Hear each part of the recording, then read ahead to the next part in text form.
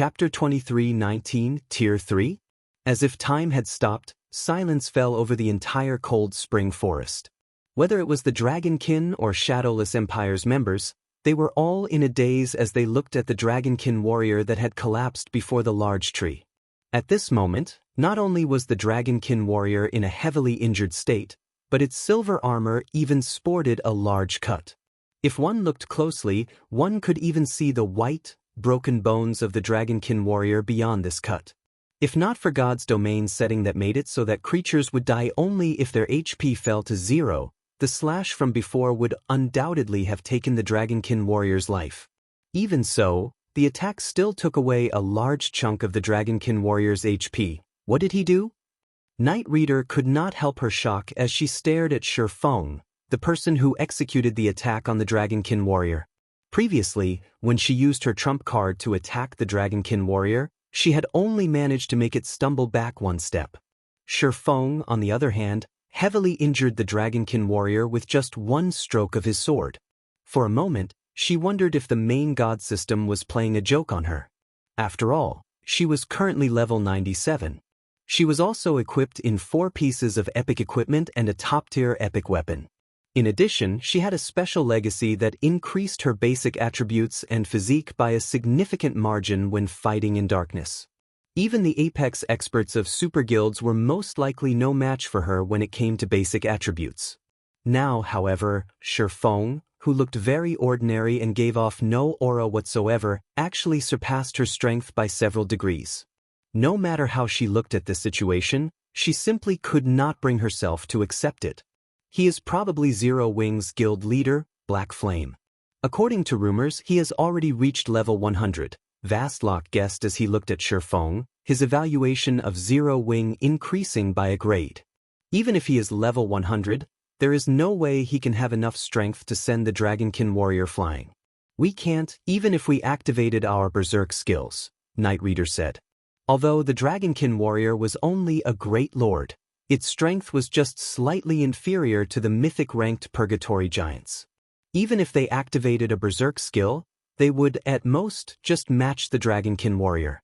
In order to send it flying over 20 yards, they would need strength at the standard of mythic monsters at the very least. Of course, it's impossible just by reaching level 100. However, I suspect that he has already completed his Tier 3 promotion quest, Vastlock said in a definite tone. Tier 3? How is that possible? Night Reader simply could not bring herself to believe Vastlock's speculation. Previously, she already considered the rumor of Shifeng reaching level 100 a wild exaggeration. The Shadow World had much more abundant leveling resources compared to the main continent, yet even they, the top players of Shadowless Empire, had only managed to reach level 97. Now, however, Vastlock was telling her that Shifeng had not only reached level 100 but also completed his Tier 3 promotion quest. This was unbelievable. The difficulty of promotion quests increased with each subsequent tier. The difficulty of the Tier 3 promotion quest was especially high.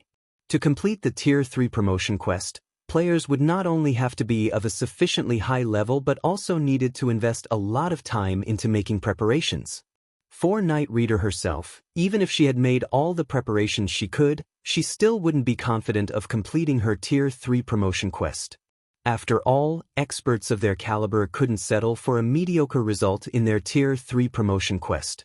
Needless to say, someone like Shifeng wouldn't settle for this either. While Night Reader and Vastlock were talking about Shifeng, the heavily injured Dragonkin warrior suddenly stood up and let loose a deafening roar, which echoed throughout the forest. Moreover, the Dragonkin warrior did not stop at just one roar. Instead, it repeatedly roared again and again. Did it get hit too hard in the head? Night Reader found the Dragonkin warrior's incessant roaring strange. Moreover, the injured Dragonkin warrior wasn't the only one acting strangely. Every other Dragonkin in the army also started roaring. No!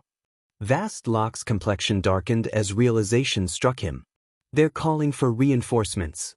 As soon as Vastlock finished speaking, a deafening roar came from the depths of the forest. Following which, a commotion broke out in the distant forest, and very quickly, a huge swarm of Dragonkin charged out of there. The newly arrived Dragonkin numbered more than 3,000, including as many as 5 Dragonkin warriors. "Run!" Vastlock shouted, his scalp turning numb at this sight. At Vastlock's order, Shadowless Empire's members immediately dropped what they were doing and fled for the cave they had come from, without hesitation. However, despite seeing Shadowless Empire's members retreating, Shifeng and the others still maintained their positions. "Why aren't you guys running yet?" Night Reader asked as she looked at Shifeng.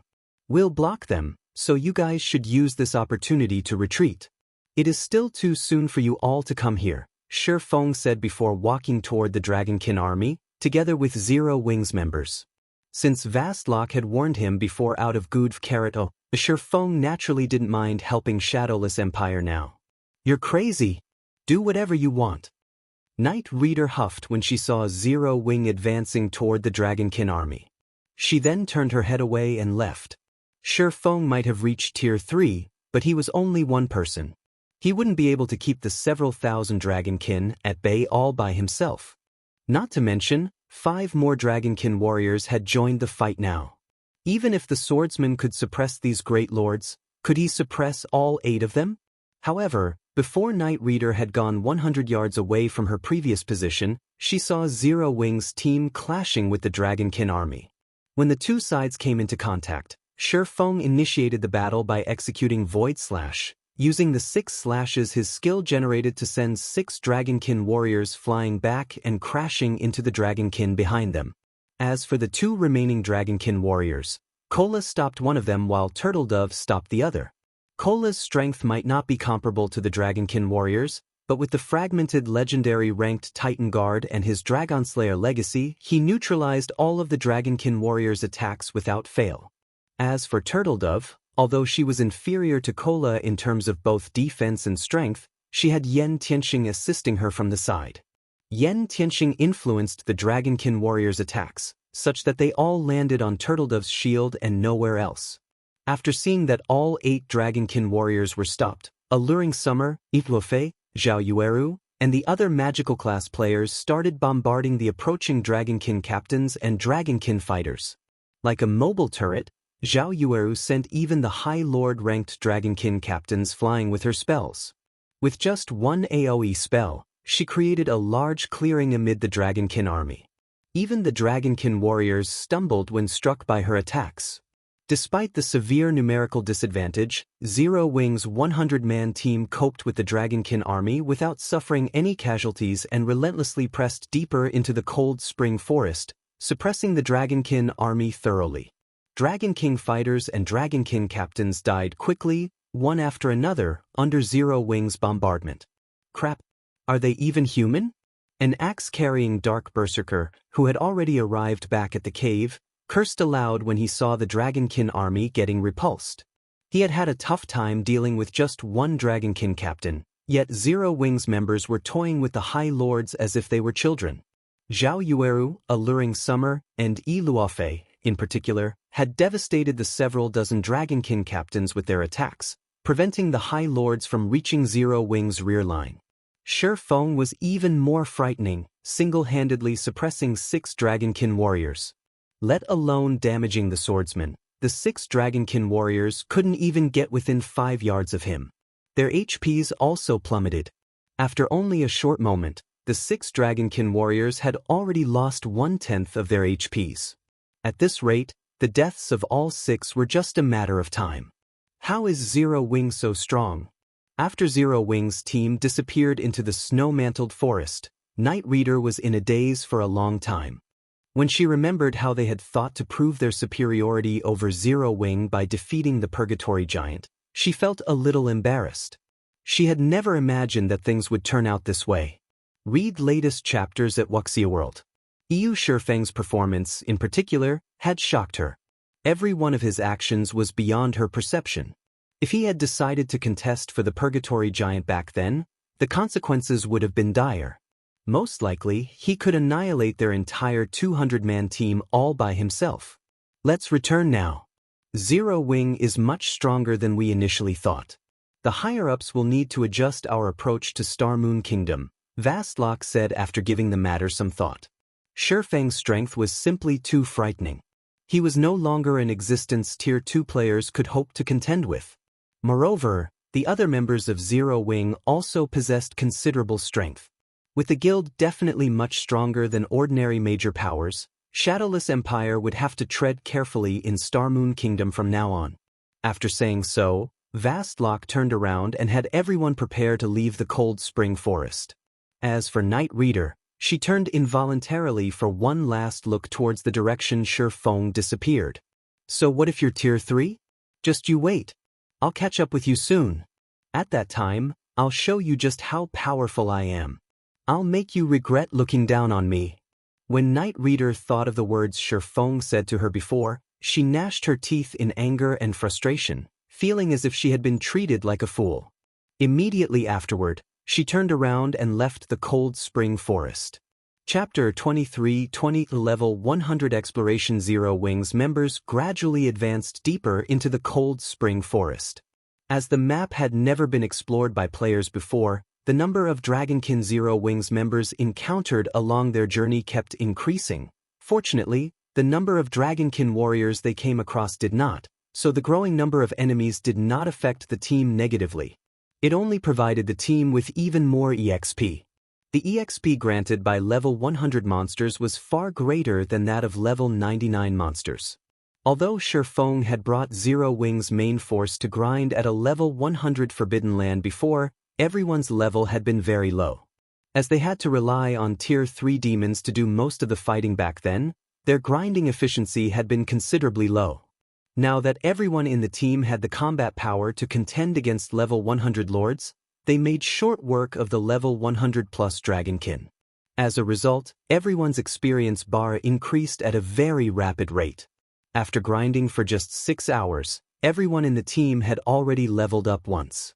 Now, even the lowest leveled player in Zero Wing's main force was level 98, whereas the guild's top experts like Yen Tianxing had reached level 99. As for Shifeng, he too had gained his final percent and reached level 101. However, in contrast to the team's leveling speed, the Dragonkin's loot rendered everyone speechless. Even the best piece of equipment dropped by the High Lord-ranked Dragonkin captains was level 100 Mysterious Iron rank. Moreover, this was from the first kill of these Dragonkin captains. Otherwise, the weapons and equipment they dropped would be only bronze rank. The quality of the Dragonkin captain's loot was far inferior to that of level 99 High Lords. Shifeng, however, did not find this situation surprising.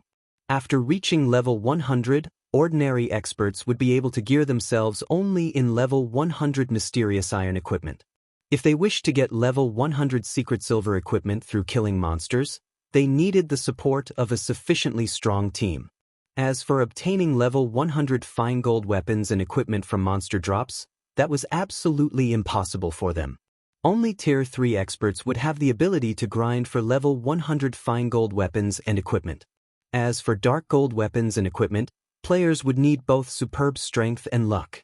This was also the reason why, after frontline players reached level 100, the various powers of God's domain would start frantically investing in Tier 3 experts and master lifestyle players.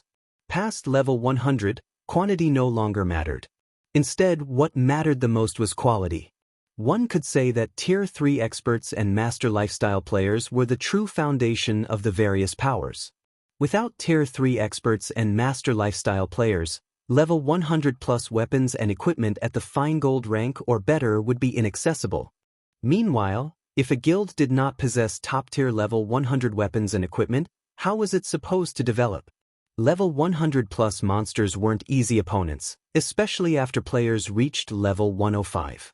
Before reaching level 105, players could still rely on dark gold weapons and equipment that were below level 100 to fight monsters and bosses that were below level 105. However, that would no longer be possible at level 105. Past level 100, monsters would receive a significant improvement in strength every 5 levels. Without top-tier weapons and equipment of a corresponding level, Tier 2 players would not be able to contend with monsters and bosses of the same level at all. Only Tier 3 players would be able to. However, players capable of getting promoted to Tier 3 as soon as they reached level 100 were extremely rare.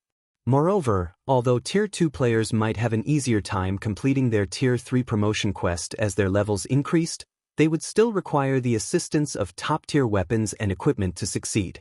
Guild leader, I found a parchment that can't be appraised, Blackie said excitedly after picking up a parchment dropped by a Dragonkin warrior. He then handed it to Shifeng, anticipation filling him. His appraisal had already reached the advanced standard and was only one step away from the master standard. An item that he could not appraise definitely wasn't ordinary. A parchment?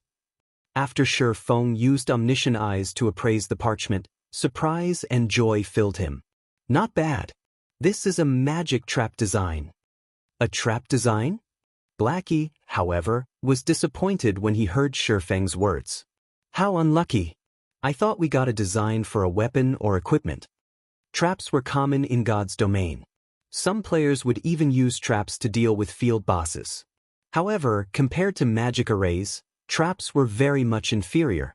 Some traps were even ineffective against monsters at Great Lord rank or above. However, Tier 2 players could easily deal with Lord-ranked monsters. Setting up traps to deal with a Lord would be a waste of time and materials.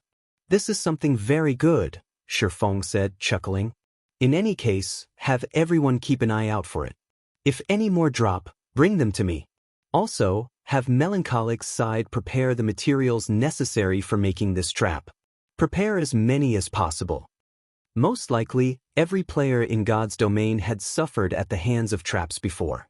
In fact, many experts had been killed by traps. However, as players couldn't properly utilize traps against monsters, traps never gained much popularity among players. However, traps were almost guaranteed when exploring ruins in God's domain, so how could they be useless? The reason for everyone's misconception about traps being useless was simply current players being limited to using and producing basic traps. The materials and production method for basic traps were common and simple, so it was only natural that they had very little effect against monsters. As for why players were capable of making only basic traps right now, it was because the main god system intended for players to slowly adapt to and learn about traps before reaching level 100. However, after reaching level 100, the main god system would remove all restrictions on players. Naturally, this included the limitation on traps, and players would be able to make intermediate traps. Not only would intermediate traps use much rarer materials, but their production difficulty would also increase significantly. In return, however, their effectiveness against monsters would improve substantially. Let alone dealing with level 100 lords, intermediate traps could deal serious damage even to level 100 great lords and place them in a heavily injured state for a short time. Moreover, traps were more suitable for the general public than precious magic arrays, as they were much less costly to produce. During Shifeng's previous life, many Tier 2 experts had relied on intermediate traps to hunt high-ranking bosses and grind monsters. If not for these traps, the majority of Tier 2 players wouldn't have been able to survive in level 100+ neutral maps at all. Meanwhile, the design the Dragonkin warrior dropped was for the Countercurrent Swamp, a magic trap that was effective against monsters below level 120. When triggered, it would not only immobilize monsters for a brief period but also reduce the reaction speed and basic attributes of the trapped monsters by 15%. Of course, the stronger a monster was, the less effective the trap would be against them.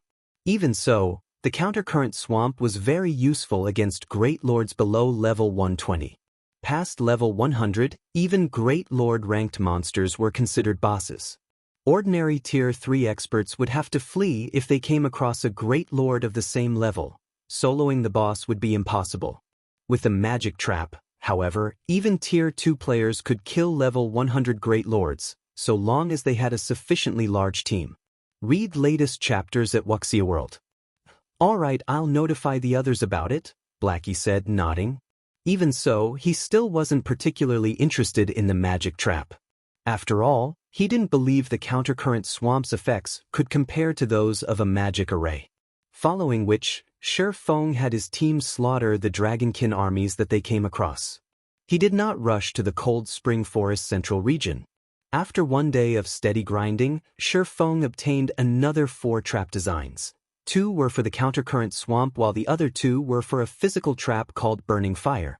Physical traps had many more weaknesses than magic traps. For example, they were quite useless against flying monsters. However, physical traps also had very obvious benefits. For example, they could be used to target a group of monsters. Moreover, they could cause very high amounts of damage continuously, so long as a monster remained trapped inside them. If magic traps and physical traps were properly paired up, even Tier 2 players could live a profitable life in level 100+ neutral maps. They would be inferior to Tier 3 players only when it came to raiding dungeons. Meanwhile, after the team killed another level 102 Dragonkin warrior, a purple glow enveloped the bodies of many members as these people reached level 100. The invisible chains that previously bound these players also shattered. Chapter 23-21, Superior Mythic. The players that had reached level 100 were astonished. My attributes are so high, and I feel so much more coordinated than before. That's not all that's changed. My senses are so much sharper and more realistic. In this state, my combat power has increased by at least 30%. Amazing! There's such a huge gap between level 99 and 100. Once I complete my Tier 3 promotion, Tier 2 experts under level 100 won't stand a chance against me. Ordinary players might not sense the changes that occurred when they reached level 100 right away, but Yen Tianxing and his companions noticed the changes immediately. They were stunned when they did. None of them had realized how great the difference was between level 99 and 100 before now. After leveling up once, their combat power had reached a whole new standard, and this was considering that most of their weapons and equipment were still level 95. If they equipped level 100 weapons and equipment, their combat power would skyrocket. Naturally, there was a major difference between level 95 and level 100 equipment. The level 100 mysterious iron items they had obtained after slaying the Dragonkin made that obvious. A level 100 mysterious iron weapon's attack power could almost rival that of a level 95 dark gold weapon, and the basic attribute bonuses were even slightly higher. It was easy to imagine how much their attack power, defense, and basic attributes would rise if they fully geared themselves with level 100 fine gold weapons and equipment. Furthermore, they had yet to challenge their Tier 3 promotion quests. Now that a number of us have reached level 100, Guild Leader, we should start raiding level 100 team dungeons, Blackie eagerly suggested after experiencing the changes due to his new level. They hadn't even dared consider setting foot in a level 100 team dungeon previously. Dungeons monsters were far stronger than monsters in the fields, after all, and without Shifang's help, they had barely held their ground against level 100+ field monsters before reaching level 100. Trying to raid a level 100 team dungeon would have been suicide. However, they had grown considerably stronger after leveling up, especially the players with epic weapons and equipment. These players' combat power had risen by far more than a mere 30%. Now, they'd have no issues taking on a dozen or so Dragonkin warriors, even without Shifang's help. They definitely qualified to challenge level 100 team dungeons. Not only could they test their newfound strength by successfully raiding such a dungeon, but they'd also acquire high-quality level 100 weapons and equipment. In addition, their achievement would help spread Zero Wing's fame across the eastern continent, maybe even throughout God's domain. The other level 100 players voiced their agreement with Blackie's suggestion. They were all eager to challenge a level 100 team dungeon. Don't get so excited just yet. The system's restrictions on your bodies have been lifted now that you've reached level 100, so your physical condition is slightly different. Fight the Dragonkin first and give yourselves a chance to adapt, Shifang said, shaking his head. Smiling, he continued, if you're so eager to test your new limits, I know the perfect place for you to do that. Players' combat power would substantially increase upon reaching level 100. They could now use their 5 senses and reaction speed to its full potential, but exerting all of their strength wasn't an easy task. Even Domain Realm experts would need quite some time to adjust, not to mention Refinement Realm experts. Shifang had only been able to adapt so quickly because he was most familiar with this body. Although there were some minor differences between his current form and the body he had used during his previous life, He had sensed and adapted to these minor changes easily as a domain realm expert, perfectly exhibiting his full potential. A perfect place to test our strength? Where is it, guild leader? Kola excitedly asked. Unlike the others, he carried the Titan Guard, a fragmented legendary shield. Once he reached level 100, the restrictions on his shield had also vanished. As a result, he sensed a massive boost to his combat power. Overall, he had likely improved more than anyone else on the team. A superior mythic boss's lair. Shifeng announced, gesturing to the Cold Spring Forest Central region. Every member of the team was stunned when they heard Shifeng's answer. God's domain's mythic monsters weren't equal in terms of strength.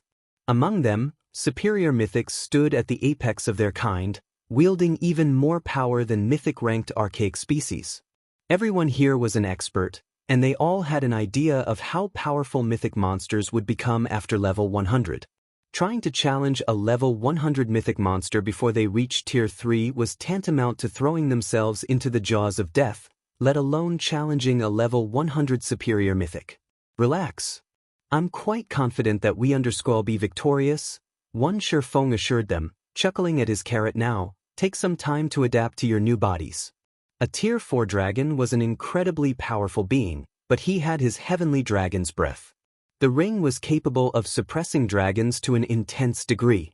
Including Anna and Kite's assistance, they definitely had a chance of defeating the monster. Hearing that Shifeng was confident of their victory, his teammates breathed a sigh of relief.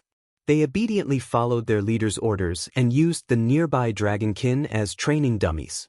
After around 4 hours of training, the team had a basic grasp of their unrestricted strength. Once his team was ready, Shifeng led them toward the Cold Spring Canyon. The Cold Spring Canyon was far more dangerous than the Cold Spring Forest's other areas, home to many level 103 and 104 dragonkin. Even level 105 Grand Lord ranked dragonkin commanders wandered the area. If Zero Wings members had come here before reaching level 100, they would have died the moment they aggroed a dragonkin commander. Fortunately, Kola could single-handedly tank one of these Grand Lords at level 100, preventing the dragonkin from targeting any of his comrades. Once he had a hold on the dragonkin commander's aggro, the rest of the team slowly shaved away the Grand Lord's HP, eventually killing it. When Blackie looted the dragonkin commander, he obtained the Dragontooth Pendant, a level 100 fine gold necklace. Its basic attributes were more than 2 ranks higher than a level 95 dark gold necklace, and it increased the power of the wearer's dragon bloodline. Kola ended up winning the bid for the necklace, and when he equipped it, not only did it increase his basic attributes, but it also improved the purity of his dragon blood, improving his physique. Shifeng and his team finally reached the heart of the Cold Spring Canyon after another 6 hours or so of combat. He then retrieved the transfer stone he had received from the Adventurers Association and began to chant the incantation. The transfer stone transformed into violent energy that pierced an invisible barrier before Zero Wings' main force. As the barrier shattered, it revealed a paradise. Zero Wings members could hear birds chirping and smell fragrant flowers, and as they entered the space, they felt a pleasant sensation encompass their bodies. The fatigue from their long hours of grinding faded quickly as their stamina and concentration began to recover. This space was nothing like the outside world. However, before any of them had the chance to inspect this area, a horrific aura washed over them, so intense that it nearly knocked them on their backs. A dragon? Turning toward the aura's origin, their gaze rested on a 30-meter-tall infant dragon. Protected by its snow-carrot scales, the infant dragon was sound asleep. Every breath it took was powerful enough to shake the entire area. Ice Dragon, Heathwaite, Dragon, Mythic, Level 101 HP 1,840,000, 000/1, 840, 000. When the team saw Heathwaite's statistics, they had no doubt that if this infant dragon wished it, it could likely shatter this entire space, plunging it into the void. Read latest chapters at Wuxia World. EU dragons had always been the symbol of destruction in God's domain. The various NPC cities' libraries contained a vast amount of information on these beings, always depicting dragons as natural disasters that could bring about the downfall of an entire country. If there hadn't been so few dragons in existence, they would likely have become God's domain's absolute overlords. Are we really going to raid a dragon, guild leader? Kola asked, gulping as he watched the slumbering ice dragon. For a moment, Kola wondered if Shurfong were playing some kind of joke on them. Even if he were tier 3, Heathweight could likely kill him in one hit, much less now. That's right. That's what we're going to raid. Shurfong nodded after taking a deep breath. He then pulled 2 Summon Guard scrolls from his bag and summoned Anna and Kite. Chapter 23-22, Draconic spell. Heathweight was a tier 4 dragon, and normally, Shurfong would have tried to stay as far away from it as possible. Heathweight might merely be an infant dragon, but it still stood at the peak among tier 4 beings.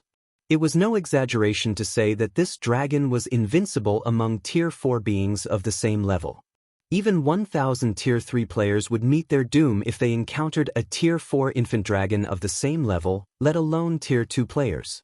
The gap between their life ratings was simply too vast. Normally, only tier 4 heroes, who had passed a trial of God and received a god's blessing, would have the strength to contend with an infant dragon. However, Heathweight was under a life curse, which significantly reduced the effects of its life rating. If that weren't the case, it wouldn't have only had 84 billion HP and only be categorized as a monarch-ranked boss. Even a random dragon had the strength of a world boss, and a top-ranked world boss at that. Normally, defeating a true dragon without a tier 6 god-ranked player would be impossible. Otherwise, the players that had successfully defeated a dragon of the same tier wouldn't have been regarded as legends and inspiration for countless players in God's domain. As the 2 summoning arrays gathered the necessary mana, the level 106 summoner, Anna, and the level 105 swordsman, Kite, emerged. During the short break Shurfong had taken after completing his tier 3 promotion quest, Anna and Kite had completed another epic quest. As a result, their weapons and equipment had changed. Previously, they had both worn epic equipment that could grow with them to level 100, but now, they both had epic set equipment that would grow until they reached level 150. They had also both reached or surpassed level 105, and their basic attributes had undergone a considerable transformation. Despite the fact that Shurfong had reached tier 3 and wore the disintegration armor, his attributes were no match for Anna's and Kite's. Once he had summoned his personal guards, Shurfong retrieved the Bible of Darkness and called forth a demon. Shurfeng's Bible of Darkness was the real deal, so its power was unmatched. Moreover, as its user rose to a new tier, the Bible of Darkness would exhibit even greater strength. After a moment, a 20-meter-tall demon gate appeared before Shurfong. As the demon gate slowly opened, a tier 4 great demon, enveloped in blue flame, stepped through. Blaze Demon, Dark Creature, Great Demon, Level 116 HP 420, 000, 000/420, 000 Wings main force members gasped when they saw the Blaze Demon. They then turned to stare at Shurfong with incredulous looks.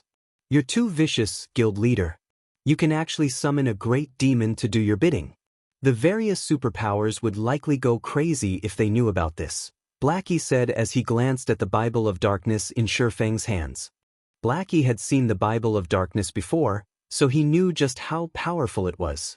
Its ability to summon tier 3 demons was particularly useful to tier 2 players. A tier 3 demon would even be useful after players reached tier 3. Such demons had many skills and spells and were far more powerful than ordinary tier 3 summon creatures. However, Blackie hadn't dreamed that the Bible of Darkness could summon a tier 4 great demon once Shurfong had reached tier 3. This power was ridiculous. Tier 4 summoning scrolls were even rarer than epic weapons and equipment, and the various superpowers treated such items like priceless treasures, avoiding using them unless absolutely necessary. And yet, Shurfong could summon a tier 4 great demon with the Bible of Darkness at no cost. Although a great demon had far less HP than ordinary mythic monsters of the same level, its combat power would be far greater than ordinary mythic monsters. Alright, everyone get ready. The Blaze Demon will tank the Ice Dragon later during the raid. You guys only need to support and attack from the sidelines, Shurfong announced, chuckling as he returned the Bible of Darkness to his bag. The Spirit Emperor, Fantasy Extinguisher, had caused a sensation throughout God's domain during Shifeng's previous life due to the Bible of Darkness. With it, he had developed Fantasy Shrine from a first-rate guild into a superpower that could even suppress the Dragon Phoenix Pavilion in the Black Dragon Empire. Since Shifeng now had the real Bible of Darkness, he had even greater power. The Bible of Darkness was the very reason that Shifeng even dared to consider challenging the Cold Spring Forest's monarchs. He wouldn't have harbored the thought if he only had Anna and Kite to rely on. After all, a mythic-ranked monarch was even stronger than a Tier 4 hero. With Shifeng's command, Zero Wing's main force members went to work. Once his teammates were in position, Shifeng sent the Blaze Demon to charge at the Ice Dragon. Within seconds, the Blaze Demon was within 500 yards of Heathweight. As the Blaze Demon approached, the Ice Dragon's eyes opened abruptly, and it woke from its slumber, turning its amber gaze on the intruder. Needing neither chants nor gestures, Heathweight spread its jaws. With Heathweight as the center, the Ice Dragon sucked a 300-yard radius dry of mana before a towering, white beam shot toward the Blaze Demon. Tier 4 Dragon Breath. Compared to the Dragon Breath Shifeng's Black Dragon Doppelganger had used, a true dragon's Dragon Breath was on an entirely different level. The Blaze Demon transformed into an ice sculpture before flying back over 500 yards. At the same time, the area around Heathweight became a world of ice, the attack utterly transforming the terrain. Aside from Shifeng, every member of Zero Wing's team was dumbfounded. They had all heard legends and details about dragons, but they hadn't actually seen one in action.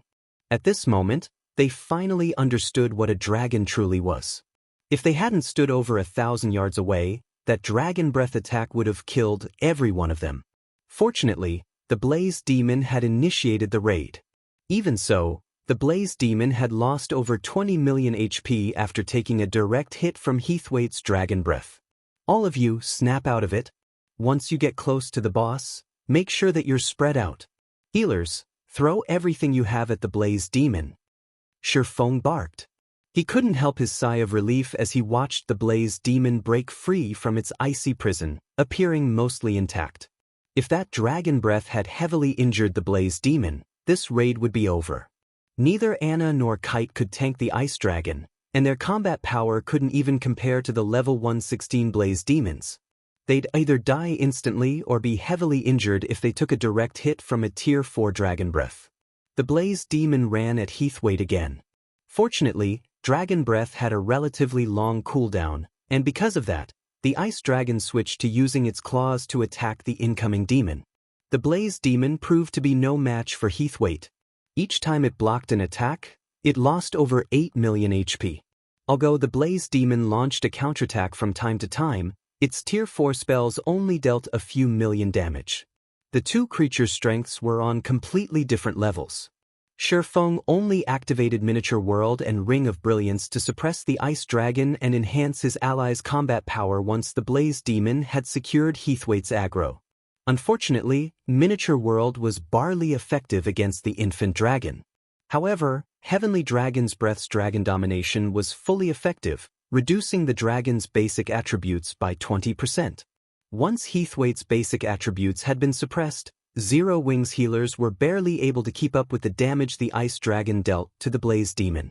Shifeng also used Life Domain to restore the Blaze Demon's HP to full, on occasion. For a time, the Ice Dragon was helpless against the summoned demon, during which Heathweight's HP continued to decrease under Zero Wing's bombardment. 95%, 90%, 85%. However, Heathweight was not an easy opponent, and it turned its Dragon Breath on a random target from time to time. The players who had failed to dodge the attack had become ice sculptures, losing all of their HP in the blink of an eye. Dragon Breath had even slain Turtledove, despite her active life-saving skill. As Heathweight's HP continued to fall, the intervals between each Dragon Breath grew shorter. By the time Heathweight's HP reached 30%, only a little over half of the team remained standing. Despicable ants! I'll burn you to ash! Heathweight bellowed before chanting an incantation. A threefold magic array with a 500-yard radius then appeared above the Ice Dragon, plundering all of the mana within a 1,000-yard radius. Tier 4 Draconic spell, Meteorite Fall. Suddenly, a colossal meteorite, which blocked out the sun, descended from the magic array, growing larger as it emerged. When Zero Wings survivors saw this, they began to despair. A Tier 4 Draconic spell. Even Shifeng's expression darkened at the unexpected sight. How is this possible? Read latest chapters at Wuxia World. EU Draconic spells were some of the most primitive spells in God's domain, beginning at Tier 4. Even dragons rarely possessed Draconic spells of the same tier. Meanwhile, a Draconic spell was even more powerful than a large-scale destruction spell, capable of rivaling the gods' divine arts. A single blow from such a spell could annihilate tens of thousands of creatures. Not even invulnerability spells could stop their devastation. "Anna, summon the Valkyrie!" Shifeng shouted. Not even he had a countermeasure for a Tier 4 Draconic spell. Anna's Valkyrie was his only hope. Anna immediately began to chant her angel summoning incantation. Chapter 23:23, Valkyrie vs. Dragon. Anna finished the angel summoning incantation in 2 seconds, and the moment she did, a gigantic magic array appeared above her, no smaller than Heathwaite's meteorite fall. A Valkyrie with 3 sets of pure white wings then emerged, landing before Anna. A Tier 4 higher Valkyrie? When he saw the upgraded version, Shifeng was stunned. Angel summoning was Anna's legacy skill, and Shifeng had always treated it as his final trump card since the skill allowed Anna to summon a Valkyrie that was 2 tiers higher than her. When Anna had been a Tier 2 personal guard, she had been able to summon a Tier 4 Valkyrie. Now that Anna had reached Tier 3, she should logically be able to summon a Tier 5 Valkyrie. With such a powerful ally, Zero Wings' remaining team should have no problem suppressing a Tier 4 infant dragon. However, Anna's Valkyrie was still only Tier 4. The only difference between the previous Valkyrie and this one was the extra set of wings. Angels' wings represented their status. An angel with 3 sets of wings was considered a higher Ankh, with 4 sets were considered archangels. In terms of life rating, archangels rivaled dragons, while higher angels were slightly weaker. But before Shifeng had any time to ponder the matter, the meteorite above them had nearly completed. Block it. Shifeng couldn't care less about the Valkyrie's status at the moment. He immediately commanded Anna to send her Valkyrie to stop Heathwaite's meteorite fall. The higher Valkyrie began to chant an incantation as soon as Shifeng gave the command. The higher Valkyrie's incantation was unique. Rather than draw mana from her environment, it drew on a primitive form of mana from the void. In less than a second, a dazzling, golden spear of thunder manifested in the Valkyrie's hands. An origin spell. Shifeng was ecstatic to see the spear of thunder form from the void's mana in the Valkyrie's hands. Origin spells were the most primitive form of magic in God's domain. They were the root of all spells, capable of rivaling divine arts. However, humanity had lost track of origin spells due to repeated wars between the gods. Shifeng had never expected the higher Valkyrie to use such magic. Before Shifeng could get over his excitement, the giant meteorite, so large that it covered the sky and so heavy that it shattered space around it, began to descend. It looked as if Armageddon had begun for a moment, and Zero Wings members fell further into despair. As the meteorite began to fall, the higher Valkyrie finished her incantation. She then threw her spear at the meteorite. Soundlessly, the thunder spear transformed into a streak of golden light as it struck the incoming meteorite. Boom! The moment the 2 attacks met, the impact caused a powerful explosion. The resulting shockwave was so powerful that it nearly lifted the players below off their feet. The gigantic meteorite disintegrated into countless, smaller meteors that rained down, creating craters as they struck the ground. Every meteorite was nearly as powerful as a Tier 4 large-scale destruction spell. Zero Wings members gaped as they watched the stones slam into the ground. Tier 2 and 3 players were little more than ants in a battle of this scale. If this battle had taken place in a city, rather than in this special space, the spell's residual effects alone would be more than enough to level half the city. After blocking Heathwaite's meteorite fall, the higher Valkyrie shifted her attention to the ice dragon itself. She formed another spear of golden electricity in her hands before vanishing. By the time Zero Wings players realized where she had gone, the Valkyrie had appeared before Heathwaite. Tier 4 Superior Instantaneous Movement. Not only did Superior Instantaneous Movement have more range than the normal spell, but there was also almost no delay between the caster's disappearance and reappearance. Moreover, the spell didn't affect the ambient mana, making it impossible for enemies to determine the caster's destination. When she appeared before Heathwaite, the higher Valkyrie thrust her spear at the ice dragon. The attack was so fast that not even Sherfong would have enough time to react. If that attack struck him, he'd die instantly. However, Heathwaite was a dragon and reacted instantly, countering the golden spear with a rage-filled claw strike. Boom! The impact of the collision created a deafening boom that echoed throughout the area. Surprisingly, the Valkyrie's strength was too much for Heathwaite, and the infant dragon stumbled 2 steps backward. After suffering this humiliating blow, Heathwaite turned a wrathful glare on Sherfong. Heavenly Dragon's breath suppression on dragons was simply too powerful, and the passive ability had plundered 20% of Heathwaite's basic attributes. Heathwaite already suffered a life curse, so its strength was slightly lower to the higher Valkyries. Now Dragon's domination affected it as well. It was no match for the summoned angel. Could everyone attack with everything you've got? Sherfong quickly shouted when he realized that Heathwaite was thoroughly suppressed. He had originally planned to use angel summoning only after Heathwaite had gone berserk, but he had been forced to use it early due to meteorite fall. Although Anna had risen to tier 3, which strengthened her angel summoning, its duration had only increased from 10 seconds to 15 seconds.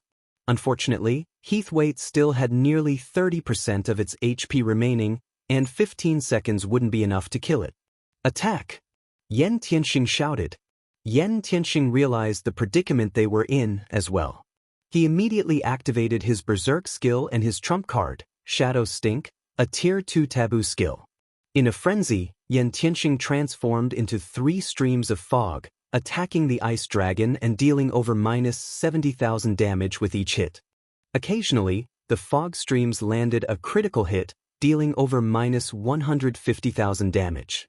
The rest of Zero Wings survivors activated their trump cards as well, with the weaker players dealing around -50,000 damage, while the stronger members of the team, such as Zhao Yueru, dealing upwards of -200,000 damage. Zhao Yueru's critical hits even dealt over -500,000 damage to the ice dragon. Her tier 3 fire-type spells were a massive advantage in this raid. However, Sherfeng's DPS was undoubtedly the highest. After activating Heavenly Dragon's power, his strength could even surpass an ordinary mythic monster's, and as a result, he dealt over -1 million damage even without fire-type skills or spells. When he used Void Slash, he instantly devoured over 10 million of Heathwaite's HP. With the higher Valkyrie, Anna, Kite, and the Blaze Demon attacking as well, Heathwaite's HP rapidly decreased. 25%, 20%, 15%. The higher Valkyrie continued to suppress Heathwaite after the dragon had gone berserk. However, she didn't deal quite as much damage. When Heathwaite's HP dropped below 10%, the higher Valkyrie's duration ended, and she vanished. "Humans, you're dead!" Heathwaite bellowed as the higher Valkyrie disappeared. The ice dragon swiped its tail at the Blaze Demon and Anna's Holy Knight, sending both of them flying.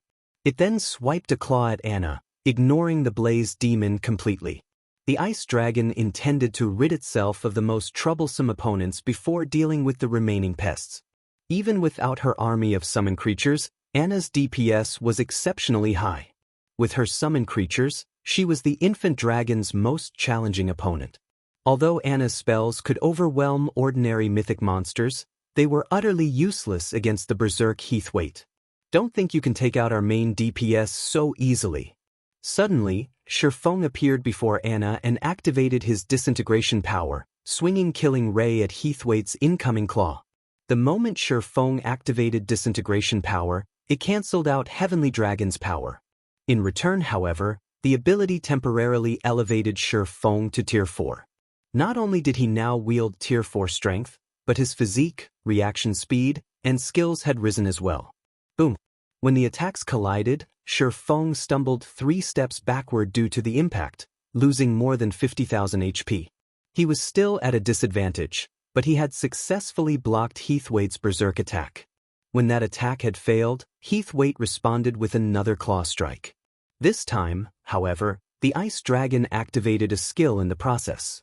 Tier 4 skill, Sky Splitter. 5 razor-sharp claws flew toward Anna from different directions, each with more power than the previous claw strike. As soon as Shi Feng steadied himself, he executed Lightning Flash to counter the attacks. Executing the secret technique proved far easier after his forceful upgrade to Tier 4, and he sent 17 sword lights at the approaching claws.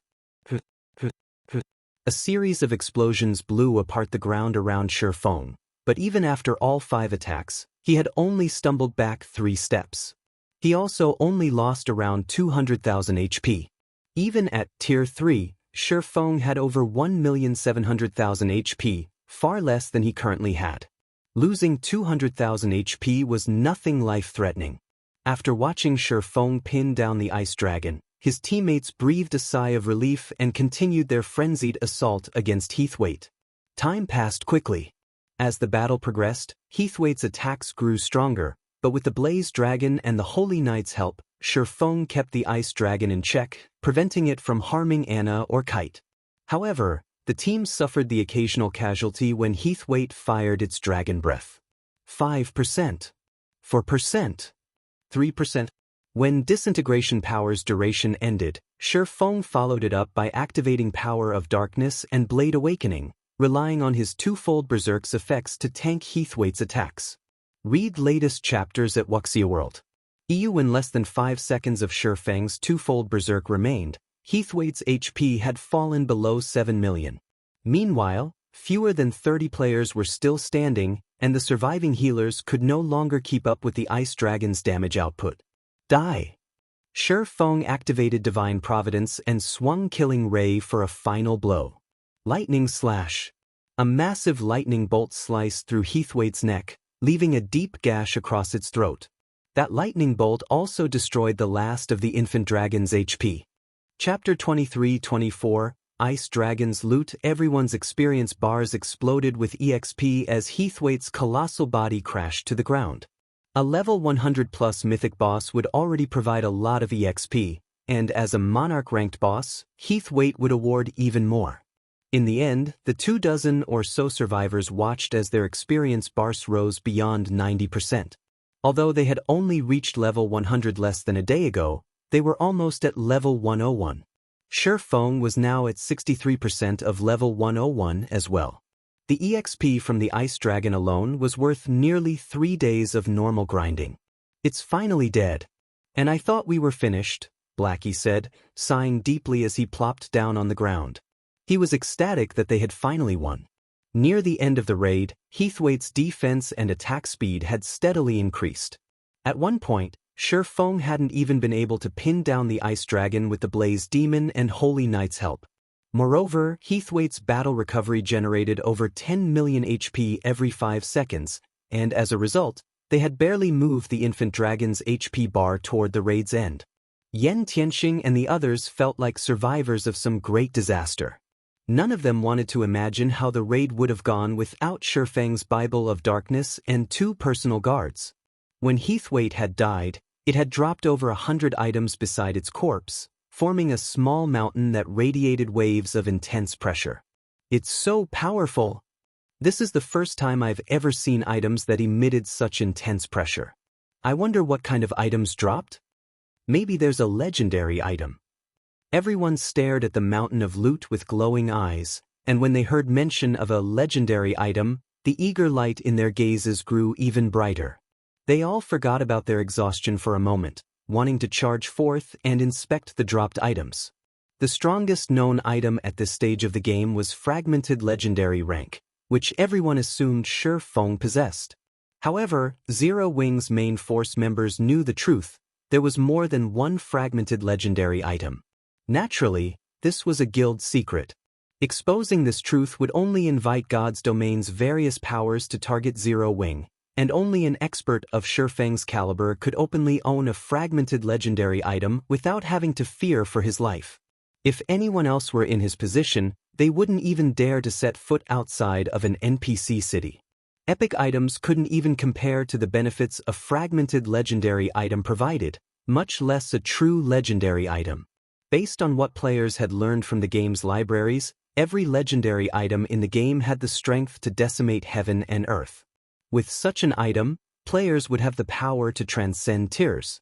Before their fight with Heathweight, these players wouldn't have been so concerned about such a power, convinced that they could bridge the gap between tiers with high enough basic attributes, but now, they understood what that kind of strength truly meant. Without the strength to transcend tiers, Tier 3 players had no hope of contending with superior mythic bosses. Alright, let's resurrect our fallen. Shifeng simply chuckled when he saw the hunger in everyone's eyes. He found their assumptions hilarious. Obtaining a legendary item with so little effort was impossible, and after level 100, weapons and equipment drop rates decreased considerably. On average, even mythic bosses' loot would consist of fine gold weapons and equipment. One would have to be incredibly lucky to acquire dark gold weapons or equipment from a mythic boss. However, Shifeng had to admit that he was surprised by how much Heathweight had dropped. This was the first time he had felt such an incredible pressure from a boss's loot as well. Having received their orders, the surviving team members pushed aside their curiosity for the moment and began to resurrect their teammates. Fortunately, a monarch boss's lair was similar to the space within dungeons. Even if players died here, they'd only lose 10% of their EXP, and only 5% if a healer revived them. Thus, the level 100 players that had fallen hadn't dropped back to level 99. While his companions revived, Shifeng organized the infant dragon's loot. Amazing! Is this a benefit for the first kill? Shifeng was stunned as he examined the items. His only aim in killing Heathweight was to complete his crusade quest and become Cold Spring Canyon's lord. He hadn't expected to gain much from the raid itself, yet he was elated that he had chosen this monarch boss to raid. The ice dragon had dropped a total of 121 items, which was normal for a monarch. However, the items' quality far exceeded Shifeng's expectations. There were as many as 24 inferior legendary materials among the loot, all necessary for producing epic and fragmented legendary items. Even without a design for such items, these materials could increase one's production success rates when crafting level 100 dark gold items. Level 100 plus dark gold items were incredibly rare in God's domain, only slightly more common than epic items under level 100. They'd still be rare even after master lifestyle players gain the ability to craft level 100 plus dark gold items. The required materials for producing such items were incredibly precious. They only dropped from powerful bosses, and each boss dropped very few at a time. Moreover, the production success rate for level 100 plus dark gold items was very low. Advanced master lifestyle players would only have a theoretical success rate of 35%. Every player that focused on their subclass knew that theoretical success rates were nowhere near the actual success rates. It was merely the highest possible success rate players could achieve. In practice, a minor deviation in the process could reduce the success rate to 20% or 30%. If one included an inferior legendary material in the process, however, their production success rate with level 100 plus dark gold items would increase by at least 5%. With these 24 materials, Zero Wing could produce a dozen or so level 100 plus dark gold items. Surprising Shifeng further, Heathweight had also dropped legendary materials. The Ice Dragon's Claw. Countless Grandmaster Forgers dreamed of obtaining this item. Dragons were one of the rarest types of monsters in God's domain, and they were immensely formidable. Acquiring a dragon's claw was nearly impossible. When used to forge weapons, dragon's claws were godly materials. As long as the player made some minor modifications to the claw, they could easily produce an epic weapon, even without an appropriate design. If they had an epic weapon design, they could craft a fragmented legendary weapon by using a dragon claw as the base material. Read latest chapters at Wuxia World. Any dragon claw that had appeared on the market during Shifeng's previous life had easily fetched the price of 2 fragmented legendary items in an auction. After all, one could sacrifice 2 random fragmented legendary items to secure a weapon of the same rank that was more compatible with its wielder. And Heathwaite had actually dropped 2 ice dragon's claws. Why wouldn't Shifeng be excited? It was no wonder why the ice dragon's loot had radiated such an incredible pressure. Aside from materials, Heathwaite had dropped 5 dragon's blood vials that could boost Cola and Alluring Summer's dragon bloodlines, further strengthening their Dragonslayer classes. While Shifeng appraised the several designs the infant dragon had dropped, one result left him utterly dumbfounded. How is this possible? A flying ship design. Chapter 23-25, Crimson Dragon Flying Ship. Shifeng fell silent for a long time as he stared at the tattered design in his hands. No matter how he thought about it, he couldn't believe that Heathwaite had dropped a flying ship design. Flying mounts were incredibly rare in God's domain, and even with a common flying mount, one would have endless bragging rights. Even the weakest flying mount was rarer and more precious than a level 100+ epic weapon. Flying ships, on the other hand, were even more amazing. The most ordinary flying ship's movement speed could rival an extraordinary flying mount, and one could accommodate up to 100 people at a time. Their aerial combat abilities were even at the peak of Tier 3. However, the main continent's various countries had monopolized the technology for flying ships, and players typically had no way to get their hands on one. At best, players could rent an airship, which could only transport goods and people from one of the kingdoms or empires. One would be dreaming if they thought to rent a flying ship, an aerial weapon of mass destruction. Shifeng had never even heard of anyone obtaining a flying ship design by killing a boss. If players wanted to acquire a flying ship design, they'd have to raid a major NPC power's main headquarters or steal one from one of the NPC kingdoms or empires. Of course, both methods were exceedingly dangerous. There was a safer method: players could create one themselves. The subclass requirements for creating a flying ship, however, were immensely demanding, and players would have to invest a lot of effort and time into the research. As for the cost of creating one from scratch, even superpowers would have a hard time justifying such a massive expense. Most superpowers would rather purchase a completed flying ship. Purchasing a flying ship was much easier than purchasing a flying ship design. A guild could do so through the black market or by earning a sufficiently high status in an NPC country. Regardless of which method a player or power relied on, the price would be exorbitant. Furthermore, players could only purchase a very limited number of flying ships. As far as Shifeng knew, the easiest way to buy a flying ship was to become a duke in a kingdom. As a duke, a player could purchase one flying ship for 80,000 gold. To acquire more, they'd have to try their luck in the black market. Unfortunately, the black market only accepted ancient gold, not regular gold. And yet, Shifeng had just obtained a flying ship design after killing Heathwaite. If the various powers of his previous life had known this, they would have slaughtered every ice dragon in God's domain. Unable to contain his excitement any longer, Shifeng clicked on the design to inspect its statistics. He wanted to know what rank this flying ship design was. Crimson Dragon Flying Ship Design can be used to construct a common flying ship with a maximum capacity of 100 people and peak Tier 3 combat power. The Crimson Dragon Flying Ship carries 8 magic cannons and 1 magic crystal cannon.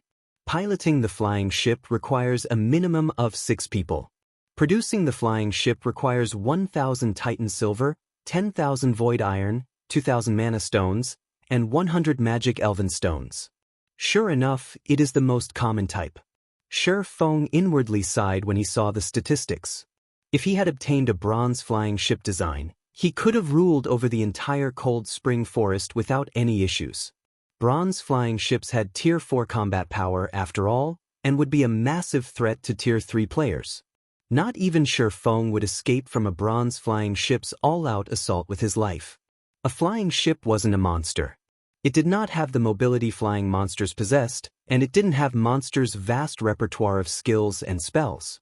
The so-called Tier 4 combat power didn't mean that the flying ship's overall combat power was limited to Tier 4. Rather, each of the flying ship's attacks had peak Tier 4 power. With over a dozen cannons, a flying ship's bombardment could even blow a Tier 4 Apex expert to smithereens. Without a Tier 4 legendary flying mount or something even more powerful, they'd have to flee the moment they spotted a bronze flying ship. After giving the matter some thought, Shifeng realized that he was being too greedy. Superpowers struggled just to obtain a single common flying ship, let alone a bronze flying ship. 1,000 Titan silver and 100 magic elven stones. The production cost is vicious. The Crimson Dragon flying ship's necessary materials astonished Shifeng. Titan silver was a rare byproduct that could be obtained from mining fine Titan Oregon. Thus far, Zero Wing had only compiled a little over 2,000 Titan silver ingots. Magic elven stone was even rarer and more valuable. One could only obtain the super rare or from grade 2 or veins. It was just slightly more common than 7 luminaries crystals. Including the other materials, producing the Crimson Dragon flying ship would cost roughly 50,000 gold, several times more than the bronze-ranked Guardian Puppet's production cost. However, it was still cheaper than trying to become a duke. Moreover, he would get more value for his money. A common flying ship would be far more useful to players than bronze combat puppets.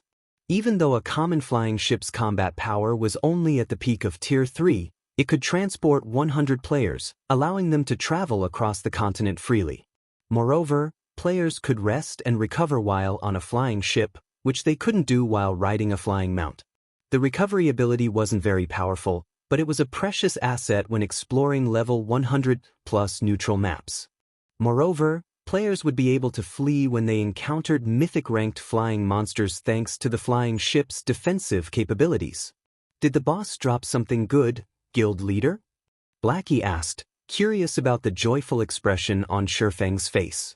Here, take a look for yourselves, Shifeng said, chuckling. Aside from the flying ship design, he shared the loot's information in the team chat. Crap. Legendary materials. And that's a design for a level 100 secret silver equipment. This fine gold ranked polar ice set is amazing. When they saw the boss's loot, every member of the team was excited. Heathwaite might not have dropped an epic item, but these players weren't fools. They knew how precious inferior legendary and legendary materials were. These were all top-tier materials that could be used to produce epic items. Moreover, the Ice Dragon had dropped 7 pieces of level 100 dark gold equipment and over 30 level 100 fine gold weapons and equipment pieces. These weapons and equipment would grant many of the team members a massive boost to their combat power. The polar ice set Heathwaite had dropped was particularly eye-catching. It might only be a 6-piece, level 100 fine gold set equipment, but its attributes were nearly 3 ranks stronger than that of level 95 dark gold equipment. With this set, a level 100 elementalist could easily defeat lower-level experts in full epic equipment. Following which, Shifeng held an internal auction, and Iluofei claimed the polar ice set. Now, only Shifeng, Kola, and Zhao Yueru, who had at least one fragmented legendary item and multiple pieces of epic equipment, had higher basic attributes than she did. Once the weapons and equipment had been distributed, Shifeng returned to White River City with his team. Since Zero Wing's main force members had finally reached level 100 or higher, they qualified to challenge their Tier 3 promotion quests. Naturally, he couldn't continue to help them level up in the Cold Spring Forest, and more than a dozen of the team members were ready to challenge their promotion quests now. Wasting time would be a pity. Players would only become true powerhouses in God's domain once they reach Tier 3, after all. Read latest chapters at Wuxia World. Shifeng spent some time advising his players on how to complete their Tier 3 promotion quests before he dismissed them. Those that weren't strong enough yet left to prepare a bit more, and the players that were strong enough headed to the Adventurers Association immediately. Meanwhile, Shifeng headed toward White River City's Adventurers Association for another matter. Within one of the Adventurers Association's second-floor VIP reception rooms. Lord Bronze Legatee, how may I be of service? The female elven administrator asked as she entered the room. I wish to turn in my crusade quest for Cold Spring Forest's Ice Dragon, Heathwaite, Shifeng announced as he retrieved a colossal, silvery white dragon horn and placed it on the table between them. This dragon horn was proof that he had slain Heathwaite. As soon as Shurfeng proved that he had completed his crusade quest, the sounds of a series of system notifications reached his ears. Chapter 23-26, 1-Star Lord System. You have completed the crusade quest for the Ice Dragon, Heathwaite. Rewarding Lord's Token, level +1, Starmoon Kingdom Reputation +300, Guild Popularity +10,000 System. Congratulations! You are the first player to become a Lord in God's domain. Rewarding Lord Popularity +100. System. Congratulations! For acquiring 100 Lord Popularity points, you have been promoted to a 1-Star Lord. The system notification repeated 3 times while Shurfeng rose to level 102. The system promoted me to a 1-Star Lord just for being the first player to become one? Shurfeng couldn't believe his eyes as he stared at the system notifications. The concept of a Lord was still likely foreign to most players, not to mention Lord Popularity. When players became a Lord in God's domain, they'd gain the ability to recruit NPCs to form their own Knight Division. However, the process was similar to searching for personal guards, so it had its challenges. Furthermore, a Knight Division had 5,000 slots.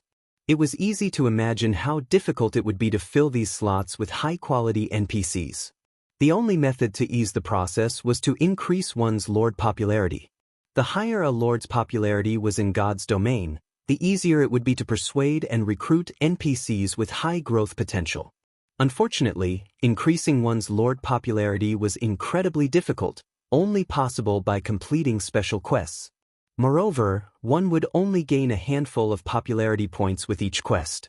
Accumulating 100 Lord Popularity normally required a lot of time and effort. Meanwhile, every 100-point increment was a turning point. The first 100 points would elevate one to a 1-Star Lord, at which point players wouldn't have to run around NPC cities in search of appropriate NPCs. They could simply start a draft through the Adventurers Association. These drafted NPCs might not be uniformly powerful, but there would be quite a few with high growth potential. If one were lucky enough, they might even recruit a secret Silver Guard. Of course, with more Lord Popularity, the standard of their drafted NPCs would increase. The problem of increasing his Lord Popularity to 100 points had troubled Shurfeng. Without a solution, he'd have to spend several months finding capable NPCs to fill his 5,000 knight slots. Fortunately, God's domain solved that problem for him. Administrator Lorraine, I wish to draft members for my Knight Division through the association, Shurfeng declared as he showed the Lord's token to the Elven Administrator. Very well. However, the fee will depend on the scale of the draft you wish to implement. Generally, a draft in a town costs 10 gold per week, 100 gold per week in a city, 300 gold per week in a kingdom's capital, and 1,000 gold per week in an imperial capital. Where would you like to implement your draft? Lorraine asked. How expensive? It's no wonder why the Adventurers Association is the 4th wealthiest power in God's domain. Shurfeng was speechless after hearing the prices. Second- and third-rate guilds had no hope of obtaining a lord's position in the past. The various superpowers and top-ranked first-rate guilds had monopolized this benefit. Hence, Shurfeng hadn't actually known how much it would cost to implement a draft. He certainly hadn't expected it to cost this much to form a Knight Division. The results of a draft depended on one's luck. NPCs would not simply respond to a draft because the Adventurers Association had issued it. According to Shurfeng's calculations, he would need to implement a draft in several hundred cities to recruit 5,000 knights with relatively high growth potential in a short time.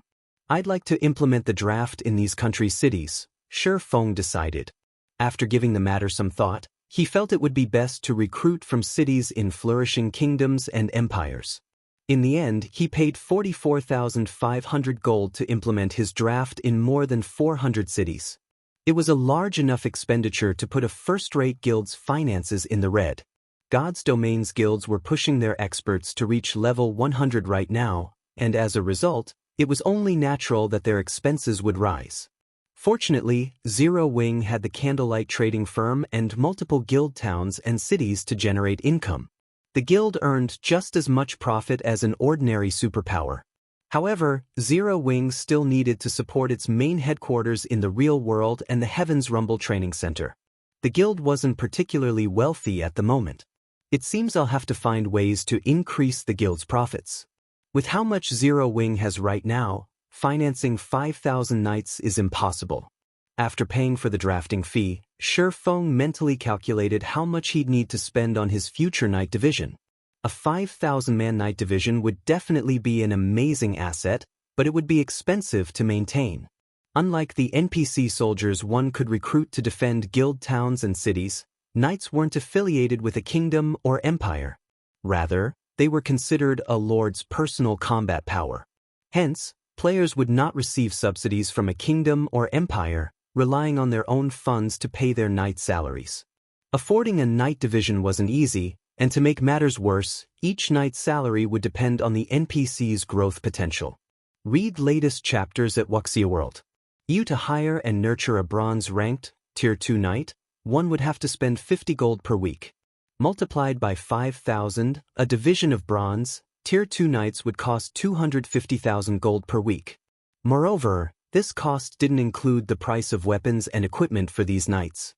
For a moment, Feng couldn't help but admire the first-rate guilds that had ruled their own territories in the past. Once he had taken care of the draft order, Feng left the Adventurers Association and made his way to the Candlelight trading firm.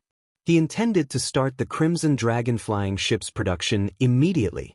After reaching level 100, the various powers would prioritize their aerial development. Whoever controlled the sky would become an overlord in God's domain.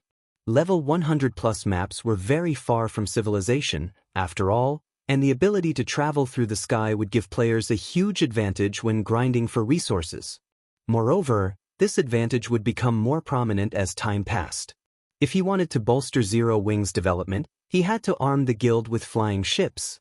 Chapter 23-27, Producing a Flying Ship. White River City, Candlelight Trading Firm.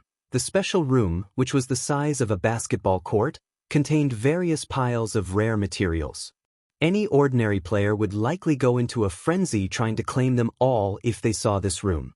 These materials were easily worth more than 15,000 gold altogether, and even though the value of coins had significantly depreciated by this stage of the game, that was still an astronomical amount of money to ordinary players. Converted into credits, it would be enough for the average citizen to live out the rest of their lives without worry about food or shelter. Here are the last of the materials you requested, Guild Leader, Melancholic Smile said as she handed 100 magic elven stones to Feng. Feng had basically asked for everything the Candlelight firm had in stock of the rare materials he needed, particularly the Titan Silver and Magic Elven Stone. These were rare drops, even from the Flame Demon's valleys attributed or vain. No other guild could likely fulfill Feng's demand for 100 Magic Elven Stones. Good.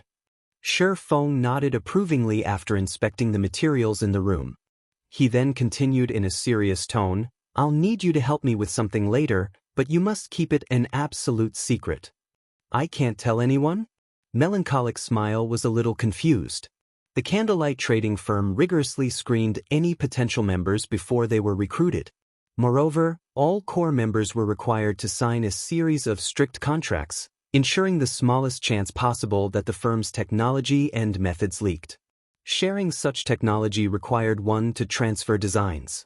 Without the correct design, it didn't matter if a player knew how to produce an item. Now, however, Feng forbade her from even mentioning their discussion. It was a bit unusual. You'll understand soon, Feng said. He then carefully pulled the Crimson Dragon flying ship design from his bag and placed it on the stone table before him. Melancholic Smile didn't think much of the design initially. She had seen plenty of precious and rare designs and recipes in her line of work. She had grown numb to such surprises. However, when she realized what this design booklet depicted, she froze in shock. Flying ship. Melancholic Smile could not believe her eyes. As a lifestyle player and the Candlelight trading firm's manager, she could only dream of crafting an airship, which was only a method of transportation, let alone a flying ship. Countless lifestyle players dreamed of creating flying ships, especially after seeing airships fly from one city to another. However, they assumed that would remain a dream. Players had absolutely no access to designs for airships and flying ships due to the various kingdoms and empires' heavy restrictions regarding their flying technology. Creating one would require an immense amount of knowledge and skill, not to mention a ton of materials for the necessary experiments. And yet, Shi Feng had just dropped a flying ship design on the table between them. It was at this moment that Melancholic Smile, more or less, realized why Shi Feng had forbidden her from speaking of this to anyone. Although the trading firm had restrictions in place that prevented members from sharing trade secrets, those restrictions were only effective in the game. Candlelight couldn't stop these players from running their mouths off in the real world, and if news that Zero Wing had obtained a flying ship design went public, the consequences would be unimaginable. The various powers already hungered for their own airships. On the other hand, flying ships were capable of transportation and aerial combat. Needless to say, the various powers' desire for flying ships was even greater, nearly maddening. If the various powers learned that Zero Wing had a flying ship design, they'd do anything they could to take it, and if they couldn't, they'd ensure that Zero Wing didn't keep it. Acquiring a flying ship wasn't easy, but with the design, one could create as many flying ships as they wanted. After a certain point, flying ships would be significantly more useful than combat puppets in battle. Players had ways to deal with combat puppets, after all, but none of them knew how to deal with a flying ship. Hence, the various powers would do whatever necessary to ensure that Zero Wing failed to develop, and they'd strike while they still had an opportunity. That's right, it's a flying ship. I intend to produce one, but I can't handle the task alone. Aside from forgers, I'll need a large number of engineers and alchemists, Shi Feng said.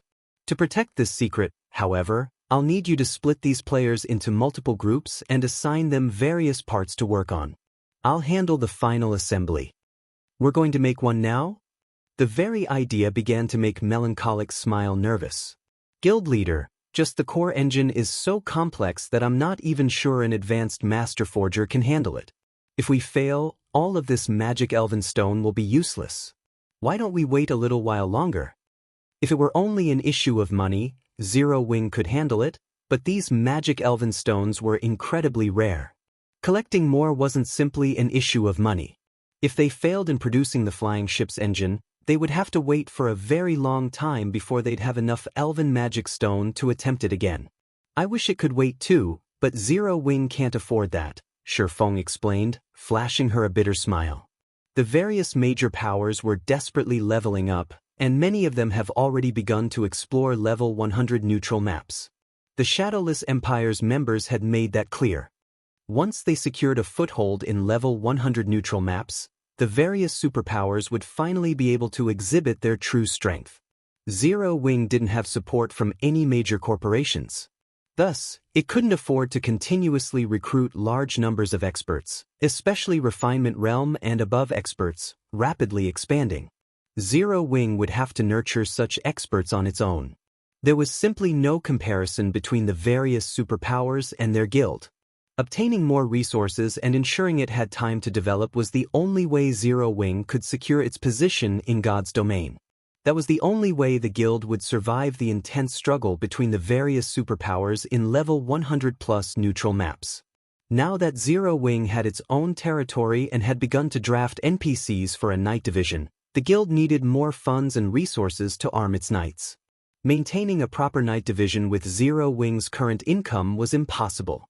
Unfortunately, it had become considerably more difficult to earn profits and resources from other worlds now that the planar passages had opened. That left Zero Wing with only one method to increase its income: transportation of goods.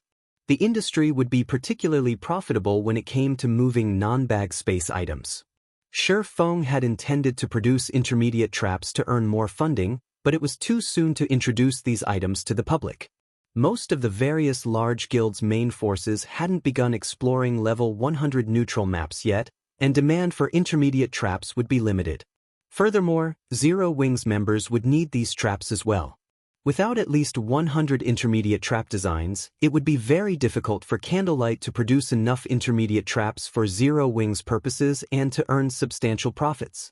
However, transportation methods were a different story, especially when it came to flying ships. Even a common flying ship could carry up to 500 non-bag space items, far more than any sailboat. In addition, flying ships' movement speed was much higher than sailboats. If Zero Wing resold non-bag space materials, it would make a killing. This was why the various superpowers had gone crazy for airships and flying ships during Shifeng's previous life. I understand. I'll copy the design for these parts and split them between multiple groups. I'll ensure that no one has any idea that we're making a flying ship, Melancholic Smile promised, nodding. She then began to examine the flying ship's design and plan accordingly. It shouldn't be very difficult to hide what they were doing. Some of the flying ship's parts were similar to those in ordinary ship designs. Most of the parts that were different would require forgers.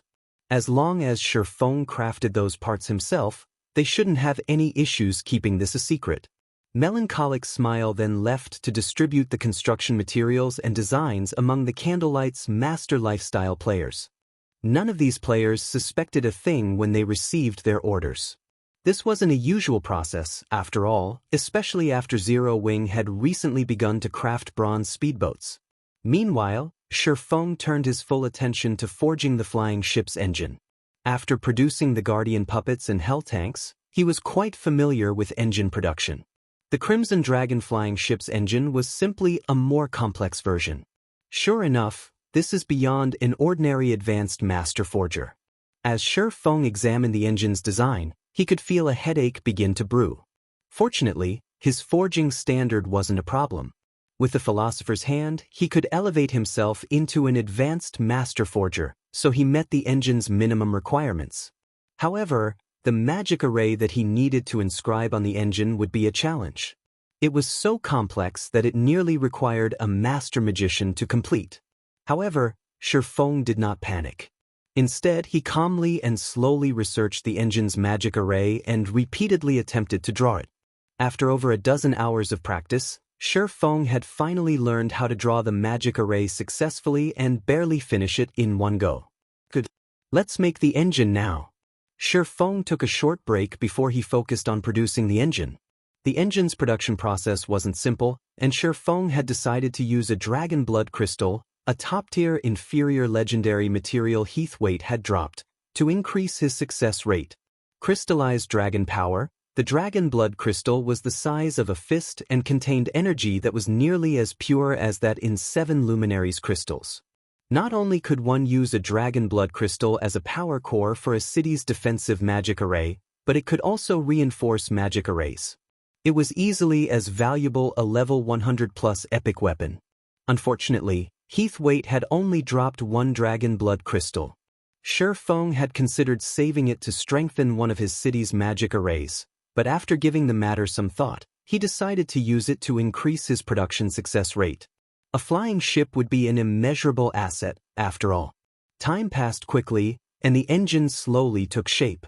Although others would have struggled to temper the materials, it was quite easy for Shifeng with the help of the Soul Flame. It saved Shifeng plenty of time and concentration.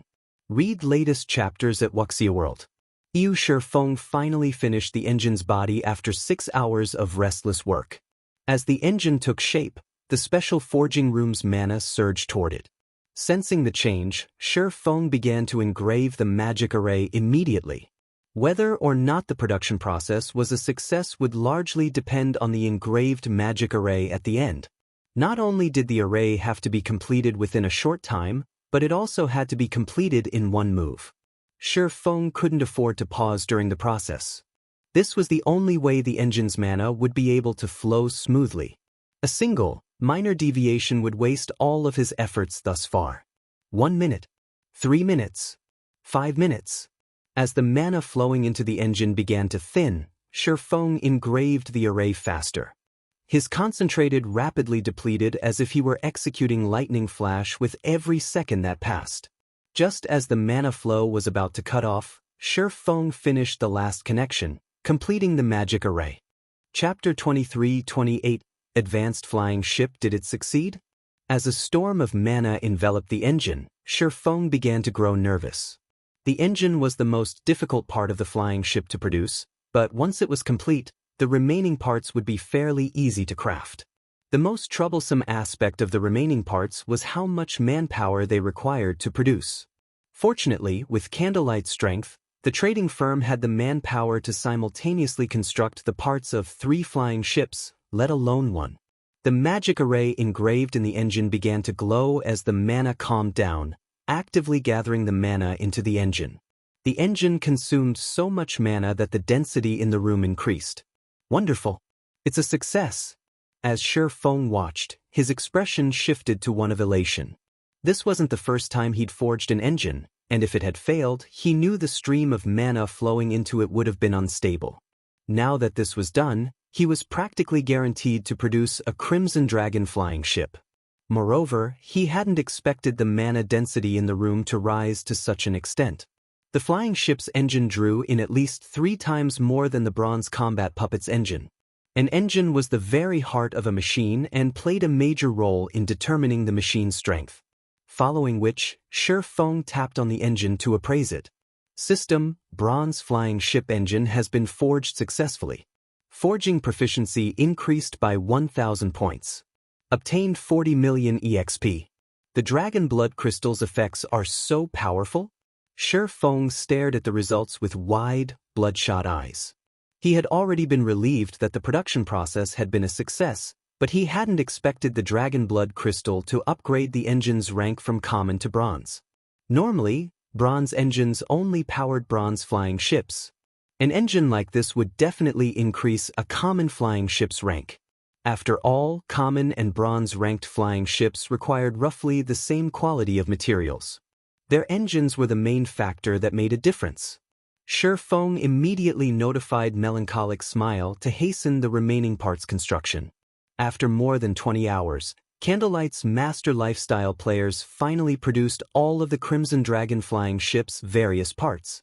However, Feng didn't start the assembly process when Melancholic had delivered them. Rather, he used the 7 Luminaries Ring's spatial gate to transport Melancholic Smile and himself to an open field within the White River City region. A flying ship was massive, much larger than a sailboat. The special forging room just didn't have enough space. Hence, Feng needed an open location for the final assembly. Of course, to protect this guild secret, he decided to construct the flying ship in an empty, open plain. There was an extremely large number of parts to a flying ship. Normally, if a player tried to assemble one themselves, they'd need at least 2 days to complete the task. However, Feng and Melancholic Smile had already become intermediate master forgers, saving a lot of time with their skills. With Feng's Soul Flame, in particular, he could assemble and weld parts together quite quickly. After the 2 players worked for a dozen or so hours, they had finally completed the Crimson Dragon flying ship. They marveled at the 60-meter-long, 20-meter-tall mechanical ship with a crimson hull before them. So, this is a flying ship? Despite taking part in the assembly process, Melancholic Smile couldn't believe her eyes. Even from far away, the Crimson Dragon flying ship was a shocking sight to behold. Next to its colossal frame, even an extraordinary flying mount looked like an infant. Feng sighed ruefully as he gazed at the vessel. Crimson Dragon flying ship, advanced flying ship, maximum capacity, 130 people durability 5,000/5,000 possesses Tier 3 upper rank defensive capabilities. Item storage when liberated, 20,000 bag space slots and 800 non-bag space slots. Additional active skill 1 Magic Shield. Absorbs up to 50 million damage for 10 minutes. Cooldown, 15 minutes. Additional active skill 2 Mana Pulse Cannon. 4,000 yard range. Deals Tier 4 damage to a radius of 50 yards. Cooldown, 45 seconds, 8 cannons are currently equipped. Up to 12 cannons can be equipped. Additional active skill 2, Magic Elven Cannon. 5,000 yard range. Deals Tier 4 peak rank divine damage to a radius of 200 yards. Cooldown, 5 minutes. Additional active skill 4, Mana Field. Disrupts the flow of mana within a 2,000 yard radius, weakening all incoming magic damage from Tier 3 spells or below by 30% for 5 minutes. Cooldown, 20 minutes. Each activation costs 300 magic crystals. The bronze engine Feng had elevated the Crimson Dragon flying ship to advanced rank. Now, this flying ship was even faster than extraordinary flying mounts, and its cannons and defenses had increased by a rank as well. This Crimson Dragon flying ship could even contend with level 100+ mythic monsters. If his guild had had an advanced flying ship like this in the past, his and Shadow's development would have been massively different.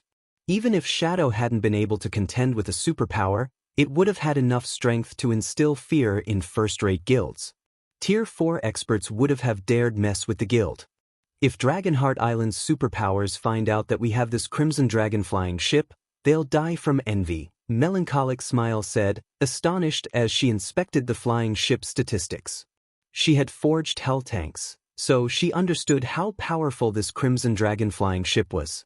Aside from its cannon's frightening power, its Tier 3 upper rank hull was enough to render any attack below Tier 4 powerless. Without a mythic combatant, the various superpowers would have no hope of damaging the flying ship. Even if they launched Tier 4 attacks, it would take ages for them to get past the flying ship's 5,000 durability. Envious? I'm more afraid that they'll go mad when they see it, Feng said, chuckling. Melancholic Smile was a lifestyle player, not a combat power. She didn't truly understand what it meant to have a flying ship that could stand against mythic monsters. Players would be able to reach most places in God's domain with a flying ship like this. They wouldn't have to worry about the limitations flying mounts faced or attacks from powerful flying monsters. This vessel would give players a tremendous advantage when grinding for levels or transporting non-bag space items, which were becoming more valuable nowadays. Non-bag space items were becoming useful for more than just producing war weapons, buildings, and ships. Now, such items could even be used to craft players' weapons and equipment, especially level 100+ secret silver and above weapons and equipment. This was also why these weapons and equipment pieces were so valuable. It's a pity that the flying ship's production requires so many materials. Even if we focused everything on collecting materials, it would still take a week or so before we'd have enough for a second flying ship. We'd have to get really lucky to collect enough for a third, Melancholic Smile surmised, sounding disappointed. If they could produce a fleet of flying ships now, no one would be able to get in Zero Wing's way in God's domain. Unfortunately, the Crimson Dragon flying ship required too many rare and precious materials, some of which were non-bag space items and particularly tedious to transport. If the Candlelight trading firm's main headquarters hadn't had such a large stockpile of these materials, they wouldn't have been able to construct the first flying ship so quickly. Just keep collecting the materials. Every flying ship we make right now counts, Feng said. As soon as Feng finished giving Melancholic Smile her next duties, he received a message notification. The sender was none other than Sind Heart, Immortal Light's guild leader. When he read the message, Feng frowned. Guild leader, has something happened? Melancholic Smile asked, noticing that Feng's mood had soured after receiving that message. Immortal Light has been working with the Freedom Alliance in Sea's End, and it seems that there's been some trouble that's preventing Immortal Light from transporting materials out of the area, Feng said.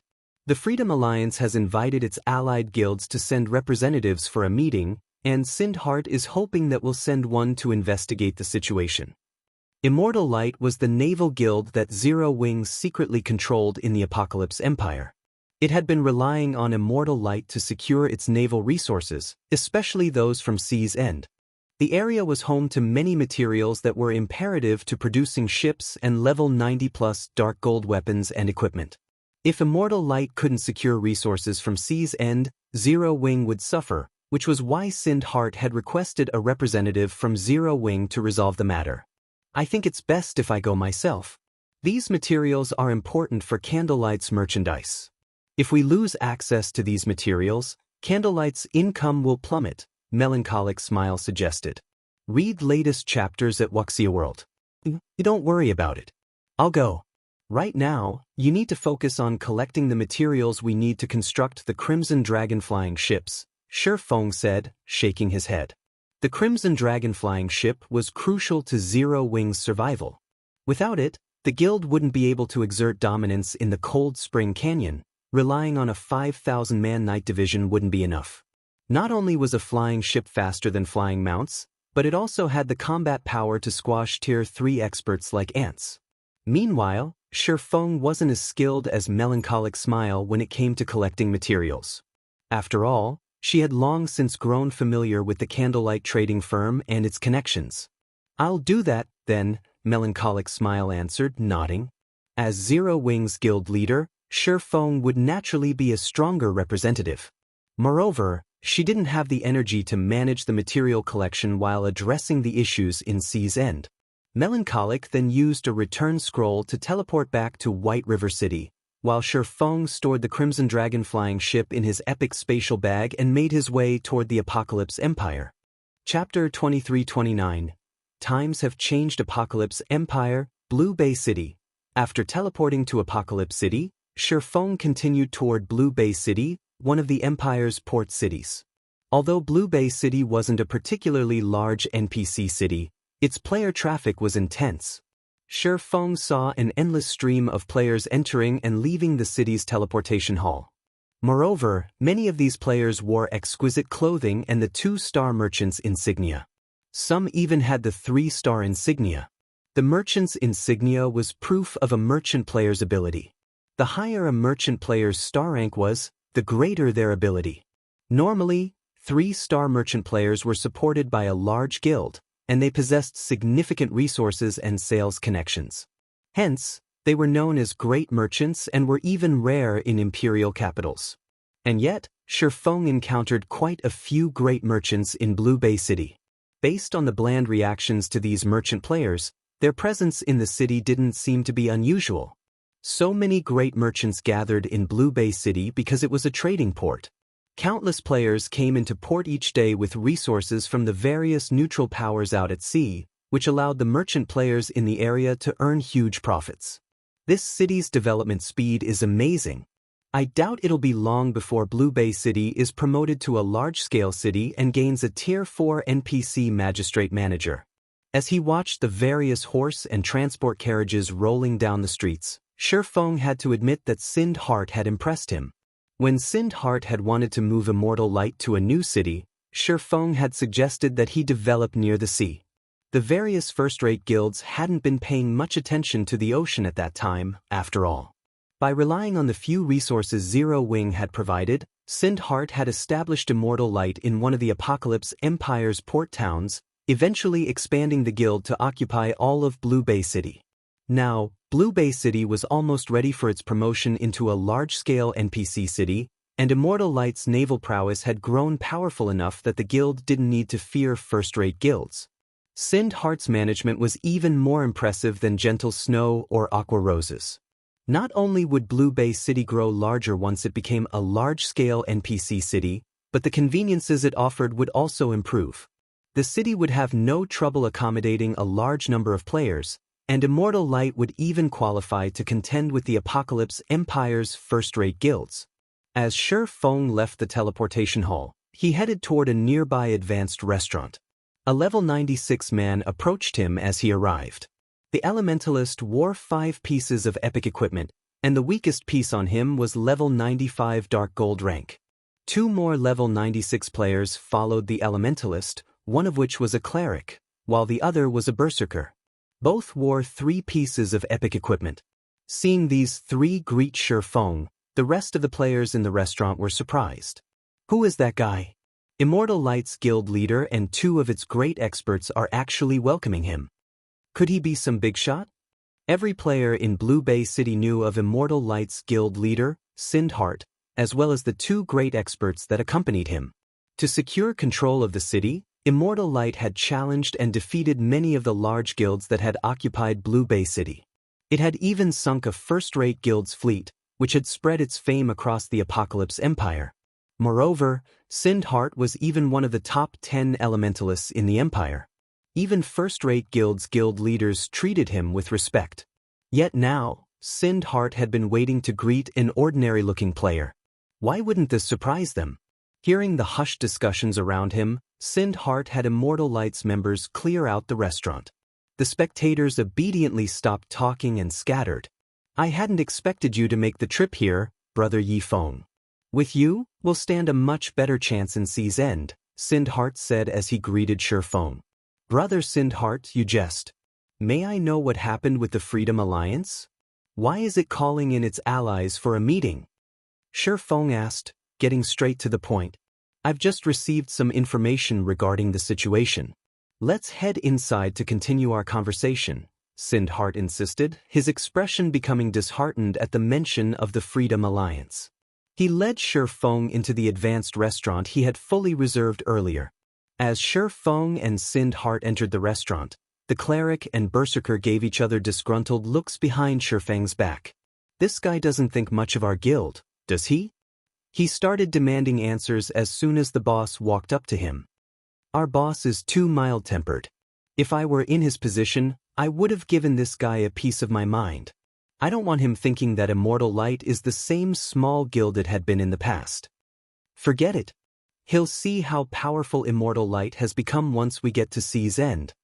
The two experts weren't pleased with Shurfeng's behavior.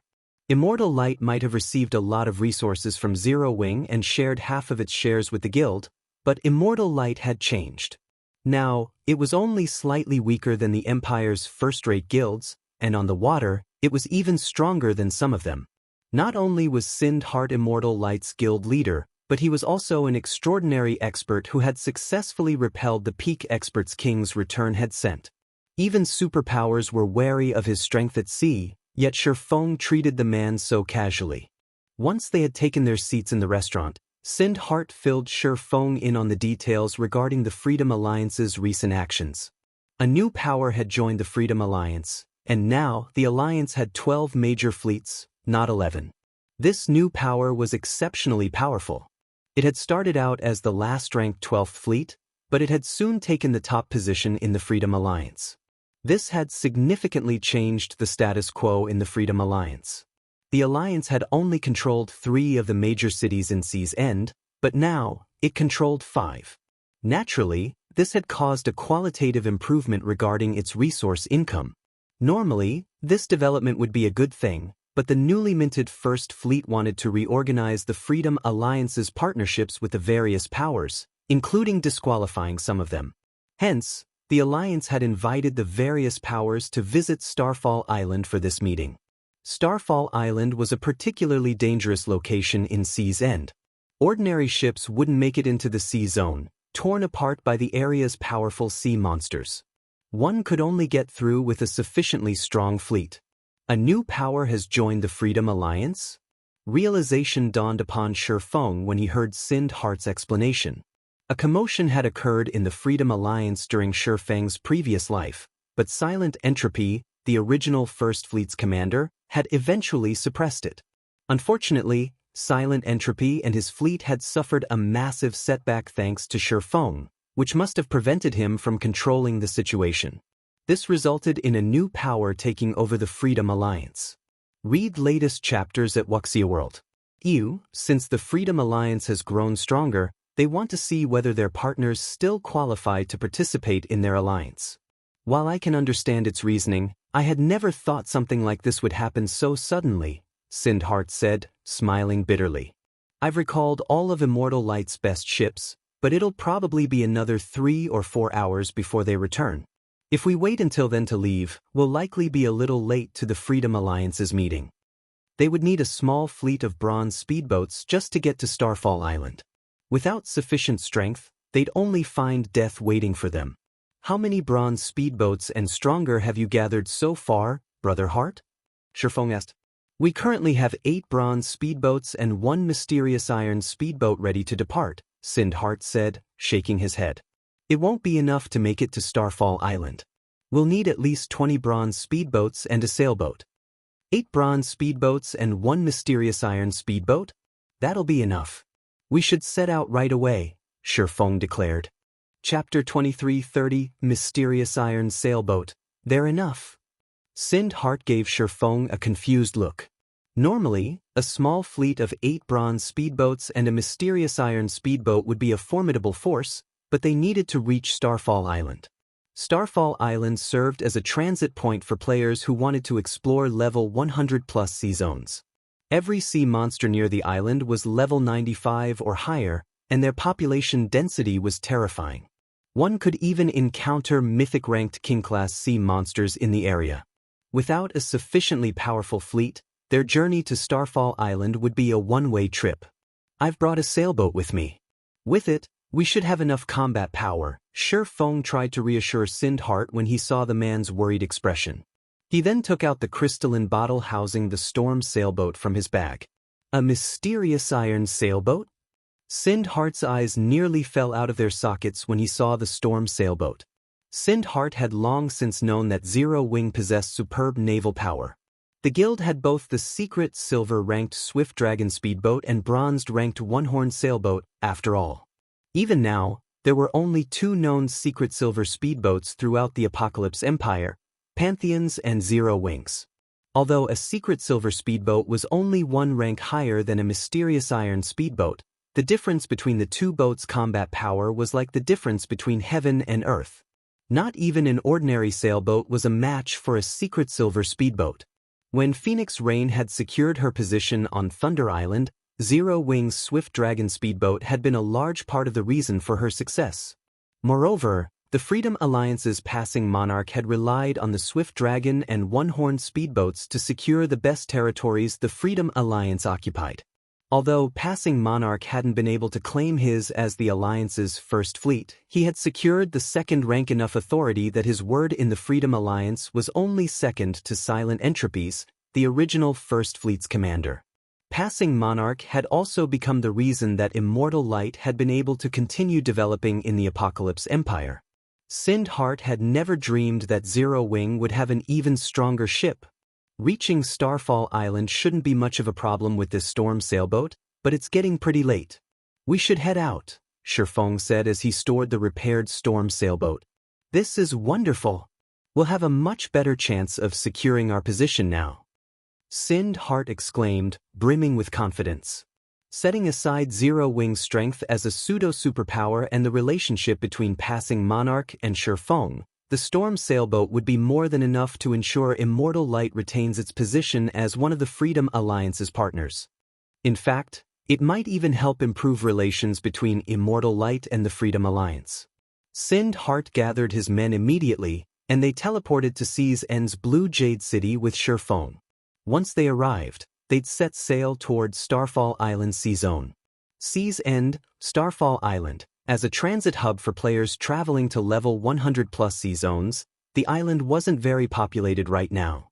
However, due to the Freedom Alliance's invitation, any power that wanted to remain a member of the Alliance had no choice but to brave the dangerous journey to the island. As a result, a large number of speedboats and sailboats filled Starfall Island's port. The weakest speedboat at the dock was bronze rank, and quite a few of them were mysterious iron rank. Even naval superpowers would be stunned by the grand sight. I wonder what stunt the Freedom Alliance is trying to pull this time? They called us all the way out here. It's likely that they're trying to determine whether or not we're strong enough to get this far. Ordinary powers have no hope of reaching this sea zone. We lost a considerable amount of durability just from the fights with the sea monsters on the way here. That's right.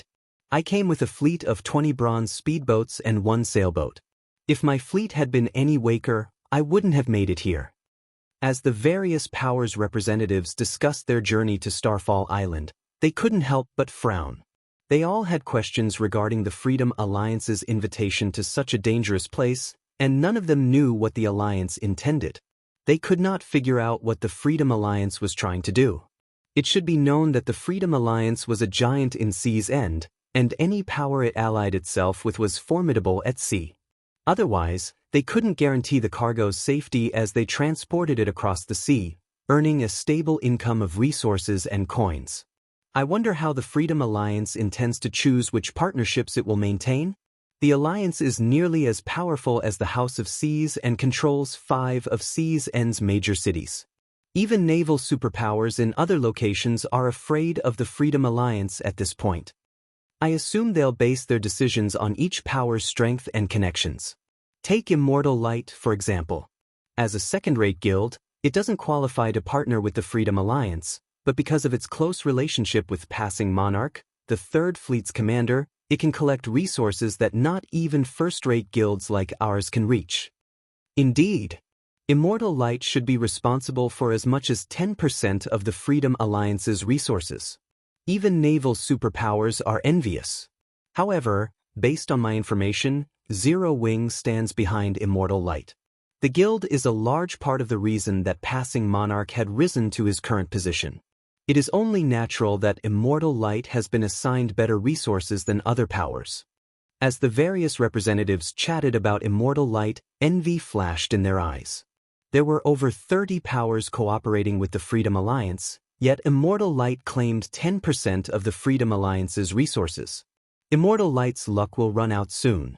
I'm sure the Freedom Alliance intends to redistribute its resources during this meeting, and not even Silent Entropy has as much authority in the Alliance as he used to, much less Passing Monarch.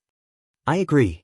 Based on what insider information I've received, not only has the Freedom Alliance invited major powers like ours to this meeting, but it's also invited Giant's Heart from the Sea God's realm. Giant's Heart? You mean the guild that stole the Flare Fortress from the Pride Empire in the Fire Dragon Empire? The very same. Is there another Giant's Heart I don't know about? When the various representatives heard mention of Giant's Heart, their expressions darkened. They had never thought the superpower from the Sea God's realm would try to claim a piece of the pie. Ordinary players might not have heard of Giant's Heart, but the various major powers that paid constant attention to the shifts of power within God's domain would be quite familiar with the name by now. The superpower had successfully stolen a fortress from the Pride Empire, a super guild. With that move, Giant's Heart had proven that it was powerful enough to shake the various superpowers on the main continent. If Giant's Heart intervened in the Freedom Alliance's matters, it was almost certain to claim a large fraction of the Alliance's resources. Meanwhile, while the various major powers' representatives conversed, another fleet approached Starfall Island. Once they noticed the fleet, these representatives gaped, shocked. This fleet consisted of 60-plus bronze speedboats, 11 mysterious iron speedboats, and 5 sailboats, 2 of which were bronze rank. This fleet was easily several times stronger than the various powers, and every ship bore the Giant's Heart Guild emblem on its sails. As these ships docked, over 1,000 players disembarked. Every one of these players was level 96 or above, with many at level 97. The weakest piece of equipment on these players was level 95 fine gold rank, and over a dozen of them wore level 95 fine gold set equipment. As for the several players leading the group wore a minimum of 5 pieces of epic equipment. As these players walked through the port, the various major powers members unconsciously stepped aside to open a path. Amazing! Too amazing! So, this is Giant's Heart? Read latest chapters at Wuxia World. Even if Zero Wing makes a personal appearance, Immortal Light will get nothing but the Freedom Alliance's scraps. These representatives couldn't help but admire the strength of Giant's Heart's fleet and members. Shortly after Giant's Heart's fleet docked, more ships appeared on the horizon. A sailboat, which was much larger than bronze sailboats and required 3 mainsails, led this small fleet. A faint layer of mana enveloped the entire sailboat. What is that? That sailboat is actually protected by a magic barrier. Wait, that's a mysterious iron sailboat. Chapter 23:31. Times have changed. When someone had mentioned a mysterious iron sailboat, silence descended on the port as everyone stared intently at the approaching fleet. A mysterious iron sailboat? Impossible! To small guilds and adventurer teams, sailboats were unattainable treasures, but that wasn't the case for the major powers on Starfall Island. Ordinary sailboats were nothing special, and bronze sailboats, at most, would earn a surprised glance. For major powers, it was only a matter of time before they had their own bronze sailboats. Many of them already had clues and information that would lead to bronze sailboats, and as long as they had the strength and were willing to put in the time and resources to follow these clues, it wouldn't be difficult to secure a bronze sailboat. Otherwise, so many powers wouldn't have acquired their own by now. However, mysterious iron-ranked sailboats were an entirely different story. Not one power had found a single clue pertaining to mysterious iron sailboats' locations, much less acquired one. Although there was only one rank between a mysterious iron sailboat and a bronze sailboat, the difference between the two boats' strength was like the difference between heaven and earth. A bronze sailboat had slightly stronger defense and firepower than an ordinary sailboat, but at mysterious iron rank, its defense would undergo a qualitative transformation. At that point, a sailboat could block Great Lord-ranked sea monsters' attacks without losing any durability. As players explored higher-level sea zones, they'd encounter Great Lord-ranked sea monsters more frequently. Coming across 2 or 3 Great Lords at a time might not be an issue, but even a bronze sailboat would lose some durability during a fight with 5 or 6 Great Lords. Without multiple ships, long journeys at sea would be impossible, as would exploring dangerous sea zones. Crap. It really is a mysterious iron sailboat. A mysterious iron sailboat. Our guild could practically move unhindered through a level 100 sea zone if we had one of those. Amazing! Whose fleet is that? They actually sent a mysterious iron sailboat to lead it. The various major powers couldn't help their shock and curiosity as they watched the gradually approaching storm sailboat. Aside from the up-and-coming superpower, Giant's Heart, they hadn't expected another power with the ability to field a mysterious iron sailboat to participate in this meeting on Starfall Island. The storm sailboat glided to a stop by one of the port's docks while the representatives quietly chatted amongst themselves. As Immortal Light's members stepped onto the dock, many players quickly recognized Sindhart. His arrival caused an instant sensation at the port. Sindhart?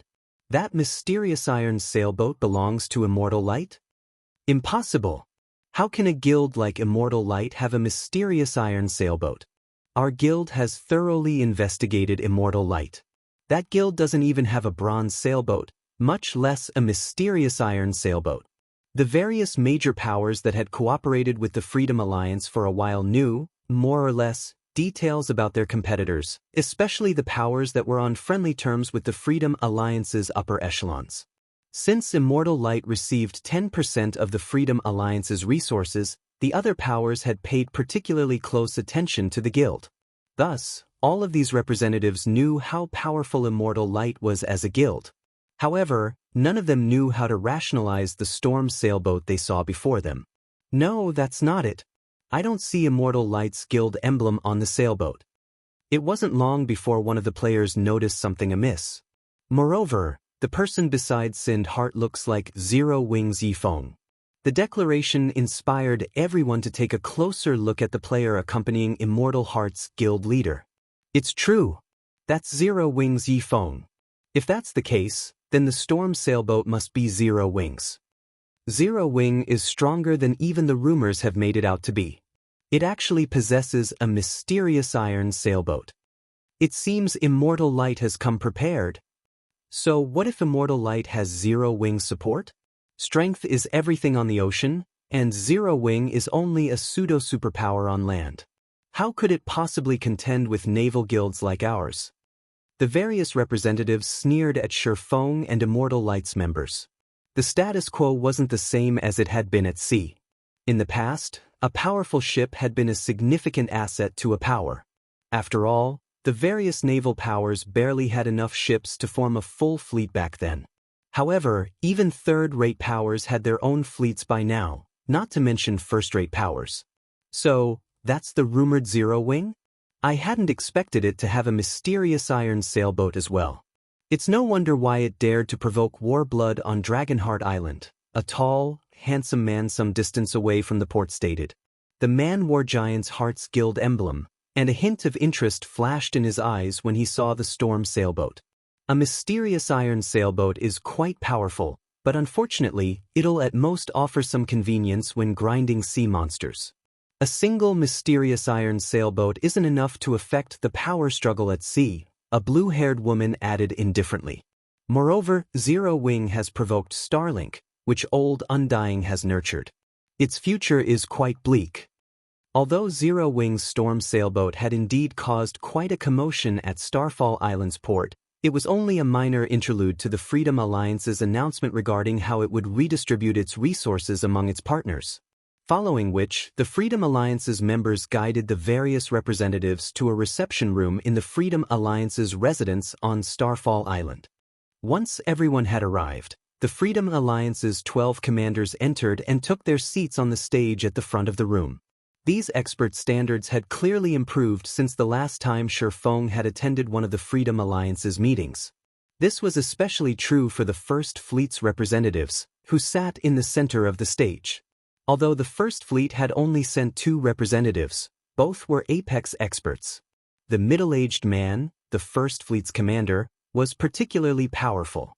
The First Fleet's commander only looked to be around 40, but Feng could sense a wild energy deep within the man. He felt like a veteran mercenary that had seen countless battlefields before. He was also a level 97 berserker. A young man with short hair stood behind the commander. The assassin youth radiated a chilling aura, and even Sindhart, who sat quite a distance away, felt an intense pressure from this youth. These 2 people alone would be more than enough to give the various superpowers a huge headache. It was no wonder why Silent Entropy, Passing Monarch, and the Freedom Alliance's other commanders had been overtaken.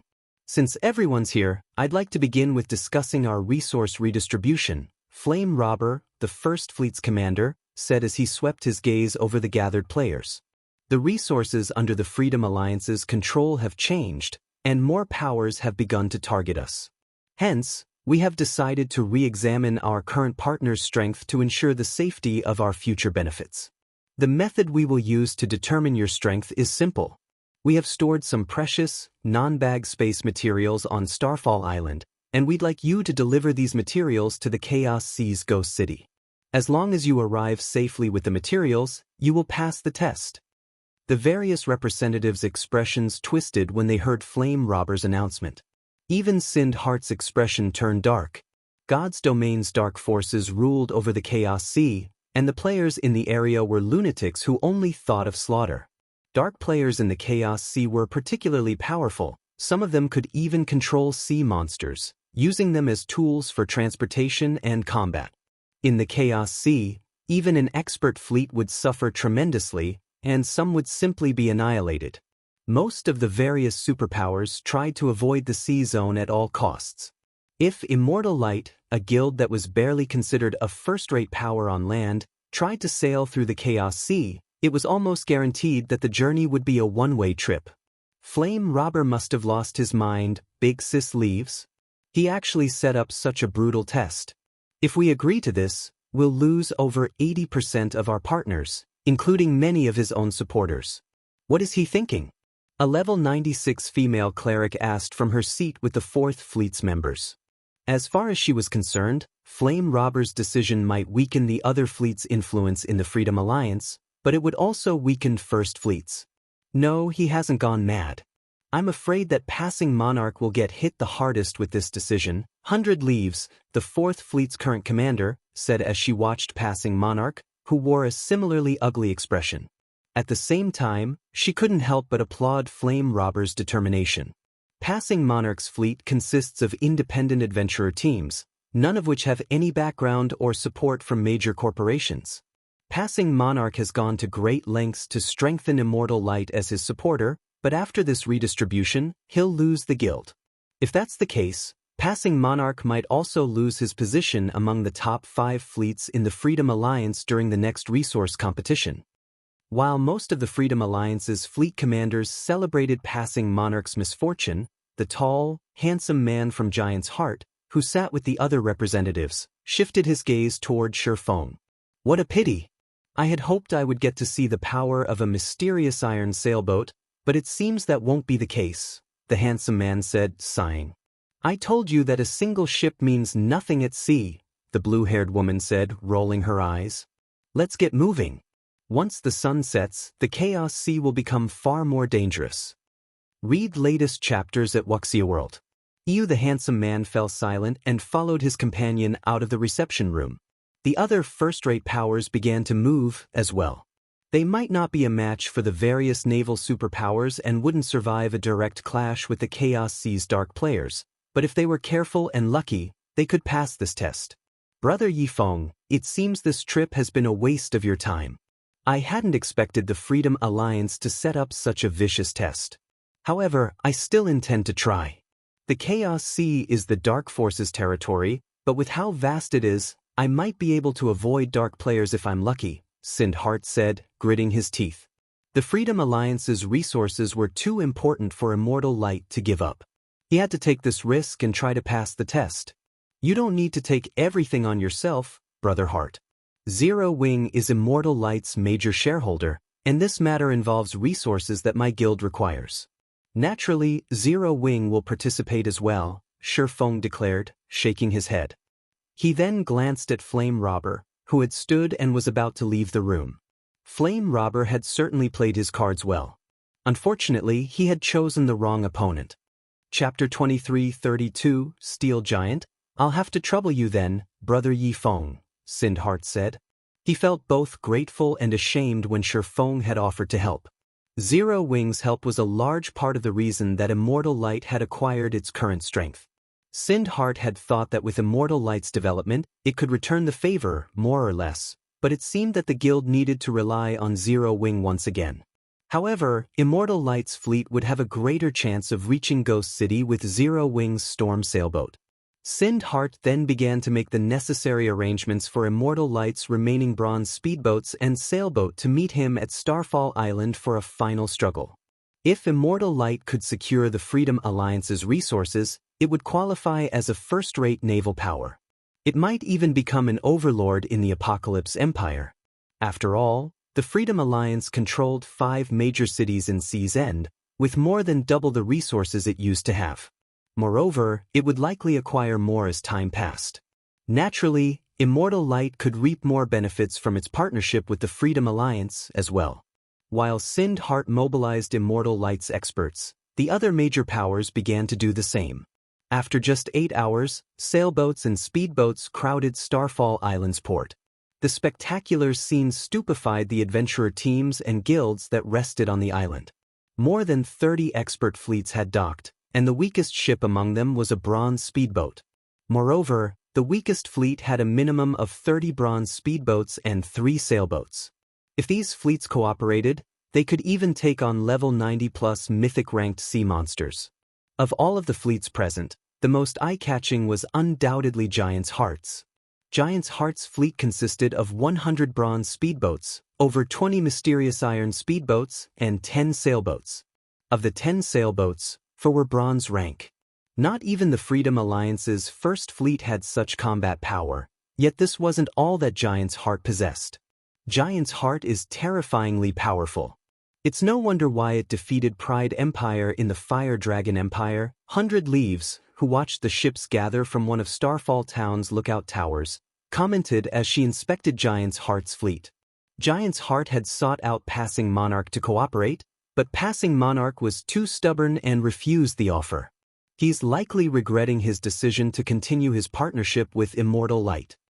Even the Sacred Temple was afraid of the naval power Giant's Heart displayed. If Passing Monarch had agreed to work with the guild, he could have competed for the first fleet position. However, Passing Monarch had given this opportunity to Flame Robber. Big Sis Leaves, are we really going to hold back the guild's strength? 1.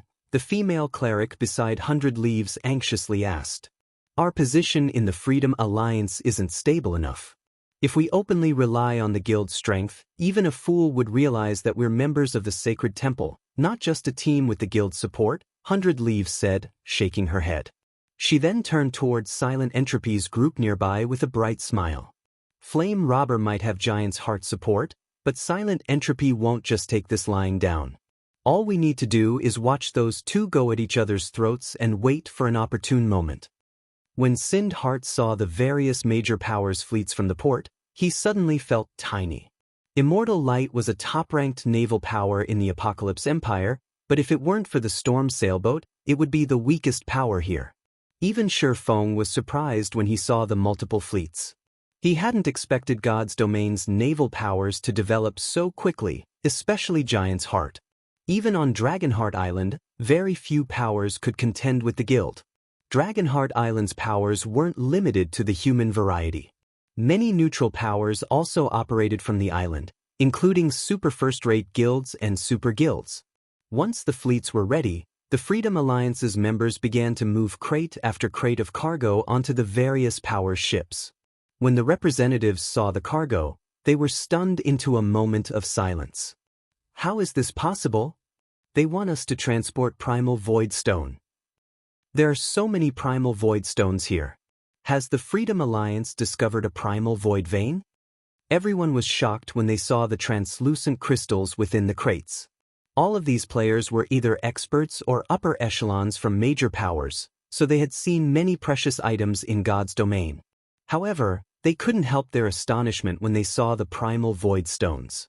Primal Void Stone was a top-tier material that could be used to construct all sorts of high-ranked workshops.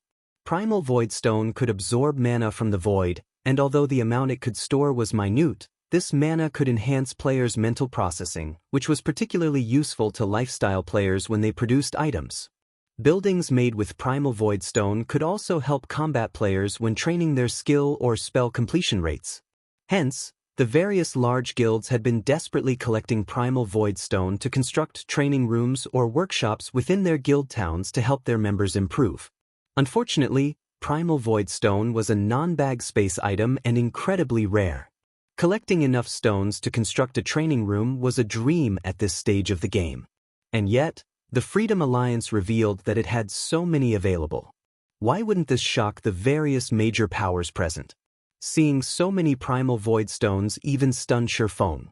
He hadn't thought that the Freedom Alliance would have so many in its possession. The various superpowers had treated buildings constructed with Primal Void Stone as sacred places for their players to improve skill or spell completion rates and craft items during his previous life. However, due to the scarcity of the stone, even those superpowers had only been able to construct a small number of buildings. Hence, the Superpowers Guild members had had exclusive access to these buildings, and some of these superpowers hadn't even given access to their low-ranked members. It's no wonder why they want us to head to Ghost City. Sherfone immediately understood the Freedom Alliance's plans when he saw the crate's contents. Primal Void Stone could be used for more than constructing buildings. It would also be helpful when improving certain dark players' bloodline density. Hence, Primal Void Stone was extremely popular among dark players, who were generally willing to pay 3 or 4 times more than the market price. I'm sure that you've all seen the Primal Void Stones. As you've probably guessed, the Freedom Alliance has taken control of a Primal Void Vein, Flame Robber suddenly announced, smiling. However, the vein's output is quite high, which makes it difficult to transfer all of the stones. Not even the Freedom Alliance can monopolize all of the stones. Thus, we wish to share our harvest with a sufficiently powerful partner. In return, the Freedom Alliance will only ask for half of the generated profits. Not only will this delivery test to Ghost City determine who qualifies to remain a partner with the Freedom Alliance, but we also hope to use the results to find a suitable collaborator for the Primal Void Veins products. Whoever among you delivers their shipment to Ghost City first will be invited to work with the Freedom Alliance regarding the Primal Void Vein. I do not believe any of our commanders are opposed to this, correct? As Flame Robber finished speaking, he glanced at the Freedom Alliance's fleet commanders beside him. Although he seemed as if he were asking for their opinions, he had no intention to negotiate. How despicable! Which commander would dare oppose such an idea under such circumstances? The female cleric behind 100 Leaves quietly cursed. Flame Robber was clearly trying to hand the share of the Primal Void Vein to Giant's Heart. Silent Entropy, who had seemed relatively calm, revealed an ugly expression. On the other hand, the other commanders silently celebrated the decision. The Primal Void Vein's harvest would be distributed according to rank, with the first and second fleets gaining the most benefits. The remaining fleets would only acquire a small percentage of the goods, so it didn't really matter if they shared the harvest with a foreign power. This distribution would only harm the top-ranked fleets. None of the various major powers voiced any complaints. Even a fool could tell that Flame Robber was trying to ensure that Giant's Heart received these resources. Anyone that objected now would be setting themselves up for the Freedom Alliance to sever their relationship. Since none of his fellow commanders had anything to say, Flame Robber announced the beginning of the test. Like a raging tide, the various major powers' fleets swarmed toward the Chaos Sea. They all wanted to reach Ghost City by nightfall. Not only would the Chaos Sea's dark players have more of an advantage at night, but more sea monsters would become active as well. We should go, Brother Yi Feng. As Sind Heart watched the various fleets leave the port, He, too, felt an urgent need to move.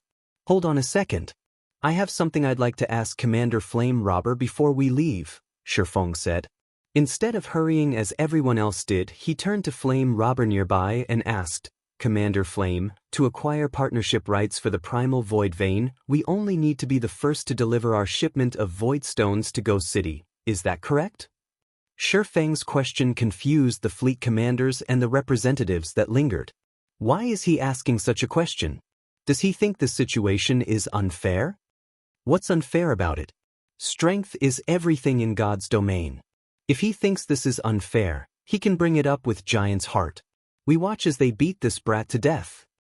He has helped Passing Monarch quite a bit in the past. Does he think Passing Monarch will do something to return the favor? All of the Freedom Alliance's commanders remembered Shifeng, especially Identical Summer, the original Second Fleet's commander. It was Shifeng's interference that he had fallen to the 5th Fleet position. Identical Summer wanted nothing more than watch Shifeng die.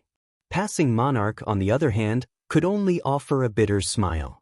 Even Flame Robber was puzzled as to why Shifeng had asked such a question.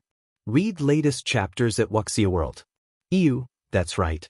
So long as you are the first to deliver your shipment of Primal Void Stones to Ghost City, you'll become the Freedom Alliance's partner regarding the Primal Void Vein, Flame Robber firmly stated. "Ah, then I can rest assured," Shifeng said, smiling before he walked toward the crates assigned to Immortal Light. Rest assured. Everyone's confusion grew as they watched Shifeng leave. They couldn't figure out what Flame Robber had said to assure him. Shifeng then moved to a clearing near Immortal Light's shipment. He placed a hand on his bag and began to chant an incantation. 2 seconds later, a crimson, steel ship appeared above him. Even the storm sailboat looked insignificant compared to the gigantic, steel beast. However, that wasn't what fascinated the players watching. What held their attention was the fact that this steel ship was floating above the ground. Chapter 2333, Starfall Shaken, a flying ship. How is this possible? The Crimson Dragon flying ship's appearance sent Starfall Island into an uproar. The Freedom Alliance's commanders and the players that rested on the island stared at the steel giant with dropped jaws. By now, practically every God's Domain player was familiar with the concept of flying ships. Players who lived in or had visited an NPC city that had an airport would have seen flying ships soar through the sky, and almost every player that had seen one dreamed of one day traveling through God's Domain aboard their own flying ship. Zero Wing actually has a flying ship, Big Sis Leaves. Short Clarity, the female cleric standing behind 100 Leaves, exclaimed, staring at the distant Crimson Dragon flying ship in astonishment. Am I dreaming? Everyone, ordinary and superpowers alike, was desperately searching for flying mounts nowadays. Naturally, the Sacred Temple was no exception, but it had yet to find a single one. And yet, Zero Wing already had a flying ship. For a moment, Short Clarity wondered if the main god system were playing a joke on her. A flying ship. It's no wonder why Zero Wing dared to provoke both Warblood and Starlink on Dragonheart Island. 100 Leaves was similarly shocked. Zero Wing has fooled everyone. Although Dragonheart Island was very far away from Sea's End, as one of the Sacred Temple's upper echelons, 100 Leaves would have been informed of matters on Dragonheart Island. The Sacred Temple had launched a detailed investigation on Zero Wing. It was the first guild in God's Domain to obtain a flying mount, after all, which would have a major impact on the game. However, after watching Zero Wing blatantly provoke Warblood and Starlink, even the Sacred Temple had begun to wonder where Zero Wing found its confidence. A flying mount might possess incredible combat power and significantly reduce players' travel time, but it was only a mount. It did not have enough combat power for a single player to face an entire superpower, much less two. However, the same couldn't be said for a flying ship. Such a vessel was a bona fide war weapon. Sindhart, who stood a short distance from Shifeng, was just as stupefied. The two great experts behind him couldn't even piece a thought together as they stared at the Crimson Dragon flying ship. They had been able to accept the fact that Shifeng had the Storm Sailboat. The guild had revealed that it owned a bronze sailboat a long time ago, after all. It wasn't that surprising to learn that Zero Wing had a mysterious iron sailboat. But Shi Feng had just pulled a flying ship from his bag. What was up with that? Meanwhile, Shi Feng quickly loaded the primal void stones on the Crimson Dragon flying ship. Silence descended on the port as the nearby payers watched him do it. To everyone's surprise, the shipment that would require 3 sailboats to transport fit on the single Crimson Dragon flying ship. "Brother Heart, let's go!" Shi Feng called out once he finished transferring the crates. Shi Feng's shout shook everyone from their stupor. Sind Heart replied with a stiff nod, robotically following Shi Feng as he boarded the flying ship. Once Immortal Light's other members figured out what was happening, they scurried aboard the flying ship as well. As everyone watched, over 100 Immortal Light members took their places on the Crimson Dragon flying ship. From the flying ship's deck, Immortal Light's members noticed the spectators' envious gazes. At the moment, they felt as if they had reached the peak of their lifetimes. Crap. Immortal Light's members are so lucky. They actually get to ride a flying ship. I wish I could ride the flying ship too. My friends would die from jealousy if they saw me on one. I knew I should have joined Zero Wing. The crowd at the port wanted nothing more than to drag Immortal Light's members off the Crimson Dragon flying ship and take their place.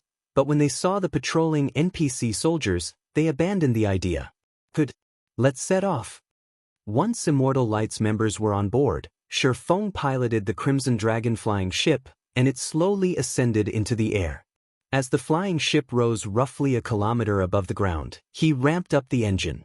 The flying ship transformed into a crimson blur as it shot forth, crossing 300 yards in the blink of an eye. It was far faster than an extraordinary flying mount. After a few short seconds, the Crimson Dragon flying ship vanished over the horizon.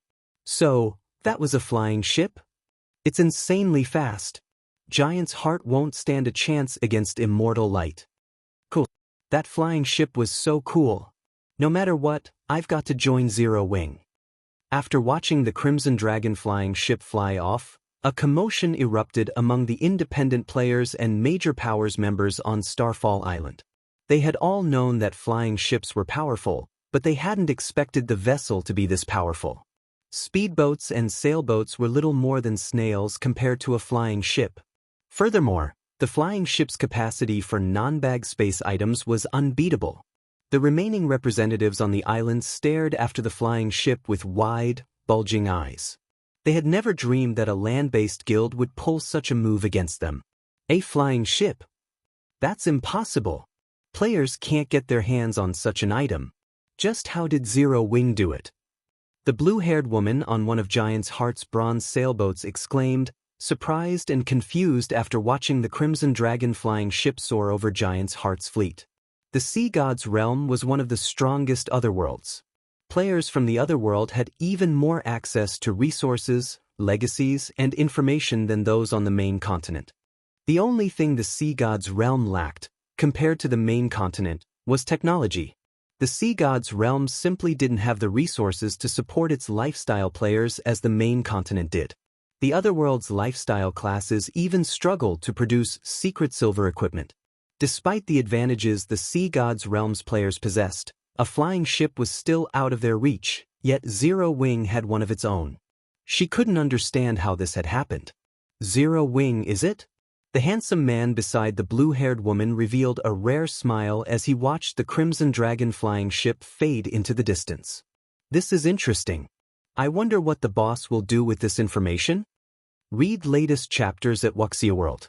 Once the flying ship was gone, the Freedom Alliance's commanders revealed a myriad of expressions. Some commanders were enraged, while others rejoiced. Some expressed their admiration, and some voiced their envy. Passing Monarch's luck is impressive.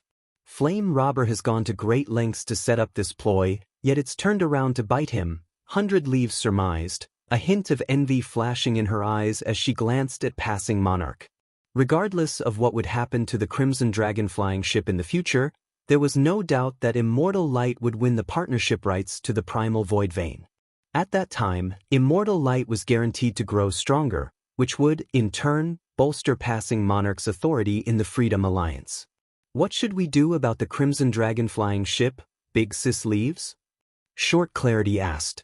We don't have the authority to decide that. We'll just report these events to the higher-ups, 100 Leaves said, an excited brightening her expression. A flying ship. This news will shake the very foundation of God's domain. Chapter 23:34, Start of a new era. Shortly after Sher Feng piloted the Crimson Dragon flying ship away from Starfall Island, the various major powers members frantically began to report to their superiors. At this point, none of them paid any mind to the Freedom Alliance's decision to re-evaluate its partners. After all, the appearance of a flying ship represented the start of a new era. Guild leader, guess what I just saw on Starfall Island? A flying ship. Someone already obtained a flying ship. What? Don't believe me? I'll send you a video of it. You'll know once you see it. That flying ship is amazing.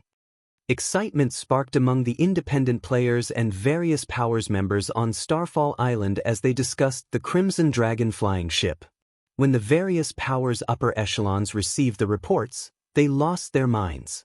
Thus far, they only knew of one flying mount in a player's possession right now, let alone a flying ship. How could someone have already obtained a flying ship? However, when these upper echelons saw the video clips from their subordinates, they were utterly dumbfounded.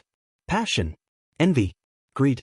These emotions overwhelmed the various major powers' upper echelons as they watched the recordings of the Crimson Dragon flying ship. Almost immediately, they ordered all-out investigations on Zero Wing. They were all determined to learn how Zero Wing had gotten its hands on the flying ship. Some powers even offered a reward of several epic weapons and equipment for any information related to the vessel on the public forums. When Sher Feng saw the posts, the rewards even tempted him, and for a moment he even considered selling the information himself. While these major powers looked into Zero Wing and its Crimson Dragon flying ship, Sher Feng's group reached the expansive Chaos Sea. The Chaos Sea was the Dark Forces territory, and the sea zone was a mess of chaotic and violent energy, which was harmful to normal players' mental states. It wouldn't affect dark players, however. Rather, it would strengthen them, which was why normal players tended to avoid the area. As a sea zone, the Chaos Sea was a dangerous place to grind. Once enemy players surrounded newcomers, there'd be nowhere to run for cover. The Chaos Sea was a forbidden land for normal players. The instant the Crimson Dragon flying ship crossed into the Chaos Sea, Sind Hart and his companions felt an indescribable weight bear down on them. Their senses became less sensitive as well, which made it impossible to exhibit their normal combat power. So, this is the Chaos Sea? Sind Hart was relieved he was aboard the Crimson Dragon flying ship as he gazed at the thin layer of fog that covered the ocean below. The Chaos Sea was far more dangerous than he had expected. The thin fog that covered the water wasn't actual fog. It was the physical manifestation of some kind of chaotic energy. This chaotic energy had a powerful influence on normal players. While surrounded by the fog, he could, at most, see up to 1,000 yards away. However, it wouldn't affect dark players in the slightest. In other words, dark players would discover normal players in the Chaos Sea long before normal players could realize they were being targeted. The dark players would have the initiative in battle, and normal players would have no way to escape. After a few minutes, Sind Hart and the others noticed a group of players ganging up on a level 93 mythic-ranked sea monster. Every one of those players rode an 8-meter-tall demonic creature into battle. Players had nicknamed these demonic creatures mini-sea monsters. The demonic creatures were incredibly powerful, with the weakest among them possessing the strength of a lord. The stronger creatures could even rival a great lord's strength. They were far more powerful than land mounts. Meanwhile, bombarded by the fierce attacks of several hundred demonic creatures, the level 93 mythic sea monster rapidly lost HP. Oceania demonic creatures might not have as much attack power as an actual ship, but they were easily more mobile. Moreover, they could easily tank a mythic sea monster's attacks with their high HPs and player-made armor. It was only a matter of time before the level 93 mythic sea monster fell. They're looking this way. They've discovered us. Thankfully, we're flying. If we were sailing, they'd likely annihilate us. Immortal Light's members felt an immense pressure bear down on them as they watched the dark players below. Even the lowest leveled player among those dark players was level 95, and they all radiated auras that were as strong as great lords of the same level. If these several hundred dark players attacked with their demonic creatures, they could likely decimate an entire expert fleet. Meanwhile, countless dark teams of their caliber filled the Chaos Sea. Just the thought of sailing through all of those players made their scalps tingle. Fortunately, Immortal Light's members rode Zero Wings' flying ship. Even if those dark players had noticed them, they couldn't do anything about it. The dark players could only stare as they flew away. The dark players fighting the mythic sea monster were even more shocked than Immortal Light's players. A flying ship? What's going on? I thought only one player in God's domain has found a flying mount thus far? How does someone already have a flying ship? They're not here to kill steel, are they? The dark players nervously watched the steel giant fly across the sky. They were all afraid that the vessel's pilot had set their sights on their team. Their team had gone to great lengths to locate this mythic sea monster, and they were banking on it to elevate their overall combat power so they could contest for better hunting grounds later. If that flying ship decided to steal the kill, they'd only be able to cry as they watched someone else claim their prey. None of them were afraid of a fight, but a battle was only worth fighting if they had a chance. Read latest chapters at Wuxia World. A flying ship was a war weapon and an overlord of the sky. Its combat power was on an entirely different level. Their demonic creatures wouldn't be much help, either. Demonic creatures were quite mobile, but they had very few long-range attacks. If the Crimson Dragon flying ship stopped 400 or 500 meters above them and bombarded the team from there, they wouldn't have any means to retaliate. As the Crimson Dragon flying ship drifted out of sight, the dark players breathed a sigh of relief and continued their raid on the level 93 mythic sea monster with peace of mind. The Chaos Sea was large enough that it could contain multiple land-based empires. Even a bronze sailboat would need more than a day to travel from Starfall Island to Ghost City. However, the Crimson Dragon flying ship could complete the journey in several hours. As the city came into sight, Sind Heart felt as if he were dreaming. Chapter 23:35, Profitable Trading. As the gigantic Crimson Dragon flying ship appeared above Ghost City, it attracted everyone's attention like a dazzling sun. The flying, steel giant was impossible not to notice. The roar of the flying ship's engine reverberated like the roar of a dragon. One could even hear it from several thousand yards away. What's going on? Did someone trigger an event? No, that should be the rumored flying ship that appeared at sea not long ago. It's come to Ghost City. Which power owns that flying ship? Aren't they a little too strong? Heated discussions erupted across Ghost City when players noticed the Crimson Dragon flying ship. The dark players it had flown over earlier had already posted about it on the Chaos Sea's official forums, which had already caused a huge commotion. Now that the ship had appeared above Ghost City, how could the city's players ignore it? As they arrived, Shifeng didn't linger above the city for too long, piloting the flying ship toward Ghost City's airport. There were a total of 24 cities within the Chaos Sea, and they were all very far apart from each other. Normally, players had to rely on sea or air transportation to travel from one city to another. Thus, every one of the Chaos Sea cities had well-developed ports and airports. Disembarking, Shifeng stored the Crimson Dragon flying ship and entered the airport terminal. As he did, he was greeted by a large crowd of dark players and a smattering of normal players. The dark players didn't seem surprised to see normal players like Shifeng and Immortal Light's members. It wasn't unusual for players to risk the trip through the Chaos Sea for a profit. Player-owned counters filled the terminal, all selling a variety of precious items.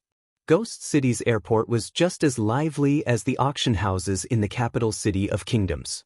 This place is bustling. Sind Heart could not believe his eyes when he saw the number of players and precious items in the terminal. Is this city really controlled by the Dark Forces? From his impression of the Dark Forces, their territories should be chaotic, filled with endless slaughter. They shouldn't look anything like this prosperous city. Moreover, the items available for purchase were so valuable that even Sind Heart, Immortal Light's guild leader, was tempted. These vendors sold secret silver mounts and Tier 3 summoning scrolls that were quite rare in the Apocalypse Empire. Moreover, These items were available in abundance. He even spotted one player selling over a dozen bronze speedboats, which weren't available at all in the Apocalypse Empire. The rest of Immortal Light's members were just as excited, wanting nothing more than to claim every one of these items. Only Shifeng maintained his composure when he saw the wide variety of products for sale in the airport terminal. Chaos did reign over the Dark Forces territories, but that chaos stopped at a city's borders. As the only safe havens for Dark players to rest, the Dark Forces ensured safety within their NPC cities, allowing players to conduct their business. Due to how few cities there were in the Chaos Sea, it was only natural that these cities would prosper. In addition, Dark players had very different values than their normal counterparts. Some items that were quite important to normal players had no value to Dark players. Since the Chaos Sea's Dark players used oceanic demonic creatures as their preferred mode of transportation at sea, land mounts and ships were worthless to them. Moreover, Dark players prioritized their own strength over all else, so they weren't particularly interested in external tools. Those that relied on such tools would struggle to secure powerful legacies. Thus, players generally sold external tools for low prices in the Dark Forces domain. This was also why the various naval powers were interested in conducting business in the Chaos Sea. When Sindhart noticed the Primal Void Stones for sale and saw their prices, he had the urge to curse, even with as mild-tempered as he typically was. Primal Void Stones sold for as high as 5 to 10 gold per stone on the main continent. The inconvenience of transporting the stones was a large part of the reason that they sold for such a high price, but compared to the Primal Void Stones in Ghost City, the stones on the main continent were dirt cheap. These players were selling Primal Void Stones for 40 gold apiece. Moreover, these Dark players fought to purchase any Primal Void Stones they could, even at such a high price. They cleaned the vendors of every stone in no time. Only the counters that demanded 60 gold per Primal Void Stone had any remaining stock. Here, Primal Void Stones were incredibly profitable. The Freedom Alliance had tasked each power to transport 300 Primal Void Stones for its test. As an incentive, the Freedom Alliance had also offered each power that completed the task half of their shipment. Even if they sold their Primal Void Stones at 50 gold each, they'd make 7,500 gold from this trip alone. If they could deliver such large shipments to Ghost City each day, they'd walk away with an astounding amount of profit. Sindhart finally understood why Shifeng had insisted on competing for the partnership rights to the Primal Void Vein, going so far as to expose the Crimson Dragon flying ship to the other major powers, becoming a target. If they could deliver Primal Void Stones to Ghost City long-term, they'd likely earn more profit than a guild city. Even a lousy Primal Void Vein should generate several thousand Primal Void Stones each day. Even if Immortal Light and Zero Wing only secured 1,000 Primal Void Stones per day and shared half of the profits with the Freedom Alliance, they'd make over 25,000 gold a day. If they sold the stones at a higher price, they could even rake in 30,000 gold per day. Even a first-rate guild would go crazy for such massive profits. Sindhart wasn't the only one surprised by the Primal Void Stones prices. The situation even shocked Shifeng. Within the Dark Forces territories, Primal Void Stone had only sold for 20 gold per stone during his previous life, yet now, that price was more than double. It was no wonder why the Freedom Alliance wanted to find partners to help deliver its stock. Shifeng quickly handed off half of his shipment to the Freedom Alliance's representatives in Ghost City, putting the other half of the Primal Void Stones up for sale. By the time all 150 of his Primal Void Stones had sold, he had earned a net profit of 7,650 gold. If they secured the Freedom Alliance's partnership rights, both Zero Wing and Immortal Light would secure a long-term source of coin and Primal Void Stone income. Read latest chapters at Wuxia World. Once they completed the Freedom Alliance's test, Shifeng and his companions left Ghost City. They wanted to sign their partnership contract with the Freedom Alliance as soon as possible, so they used return scrolls to teleport back to Blue Jade City. From there, they flew to Starfall Island aboard the Crimson Dragon flying ship. As soon as they arrived in Starfall Town, they sensed a tense atmosphere around the town. For some reason, the various major powers' representatives now stood outside of the entrance to Freedom Alliance's residence. These representatives didn't seem surprised or envious as they watched Shi Feng and the others return. Rather, some of them sneered at the group, while others watched with pity. Shi Feng approached the residence's entrance, and 5 players, a woman and 4 men, wearing Giant's Heart's Guild emblem blocked his way. The woman was the player with blue hair that Shi Feng had met during the meeting, and the 4 men behind her were all level 97 players, radiating auras that were no weaker than a great lords of the same level. Unlike Sindhart, who only had the combat power of a peak expert, all 4 of the men were bona fide peak experts. "You're back. Come with me. Our boss wants to meet with you," the blue-haired woman coldly stated as she glanced at Shi Feng. Chapter 2336, Giant's Invitation. When they heard the blue-haired woman's declaration, the various powers representatives glanced at Shi Feng with varying expressions.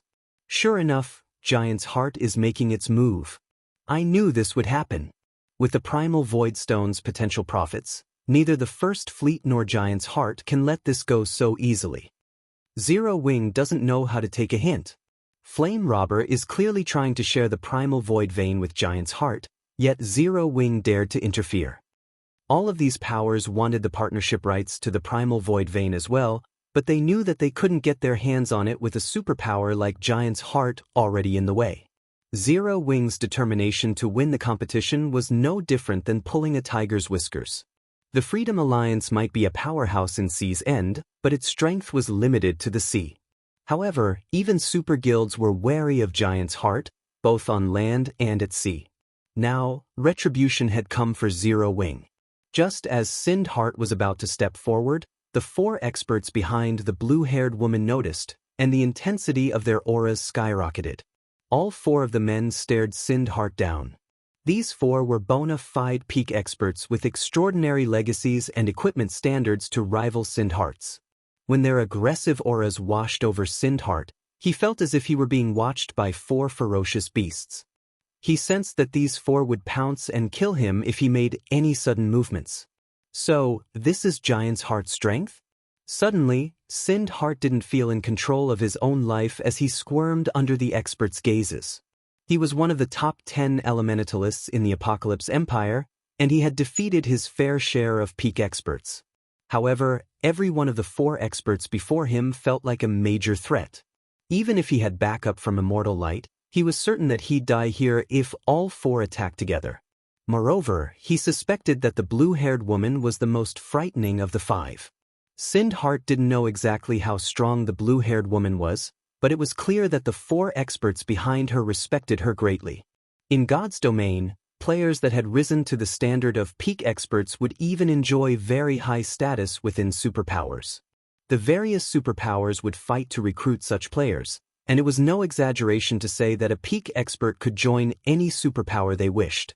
Because of this, peak experts tended to be quite prideful. Peak experts only truly respected more powerful experts. Giant's Heart is quite impressive to nurture such a young domain realm expert, such as yourself, Shi Feng flattered, smiling at the indifferent blue-haired woman. Since your guild has invited me, please, lead the way. Shi Feng was not surprised that Giant's Heart had sought him out. The primal void stones would be a huge source of income, even to the various superpowers. He would have actually been surprised if Giant's Heart hadn't made a fuss. Astonished, Sindhart glanced between Shi Feng and the blue-haired woman. He hadn't been aware of a domain realm expert's true strength a few months ago, but as he grew stronger, that factor became clear. Defeating an expert of his caliber would be child's play for a domain realm expert.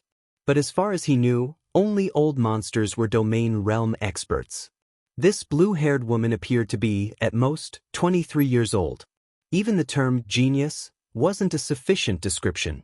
Meanwhile, the blue-haired woman couldn't help but pay more attention to the man before her, surprised and confused by Shi Feng's statement.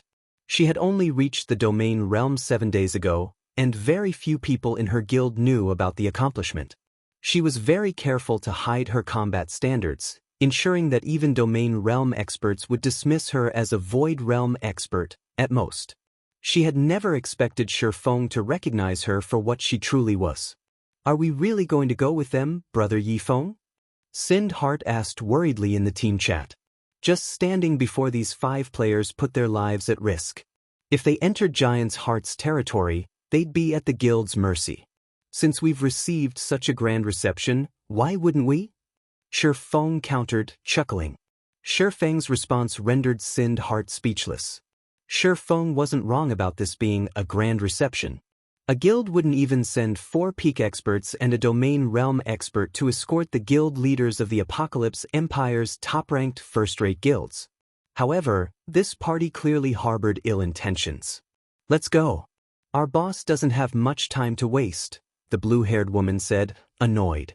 She had wanted no part in this situation in the first place. As far as she was concerned, Giant's Heart already showed enough respect by sending 4 peak experts to escort Shifeng, but her superiors had given her a command, and she hadn't had a choice.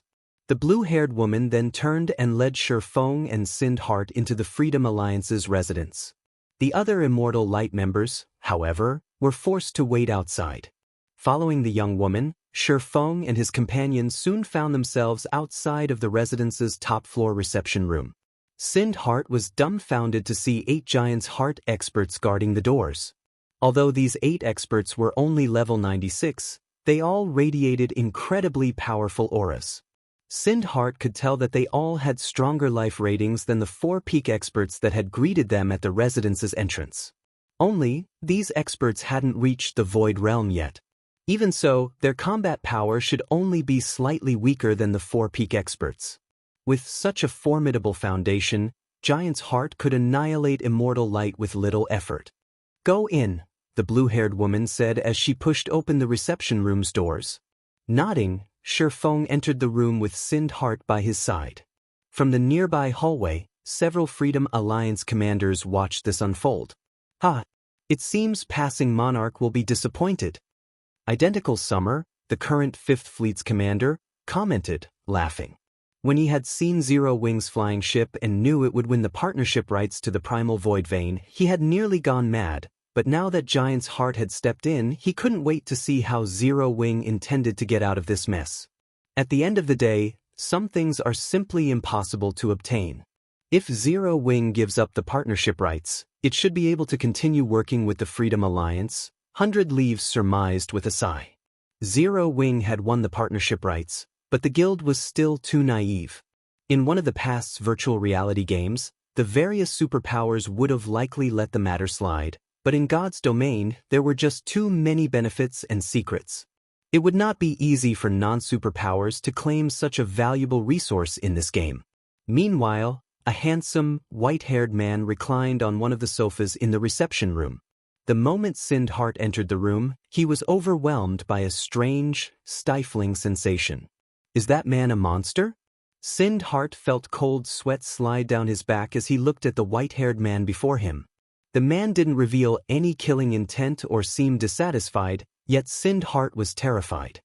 His instincts screamed at him to stay away from that man and run. So, you're Zero Wing Zifeng? I am Ite Autumn, one of Giant's Heart's vice guild leaders. The White High introduced himself. He sipped from his teacup before smiling at his guests and continued, I've heard about you before. It seems you have a lot of authority in Zero Wing and have even led some of the guild's major operations. Read latest chapters at Wuxia World. You? That's right, Shifeng confirmed, nodding. That makes this simple. I have come here in hopes of purchasing Zero Wing's Crimson Dragon flying ship. Are you willing to sell it? If you agree, not only will Giant's Heart help you stabilize your claim on the Primal Void Vein's benefits, but we'll also sell you some Ocean Boundary Stones, a resource unique to the Sea God's realm, White Autumn explained. Ocean Boundary Stone is a precious item that can help players learn combat techniques more efficiently. It can even help peak experts master the incredibly complex bronze combat techniques. When the blue-haired woman heard White Autumn's offer to sell Ocean Boundary Stones, she was stunned. Ocean Boundary Stones were extremely rare in the Sea God's realm, just as rare as epic equipment. Even Giant's Heart only had a small number on hand and had refused to sell its stock to outsiders. Your offer is quite attractive, Vice Guild Leader White, but Zero Wing has no intention of selling the Crimson Dragon flying ship. Shifeng shook his head, rejecting the offer without a second thought. Chapter 2337, Ocean boundary stone silence filled the room after Shifeng had rejected Giant's Heart's offer. Sind Heart looked particularly gloomy. He hadn't expected Shifeng to refuse White Autumn so curtly. The blue-haired woman behind White Autumn could only stare at Shifeng in astonishment. Shifeng should have been ecstatic to accept White Autumn's offer. Giant's Heart was incredibly powerful, even strong enough to contend with super guilds. It ruled over all of the sea god's realm. If Zero Wing had agreed to trade with Giant's Heart, it would have earned the superpower's favor, which countless powers dreamed of. This was especially true now that God's domain had entered such a chaotic era with the planar passages opening. A flying ship was very valuable, but the various superpowers now knew of it and had begun to set their sights on Zero Wing. Holding on to the flying ship wouldn't be easy for the guild. If Zero Wing had accepted the offer, not only would it have gained Giant's Heart's favor, but it would have also secured a ton of resources to help its experts grow stronger. Not even Starlink would have casually attacked Zero Wing, much less Warblood, yet Shifeng had rejected the offer without any hesitation. Is he unaware of our guild's strength? It was the only possibility the blue-haired woman could think of. There was no other reason that Shifeng would refuse such an excellent opportunity. Zero Wing doesn't intend to sell it? How unfortunate, White Autumn said, sighing. Contrary to everyone's expectations, he didn't seem angry about Shifeng's response. Rather, he maintained his composure as he continued, since that is the case, may I ask to borrow the flying ship to complete a quest? I'm willing to offer 5 ocean boundary stones as remuneration. Help with a quest? After giving the matter some thought, Shifeng said, I don't see an issue with that. How long will the quest take to complete? Shifeng did find the ocean boundary stones tempting. They were the 5th best tool in God's domain to improve players' efficiency with learning combat techniques.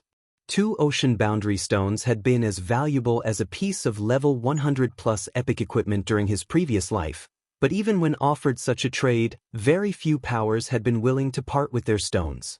White Autumn's offer of 5 ocean boundary stones was the equivalent of 2.5 pieces of level 100 plus epic equipment, which was a considerably high price to rent a flying ship. With 5 ocean boundary stones, 5 of Shifeng's peak experts could learn a bronze combat technique and acquire the combat power to face domain realm experts. Most powers lacked bronze combat techniques, but Zero Wing wasn't one of them. The guild had found quite a few bronze legacy tablets thus far and had the secret technique, Lightning Flash. Shifeng was the only guild member to grasp the technique. If Fire Dance or Gentle Snow could master it as well, they'd display extraordinary combat power with the help of their fragmented legendary items. It'll take roughly 3 days. If we can complete the quest ahead of time, I'm willing to offer an additional ocean boundary stone, White Autumn said after some mental calculations. Chuckling, he continued, even if we fail the quest, I will pay you 1 ocean boundary stone in exchange for the flying ship's rental and any damage it sustains. We have a deal, Shifeng agreed. Ocean boundary stones were an incredibly important resource to the various super guilds, not to mention Zero Wing. May I know when this quest will begin? If Zero Wing had had enough materials to produce 2 Crimson Dragon flying ships, Shifeng would have agreed to trade one for a large batch of ocean boundary stones, using them to nurture a large force of peak experts. We'll set off in 15 hours, White Autumn answered. Our destination is a very dangerous one. I should take this time to rest and prepare. Alright, let's sign a contract now then, Shifeng said after a quick look through his schedule. He had some free time, so he might as well use it to make some extra income. White Autumn and Shifeng signed the contract, and now that they were bound, Giant's Heart could proceed with the quest with peace of mind. Shifeng then left the room to sign his partnership agreement with the Freedom Alliance. Meanwhile, the blue-haired woman, who had remained silent during the meeting, finally spoke up. Vice Guild Leader, are you really planning to challenge that quest again? The blue-haired woman asked.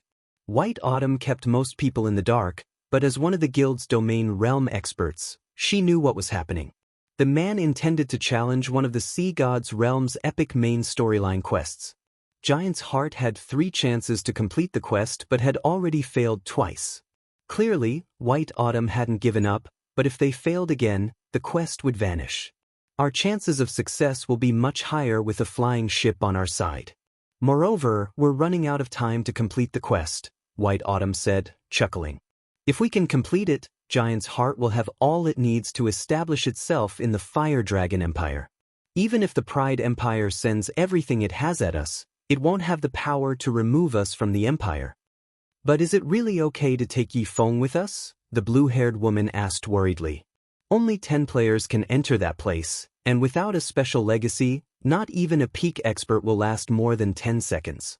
If he dies, he'll be thrown out of the area without any opportunity for a healer to resurrect him. Things will become difficult once we're inside, but I'll have Blue Claw and the others share the burden. You've also reached the domain realm. With our current strength, we should be able to complete the quest, White Autumn insisted. I'll notify Blue Claw and the others, then, the blue-haired woman said, nodding. Inwardly, she prayed that Shi Feng would not hold them back. Elsewhere, the various major powers and the Freedom Alliance's commanders were shocked as Shi Feng signed the contract for the Primal Void Vein partnership rights. None of them had expected Zero Wing to win the competition, and Giant's Heart hadn't tried to oppose the situation. Now that Zero Wing had the partnership rights to the Primal Void Vein, both Zero Wing and Immortal Light had secured another stable source of income. Since Immortal Light lacked sufficient naval power, Shi Feng decided to lend the guild the Storm Sailboat for now. Shi Feng then made another delivery to Ghost City aboard his Crimson Dragon flying ship during his 15-hour wait.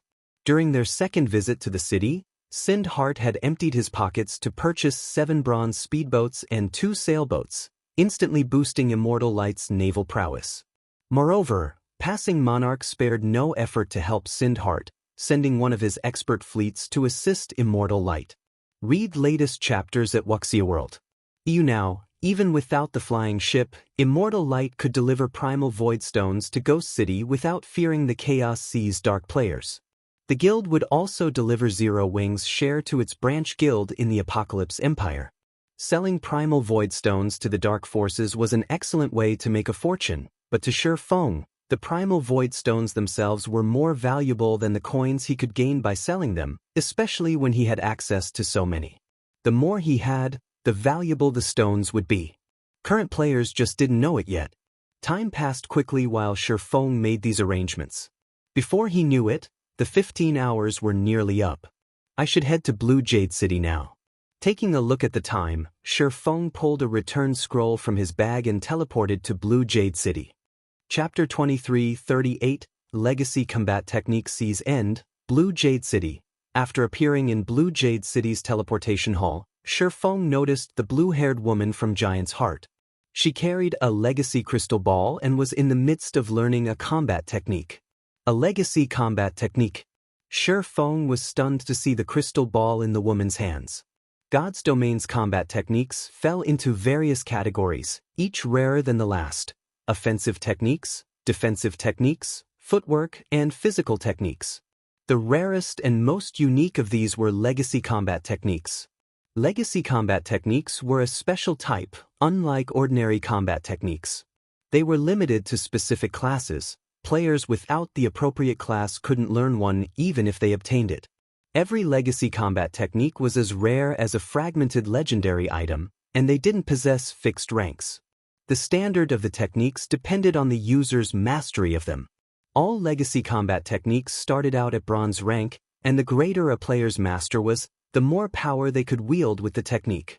According to rumors Shi Feng had heard, a player could acquire the strength to transcend tiers if they could fully master a legacy combat technique, even without relying on fragmented legendary or legendary items. Shi Feng had never thought that he'd run into the woman form Giant's Heart carrying a legacy combat technique around. By the looks of it, she'd already gained a certain level of mastery over the technique, too. You're here. The blue-haired woman stored the legacy crystal ball in her bag when she noticed Shi Feng. Her tone serious, she continued, since you'll be questing with us, I should formally introduce myself.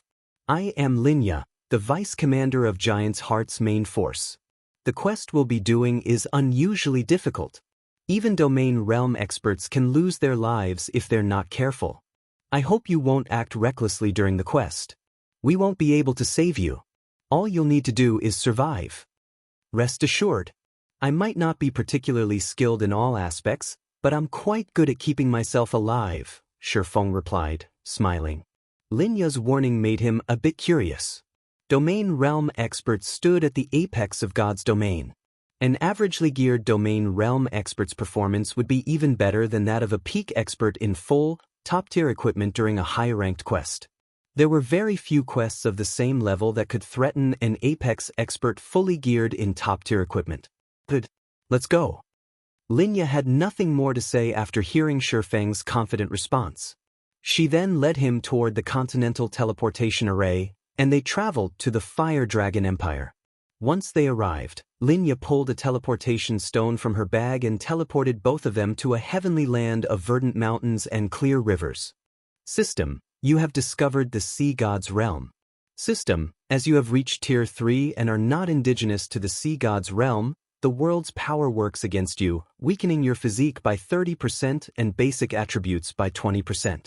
We've teleported directly to the Sea God's realm? Giant's Heart's generosity surprised Shifeng as he looked at his system map.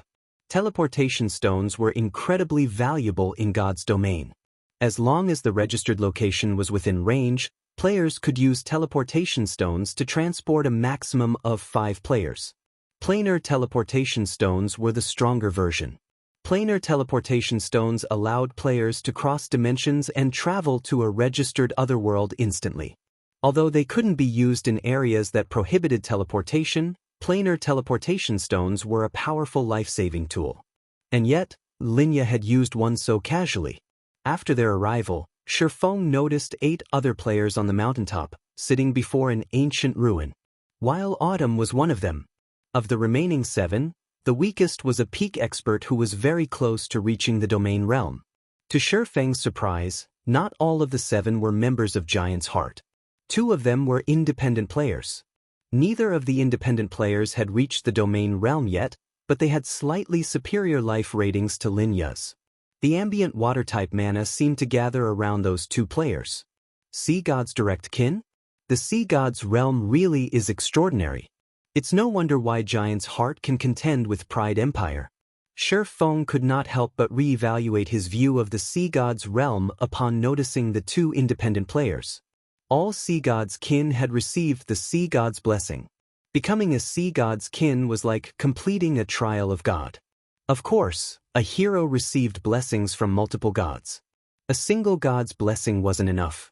Even so, players who became Sea God's kin received a huge boost to their life ratings and could rival demon players in their demon forms. Those that were stronger than a god's kin were a god's direct kin. Direct kin were cherished by their patron gods, receiving some of the god's blood. Direct kin could continue to grow stronger and rival actual heroes. Shifeng had never expected to encounter independent players that had successfully become the Sea God's direct kin. Regardless of how powerful a Sea God's direct kin would be in the Sea God's realm, not even Aqua Rose would be a match for these independent players on the main continent sea. Everyone's finally arrived. But White, why are we taking an outsider with us? What will you do if we fail this quest? Silent Rain, a level 97 elementalist and one of the 2 independent players, asked. Giant's Heart's members flashed the elementalist a dark look when they heard her question, but despite their annoyance at Silent Rain's rudeness, none of them moved to teach him a lesson. That bastard! Just because he became a direct kin, he dares to disrespect our vice guild leader? Linya grumbled to herself. She wanted nothing more than to teach Silent Rain a lesson, but the Sea God's direct kin were highly favored in the Sea God's realm. Even domain realm experts who were also Sea God's kin were no match for the combat power Silent Rain commanded, even though he hadn't yet reached the domain realm. In fact, not even 4 such domain realm experts working together would be a match for the man. I believe you've heard of the flying ship that appeared while you were in the Fire Dragon Empire, White Autumn calmly stated. Yifeng owns that flying ship, which is why I've specifically invited him to help us on this quest. I have specifically invited him to help us with this quest. A flying ship? Shocked, the 7 players turned toward Shifeng. The Crimson Dragon flying ship's appearance had caused a huge commotion in the Fire Dragon Empire. Practically everyone in the Empire had heard of it by now. Aside from the convenient transportation it offered, the flying ship's combat power alone left everyone speechless. Based on what players had learned of the flying ship thus far, only mythic-ranked flying monsters would have any chance against it, and they wouldn't even have the power to destroy the Crimson Dragon flying ship. A flying ship?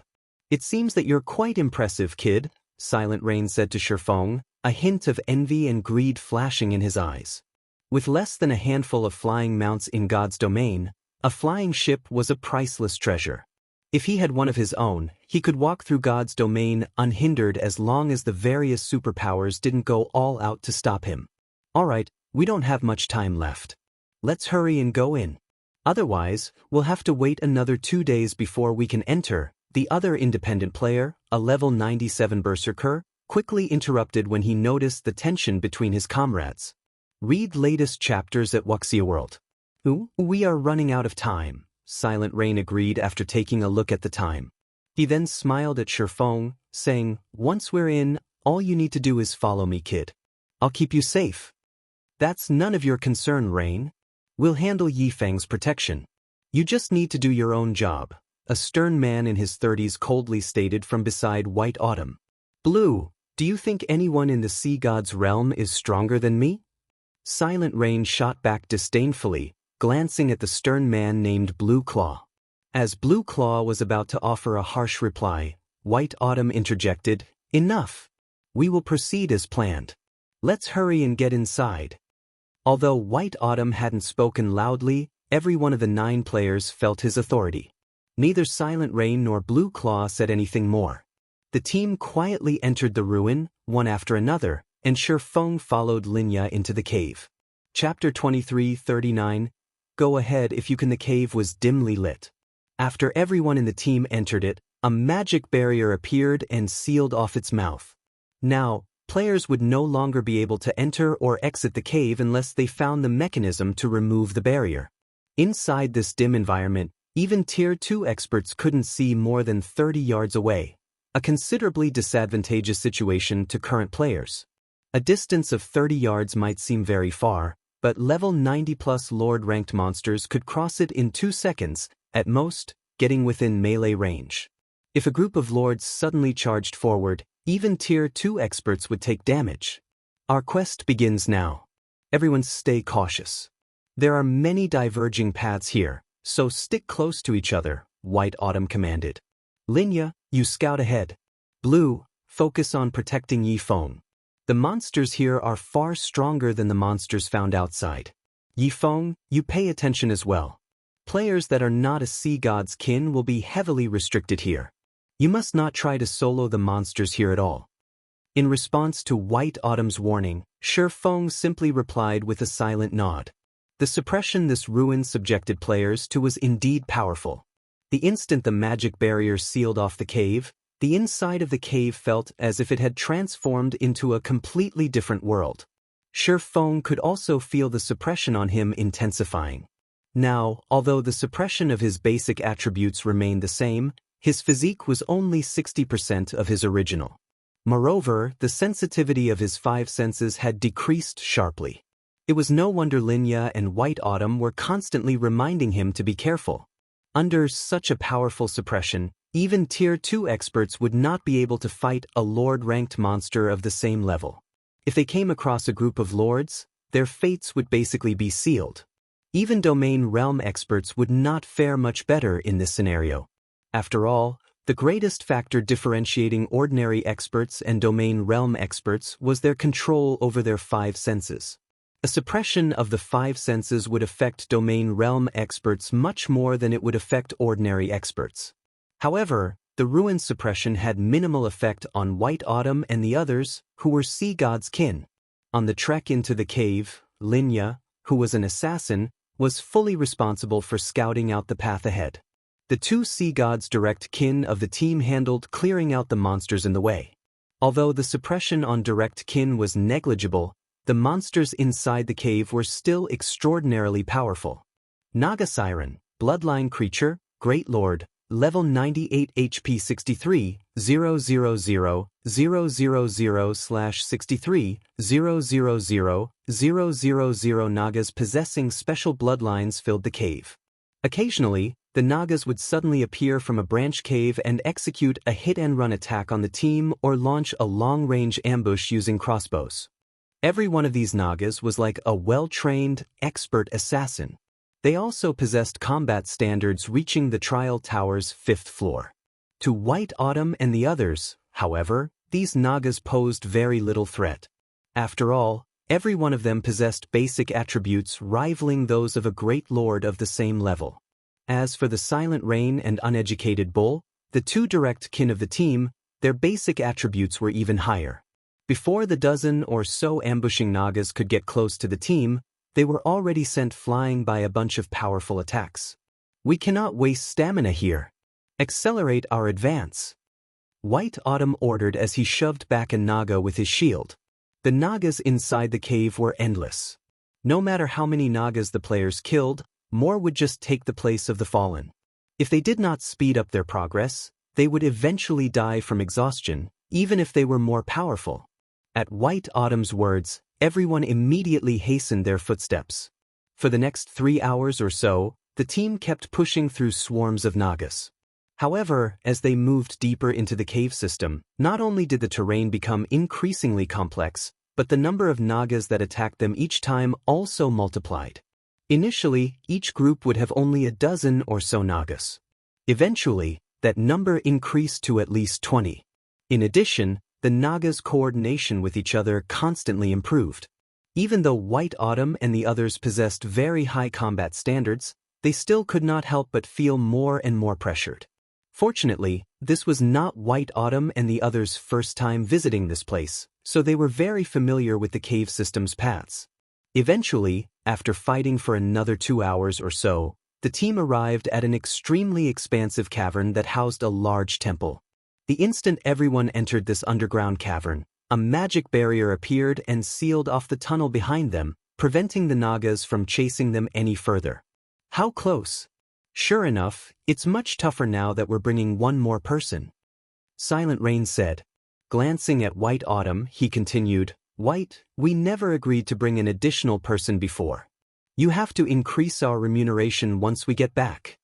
Rain, you'd best not go overboard. The Vice Guild leader already offered you a high remuneration. Moreover, our people were the ones responsible for protecting Yifeng.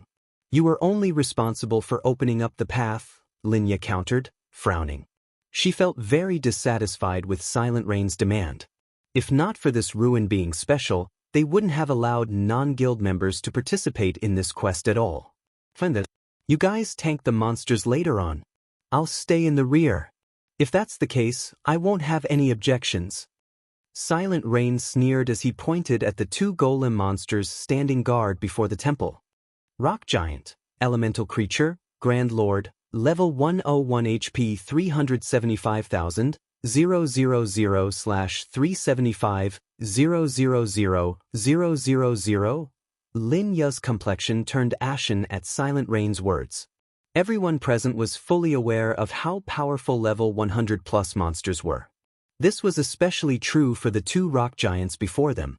Through her previous experience fighting against these 2 rock giants, Linya knew that they were not monsters that current players could hope to go up against, even while in an unsuppressed state. Meanwhile, players were prohibited from using magic tools and berserk skills while inside this ruin. In such a situation, even White Autumn, who was a guardian knight, could only hold his ground against one of these rock giants for a very short period. Hence, they had to rely on Silent Rain and Uneducated Bull, who were direct kin, to tank and distract the rock giants while the others opened the temple's doors. How much do you want? White Autumn asked. From his calm reaction, he had long since expected this situation to occur. Not much. Just give the 2 of us 1 extra ocean boundary stone each. You should know that as direct kin, we burn through ocean boundary stones much more quickly than you people. Moreover, unlike independent players like us, you people from Giant's Heart are filthy rich, Silent Rain replied, smiling. However, just as White Autumn was about to agree to Silent Rain's demands, Shifeng suddenly spoke up in the team chat. Vice Guild Leader White, you'll pay 2 ocean barrier stones to whoever can tank those 2 monsters? Shifeng asked. Everyone on the team turned involuntarily to look at him in surprise. Why is this guy adding fuel to the fire? Lin Ya's mood soured greatly when she heard Shifeng's question. Giant's heart had expended a lot of effort just to protect Shifeng, yet he was actually helping Silent Rain stir up trouble. In this situation, White Autumn also could not help eyeing Shifeng strangely, wondering what Shifeng was up to. Read latest chapters at Wuxia World. If you can safely stop these 2 monsters for 30 seconds, I'll gladly give you 2 more ocean barrier stones, White Autumn said. He did not particularly mind making this additional transaction. Instead, he was more curious about what Shifeng was planning to do. What? Kid, you want to give it a try as well? Silent Rain laughed loudly at this development. Sure. Go ahead if you can. I won't object. As long as you can tank those 2 monsters, I'll also give you the remuneration White promised me. Even a sea god's direct kin like him still had a very tough time tanking 1 rock giant. The slightest mistake would mean his life. On the other hand, Shifeng wasn't even a sea god's kin. It would be a miracle if he could tank one of the rock giants, let alone 2. If that's the case, I'll give it a try, Shifeng said before slowly approaching the 2 rock giants. The instant Shifeng got within 100 yards of the 2 rock giants, the latter's eyes suddenly released a crimson glow. Both Grand Lords then started pacing toward the swordsman, their bodies releasing a frightening pressure that made everyone tense up. Chapter 2340, Tier 3 Sword King. This guy is seriously making more problems for us. Silent Rain has to go all out just to deal with 1 rock giant. How can 1 person possibly tank 2? Lin Ya's complexion turned ugly when she saw the 2 rock giants charging at Shifeng. Does he need to behave this way even if he's angry? He is basically making a joke of himself in front of Silent Rain. She could understand why Silent Rain's actions would enrage Shifeng. After all, Silent Rain's demand for additional compensation because of Shifeng's presence was essentially him saying that Shifeng was dead weight.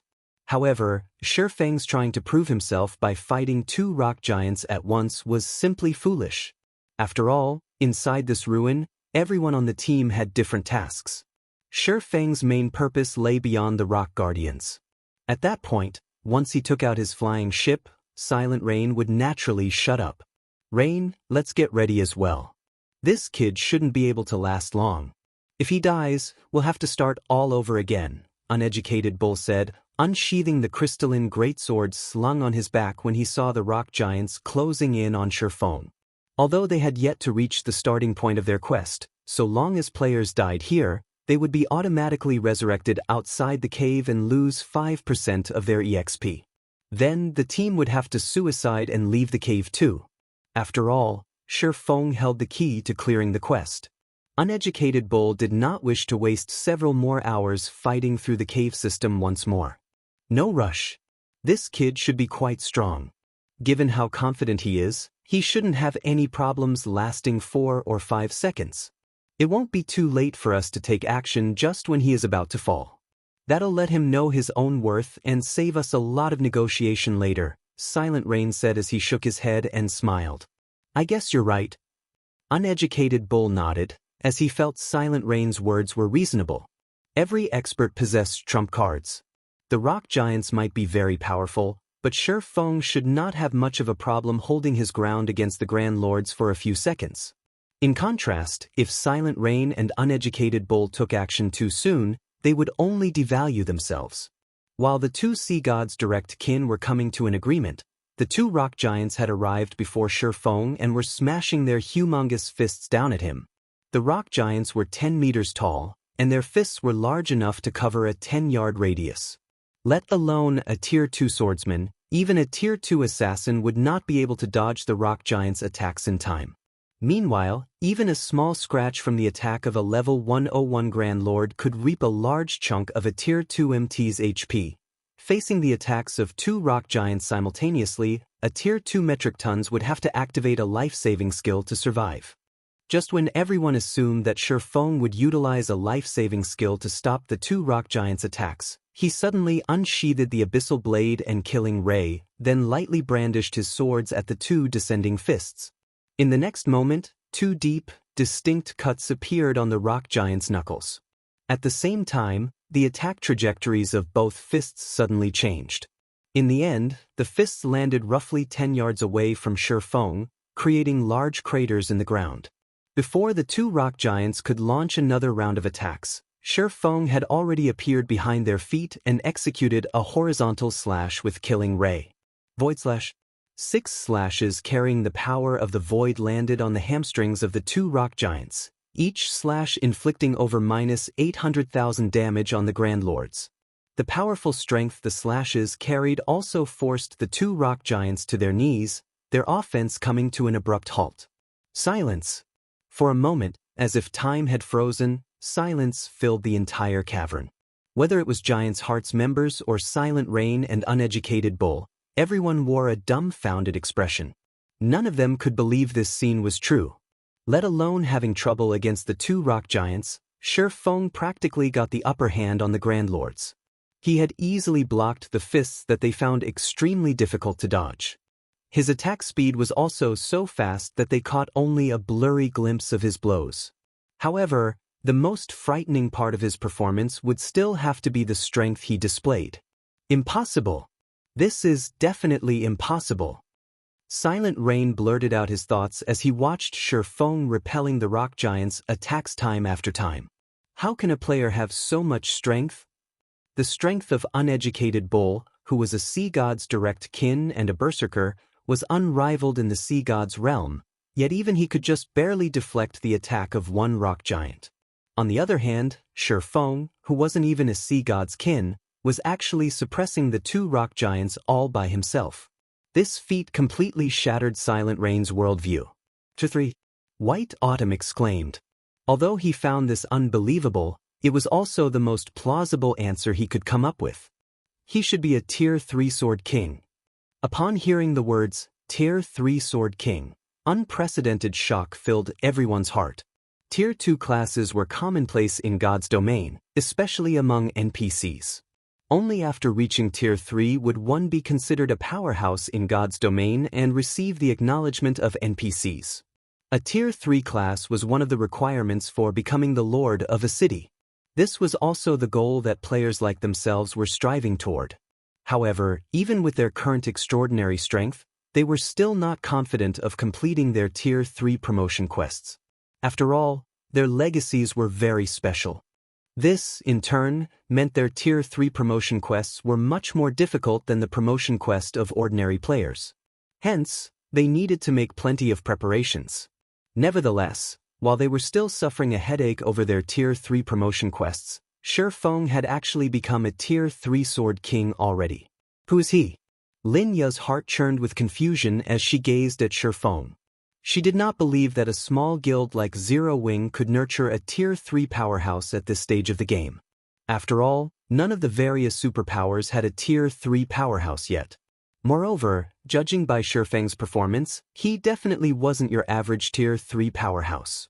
When she thought back to how she had tagged along with her guild's 4 peak experts to invite Shifeng in order to show him how strong Giant's Heart was, she could not help but find her actions laughable. Rain, it seems you've bitten off more than you can chew this time, Uneducated Bull said in pity. With his current combat power, even if both of us go at him together, we won't last more than 10 seconds against him. Experts of their caliber understood very clearly just how powerful a Tier 3 class was. The difference between Tier 2 and Tier 3 wasn't limited to basic attributes. Instead, the differences in physique and reaction speed were also massive. The degree of control a Tier 3 player could potentially exert on their bodies was far superior to that of a Tier 2 player. Meanwhile, Silent Rain's complexion also turned extremely ugly at this sight. He had never imagined that such a situation would occur. Originally, he had thought that he could use Shifeng as an excuse to earn a few more benefits from Giant's Heart. However, he ended up accidentally stroking the whiskers of a tiger instead. Read latest chapters at Wuxia World. Silent Rain was not afraid of Giant's Heart. After all, He was practically invincible in the sea god's realm. Unless Giant's Heart was willing to dispatch a large force to hunt him down, the guild could hardly do anything against him. However, that was not the case for Shifeng. Shifeng alone would be more than capable of killing him. With the help of a tracking tool, the swordsman could kill him out in the fields any time he wanted to. "Aren't you going to open the doors yet?" Shifeng prompted White Autumn. He had been fighting for quite some time now, but White Autumn and the others still hadn't taken a single step toward the temple's doors. "No. We'll open them now." White Autumn snapped out of his daze after hearing Shifeng's reminder. He then hurriedly had everyone else on the team move to open the temple's tightly shut doors. Due to Shifeng's presence, White Autumn and the others had no problem opening the temple doors. They did not have to worry about the rock giant's attacks at all and could focus fully on removing the door's seal.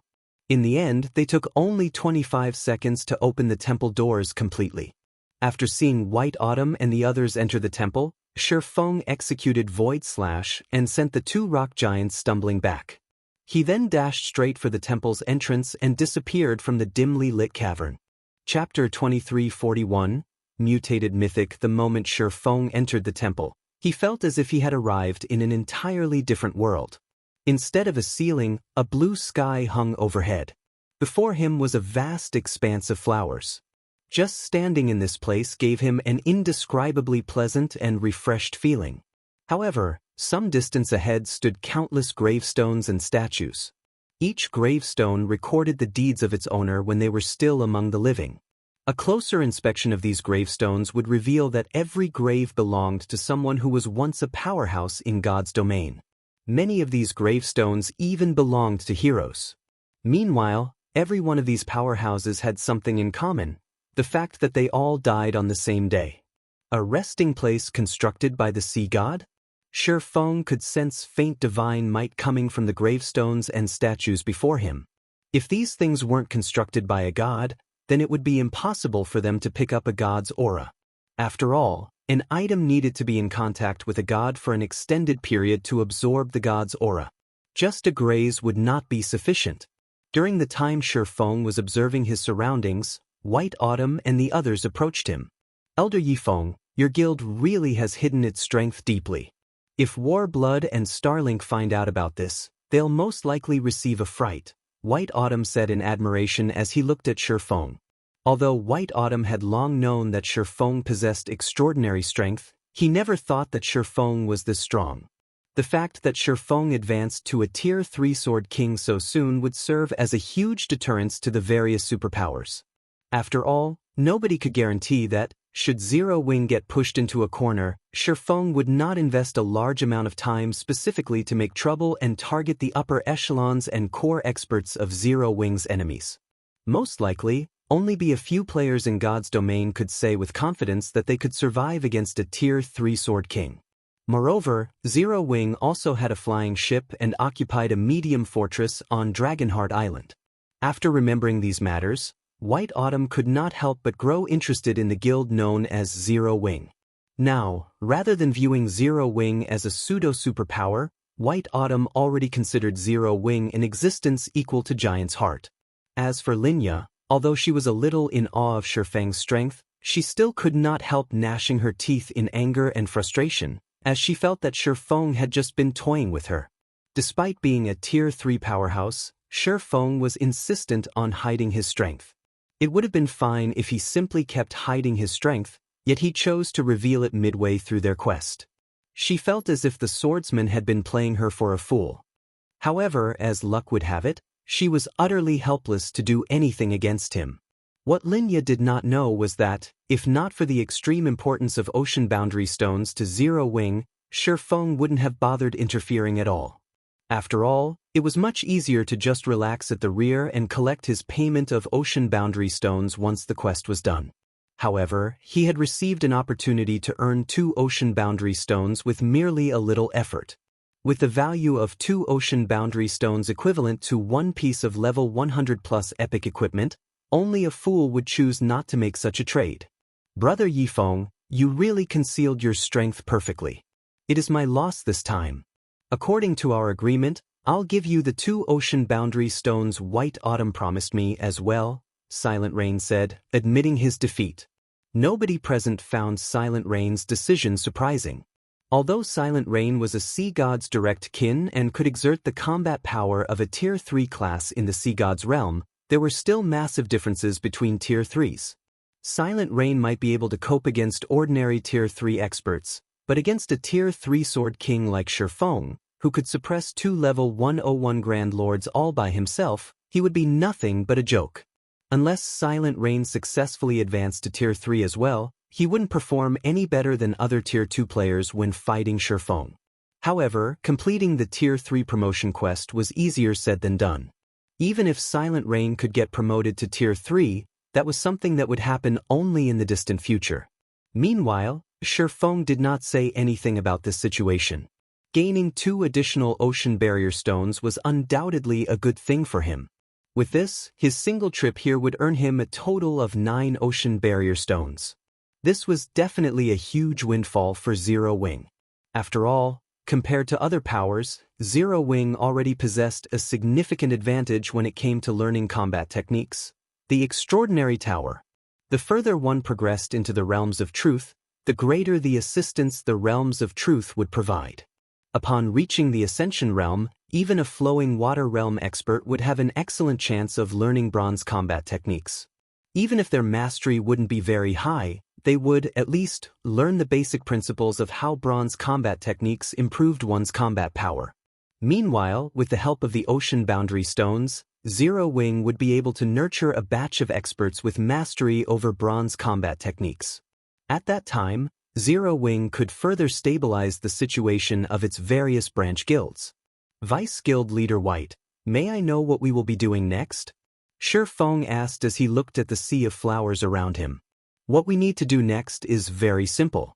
We just have to get rid of the spirits created by the strange energy leaking out of the graves. The quicker we clear out all of these spirits, the higher our quest completion rate will be. During our previous 2 attempts, we spent nearly 3 days clearing out the spirits. Now that we have your help, we should be able to finish this part much more quickly, White Autumn said, smiling as he pointed at the faint, crimson mist seeping out of the graves. The spirits created by the strange energy were roughly equal in strength to the Naga Sirens. However, unlike the Nagas, these spirits were limited in number. One could say that, upon entering this world, they had completed a large portion of the quest already. After eliminating the spirits, all that would be left was removing the strange energy from the graves. Once that was done, not only would White Autumn be able to become a sea god's direct kin, but he would also obtain a sea god's weapon, which would allow him to become the ruler of the seas. While White Autumn was speaking, the strange energy seeping from the graves condensed. A short moment later, translucent undying spirits took shape above the numerous graves. These undying spirits were all geared in excellent weapons and equipment. Their eyes gave off a black glow, and their bodies radiated an indescribably strange energy, which continuously corroded the space around them as if these spirits were trying to taint the space in their own colors. Undying Spirit, Special Energy Being, Great Lord, Level 99 HP 50, 000, 000/50, 000, 000. Although these immortal spirits looked to be only ordinary Great Lords, Shifeng could tell that their combat standards were superior to the Naga Sirens, probably reaching the 6th floor Trial Tower standard. Even Refinement Realm experts of the same level would not be a match for them with their powerful basic attributes. However, against experts like White Autumn and the others on the team, these undying spirits could hardly count as an opponent. Not to mention, Shifeng was also taking part in the fight now. Due to Shifeng's participation, the task that originally required nearly 3 days to complete was done in just roughly 2 days. If not for the undying spirit's very low spawn rate, the team would have finished this part of the quest in just 1.5 days. Meanwhile, during these 2 days, almost everyone in the team had received a lot of EXP. White Autumn, Linya, Silent Rain, and Uneducated Bull had all risen to level 98. As for Shifeng, due to the monster's lower level, he did not receive that much EXP from them. As a result, he was still 23% away from reaching level 103. Aside from EXP, the Undying Spirits had also dropped relatively excellent equipment. Even though the drop rate wasn't particularly high, White Autumn had still ended up with over 100 pieces of level 95 Secret Silver equipment and several pieces of level 95 Fine Gold equipment. In addition, he had also obtained quite a number of precious materials. After clearing out the Undying Spirits, White Autumn had everyone sit down and rest in preparation for the final phase of the quest. Once everyone was rested, he took out an aqua blue pendant and chanted an incantation before the graveyard. Immediately, the strange energy remaining in the graveyard went berserk and started gathering rapidly at the center of the graveyard. After 10 seconds, a 6-meter-tall Undying Spirit appeared before everyone's eyes, wearing a crimson cape made out of the strange energy. At this moment, this Undying Spirit was looking at the players before it with an evil grin on its face. Upon seeing this Undying Spirit, whether it was White Autumn or Silent Rain and the others, the expression on their faces changed immediately. That's not right. Why is this boss different from the ones we fought before? Linya could not help her confusion as she stared at the Undying Spirit. Sunset King, Mutant, Mythic, level 100 HP 2, 700, 000/2, 700, 000/000. Is this Sunset King really the same as the ones we fought before? Silent Rain's complexion darkened as he felt the aura the Sunset King radiated. Its HP is more than triple of the previous ones. Although the two Sunset Kings they fought before were similarly mythic monsters, they had not been strong enough to make his scalp tingle. The intensity of the current Sunset King's aura was at least twice as strong as the previous ones. Read latest chapters at Wuxia World. Ooh, damn it. Why is it a mutant? White Autumn's complexion paled when he saw the Sunset King. He was very familiar with the existence of mutants, as he had come across one in the Sea God's realm before. The mutant back then was only a level 60 Grand Lord. However, its strength surpassed even that of mythic monsters of the same level. It had easily slaughtered a raid team consisting of several thousand level 70+ experts. In order to bring down that level 60+ mutant, Giant's Heart had mobilized its war weapons and sacrificed nearly 10,000 expert players. Meanwhile, the mutant before him now was a level 100 mythic monster. White Autumn didn't dare imagine what would happen to the Sea God's realm if it managed to leave this place. Everyone escape quickly. White Autumn shouted. This isn't a monster we can handle. We need to escape this place immediately. Chapter 2342, Void Fragmentation. None of the team members doubted White Autumn's judgment, and Linya immediately retrieved a Tier 3 group instantaneous transfer scroll, activating it. She almost moved faster than she ever had in her entire life. A level 100 mythic monster was already a handful, even for sea gods kin like themselves. They had Shurfang's help, but that might not be enough to take one day. Needless to say, they had no hope of surviving against a mythic-ranked mutant.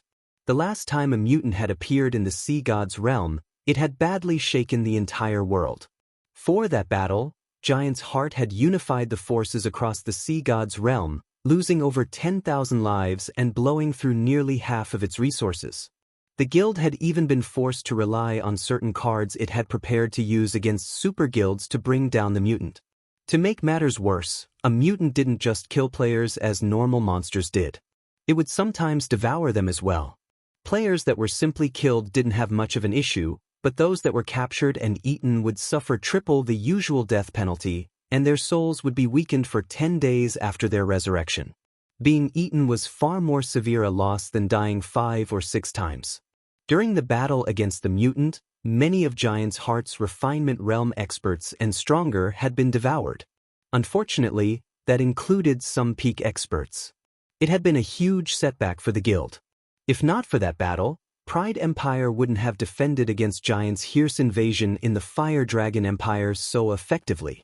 Meanwhile, not only was the mutant before them a mythic-ranked monster, but it was also level 100. If they couldn't escape in time, and the monster devoured them, the consequences would be unimaginably dire for experts of their caliber. Fortunately, players could use teleportation tools within this divine temple. Otherwise, they'd have no hope. As soon as Linya activated the scroll, a teleportation array appeared under the team members' feet. As a Tier 3 group instantaneous teleportation scroll, it could instantly teleport up to 20 players to the nearest NPC city or a fixed location. She didn't waste a second deciding on the teleport location, setting the scroll to transport them to the nearest NPC city. Shifeng didn't object to White Autumn's decision to retreat in the least. Even with his long years of experience in God's domain, this was the first time Shifeng had encountered or heard of a mythic-ranked mutant. By becoming a mutant, a monster would be akin to a fearsome beast released from its cage. Its basic attributes would undergo a qualitative transformation, and its intellect would substantially increase. At this point, Shifeng couldn't even fathom how powerful the mutated Sunset King had become. He was certain that if he chose to stay, he'd lose his life. Mythic-ranked mutant. By becoming a mutant, a monster would be akin to a fearsome beast released from its cage. Its basic attributes would undergo a qualitative transformation, and its intellect would substantially increase. At this point, Shifeng couldn't even fathom how powerful the mutated Sunset King had become. He was certain that if he chose to stay, he'd lose his life. We're finally safe. Linya breathed a sigh of relief when she saw the countless players wandering the street around them. The rest of the team members nodded in agreement. Had they lingered in that temple for a few more seconds, the mutated Sunset King would have slaughtered them. Now that they were in Lake Mountain City, they were safe. Lake Mountain City wasn't a capital city, but it was a major NPC city that was extremely far away from the ruin they had been exploring. Even if the Sunset King wanted to target them, it shouldn't be able to do so. Only White Autumn was disappointed with the outcome. He had gone to great lengths to complete that quest, and just when he had been a step away from his promotion to direct kin and the sea god's weapon, his efforts were wasted. It seems I troubled you for nothing, Elder Yi Feng. I hadn't expected these results. However, I will still pay for your time with 3 ocean barrier stones. I hope that you can accept them, White Autumn apologized. Although he had failed the quest, White Autumn saw the merit in befriending Shifeng after the swordsman's display in the cavern. It wasn't certain that Giant's Heart wouldn't encounter another quest that would require such an expert's assistance in the future. After all, Shifeng had completed his Tier 3 promotion quest far sooner than anyone in God's domain. Even if Giant's Heart's experts reached Tier 3 as well, Shifeng's strength shouldn't be underestimated with the massive lead he had. Silent Rain and Uneducated Bull watched Shifeng enviously. According to their agreement with White Autumn, they'd only get paid if they helped complete the quest. Since they hadn't, they'd receive nothing, yet Shifeng had still been given 3 ocean barrier stones. The original agreement they had with Giant's Heart had only involved a single ocean barrier stone as payment. As Shifeng was about to respond to White Autumn's offer, however, an intense shockwave blew through the street, attracting everyone's attention. Some distance away from Shifeng's group, a tear in space opened, and 2 pitch-black hands reached out, slowly prying the tear apart. How is this possible? Linya exclaimed as she watched the black hands emerge. Those hands belonged to none other than the Sunset King. The crimson aura radiating off the crimson hands was the same strange energy that filled the sea god's ruin they had been in. The others on the team stared at the rift as well, just as shocked. This was a monster that could track their teleportation and rip through space to hunt them down. It was the first time they had ever heard of such a creature in God's domain. Before Shifeng and the others could react, the Sunset King stepped through the enlarged spatial tear, its crimson gaze immediately locking onto the group. When it saw Shifeng and his companions, it gave them a sinister grin as if ridiculing Shifeng and the others for thinking they had any hope of escaping it. Void Fragmentation. A mythic-ranked mutant is actually this powerful?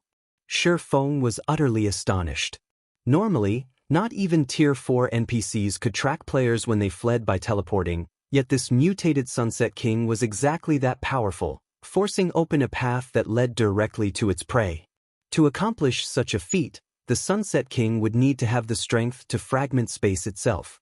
Normally, only Tier 5 or Tier 6 NPCs would have such power.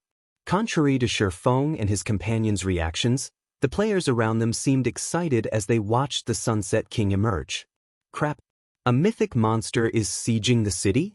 This is perfect timing. A level 100 mythic monster. If it dies, it'll definitely drop something excellent. If I can snatch 1 or 2 items, I'll be rich. Lake Mountain City's players didn't panic in the least when they saw the Sunset King. Rather, they hungered for its blood. They were in an NPC city, after all, and the city's NPC soldiers were all level 150 or higher.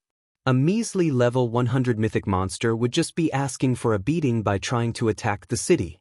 It wasn't long after the Sunset King's appearance that a group of level 150+ NPC soldiers arrived and charged toward it. As the soldiers approached, however, the Sunset King removed a strange, crimson scythe from its back. It then brandished the weapon. Crimson blades flew from the scythe, surrounding the Sunset King. The instant these crimson blades slammed into the NPC soldiers, the NPCs flew through the air, heavily injured. Even the buildings lining the street, which were protected by magic arrays, turned into rubble as the attacks sliced through them. Every player within 100 yards of the mutated Sunset King died without even leaving behind their ashes. It was as if they had evaporated instantly. Finally, the city's players realized how afraid they should be of the Sunset King. Are you kidding me? Magic arrays had protected those buildings. Even mythic monsters would need a lot of time to destroy them, yet this monster. The players that had assumed they could take advantage of the Sunset King's arrival were dumbfounded. With a single skill, the mutated mythic monster had heavily injured several dozen level 150+ Tier 2 NPCs and flattened the street's buildings. This was the first time any of them had seen such power. White Autumn and his team could only gasp as they watched. How was this a mythic monster? The Sunset King was practically a natural disaster. Read latest chapters at Wuxia World. EU. After repelling the NPC soldiers, the Sunset King returned its attention to Shifeng's group. It walked toward them, and every step it took increased the pressure they felt. For a moment, they all felt as if they were standing before the Grim Reaper himself. Although the process had seemed drawn out, the Sunset King had crossed the distance between it and Shifeng's group in an instant. In fact, Shifeng hadn't even had time to react to the monster's approach. Suddenly, however, a blue-haired man in silver armor and wielding an icy blue, two-handed axe appeared, interrupting the Sunset King when it was still 50 yards from Shifeng and about to swing its scythe again. The instant this middle-aged, blue-haired man appeared, the nearby players breathed a sigh of relief. This man was none other than Lake Mountain City's magistrate, Westland, a level 180, Tier 4 Heavenly Knight. Chapter 2343, Inferior Legendary Event. Even White Autumn and his guildmates released a relieved sigh when they spotted Westland. Westland was a level 180, Tier 4 Heavenly Knight. Even if the Sunset King were immune to level suppression, Westland wouldn't be thrown as easily as the level 150+, Tier 2 NPC soldiers. Furthermore, Lake Mountain City's magic array strengthened Westland in battle. However, the Sunset King remained unperturbed. It released even more intense energy from its scythe, energy so powerful that space around it began to crumble. At the same time, the power of the Sunset King's aura skyrocketed. What's going on? How has it become even stronger? Silent Rain stared at the crimson energy around the mutant's weapon in astonishment. The Sunset King had already displayed unbelievable power, yet it continued to grow stronger. It almost seemed like some seal had been removed. As the aura washed over him, Silent Rain even struggled to move. How is it growing so quickly? The situation confused Shifeng as well.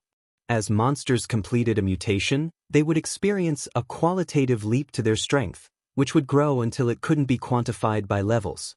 As mutants killed other creatures, they would continue to grow stronger, but Shifeng had never heard of a mutant that could power up twice in such a short time.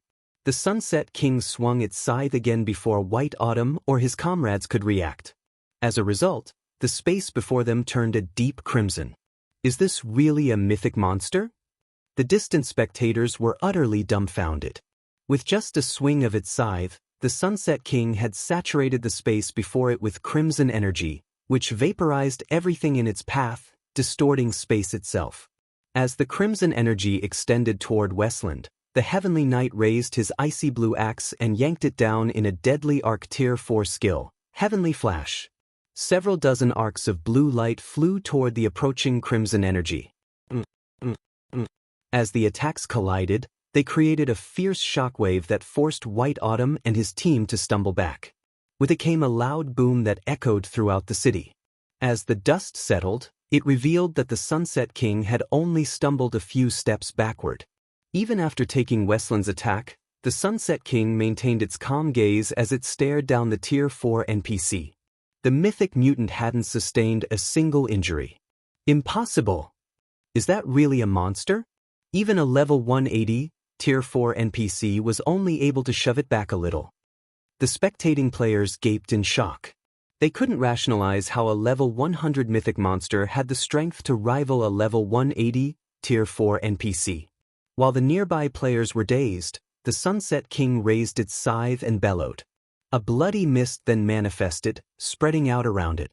Easily tens of thousands of level 100+ undying spirits began to emerge from the mist. Even the weakest summoned undying spirit was a High Lord, while the strongest were Grand Lords. As these undying spirits appeared, Lake Mountain City's players heard the sound of a system notification.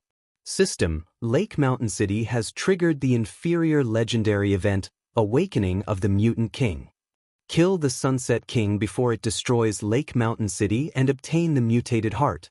With the Mutated Heart, one may receive the Sea God's blessing. The notification shocked everyone, and the players, who had been trying to flee, froze in place. An Inferior legendary event. They had never heard of such a thing happening in the Sea God's realm before. Moreover, if they killed the Sunset King, they could receive the Sea God's blessing. A God's blessing? That was even better than becoming a God's kin. If they could obtain the Sea God's blessing, an instant rise to fame would be easy. The way these players looked at the Sunset King immediately changed. Rather than fear and trepidation, they now stared at the mythic mutant with longing, fervent gazes. Attack! Our adventurer team must obtain that Mutated Heart. With it, we'll become famous throughout the Sea God's realm. Gather all of our war weapons immediately. We need to kill the Sunset King before other guilds arrive. Lake Mountain City's various major powers exploded into action. These major powers hadn't paid much attention to the Sunset King at first. A mythic monster's loot wasn't all that impressive, after all. Even if they killed it, they'd be lucky to claim a handful of items with how many players were in the area. Furthermore, the Sunset King was clearly quite powerful. The potential gains simply hadn't been worth the losses. However, the system announcement had changed everything. As long as they killed the Sunset King and obtained its Mutated Heart, they could grant one player the Sea God's blessing. With it, one would be unmatched at sea. We should gather our men as well, Vice Guild Leader. With a Tier 4 NPC and an entire city of players to help raid the Sunset King, not even this mythic mutant will last long, Linya quickly advised. Before the planar passages had opened, no one would have dared to defy Giant's Heart in the Sea God's realm, but now, many of the other world's major powers had allied with those on the main continent. Although Giant's Heart still held a significant portion of the Sea God's realm's resources, the various major powers didn't fear the guild as they once did. Hence, it was impossible to claim all of the Sunset King's loot. Notify our subordinates and tell them to send as many guild members to the city as they can. Inform them that we'll need all of our available war weapons as well, White Autumn commanded, understanding the situation's importance as well. Giant's Heart might have a powerful hold on the Sea God's realm, but that did not mean its strength was equally distributed across the world. Logically, it shouldn't have much more manpower than the local guilds in a backwater area like Lake Mountain City. Moreover, that strange, bloody mist had disabled all teleportation abilities. In other words, players would have to run to Lake Mountain City. This gave Giant's Heart even less of an advantage over the local powers. Meanwhile, Silent Rain and Uneducated Bull also began to grow anxious. Due to the Sunset King's power, players couldn't approach it. If they tried, they'd be instantly vaporized. Hence, the city's players would have to rely on tools and war weapons to raid the mythic mutant, which was a major disadvantage to independent players like them. following which, Lake Mountain City's various major powers mobilized one trump card after another, with some using summoning scrolls, and others revealing formidable war weapons, such as gnome cannons. These powers started to push back the Undying Army while bombarding the Sunset King. For a while, Lake Mountain City had transformed into a chaotic war zone. However, the Sunset King was no easy opponent. Not only was its attack range massive, but its summoned undying spirits also moved like a well-organized army. They specifically targeted the gnome cannons and large ballistas, forcing the various major powers to defend their war weapons desperately.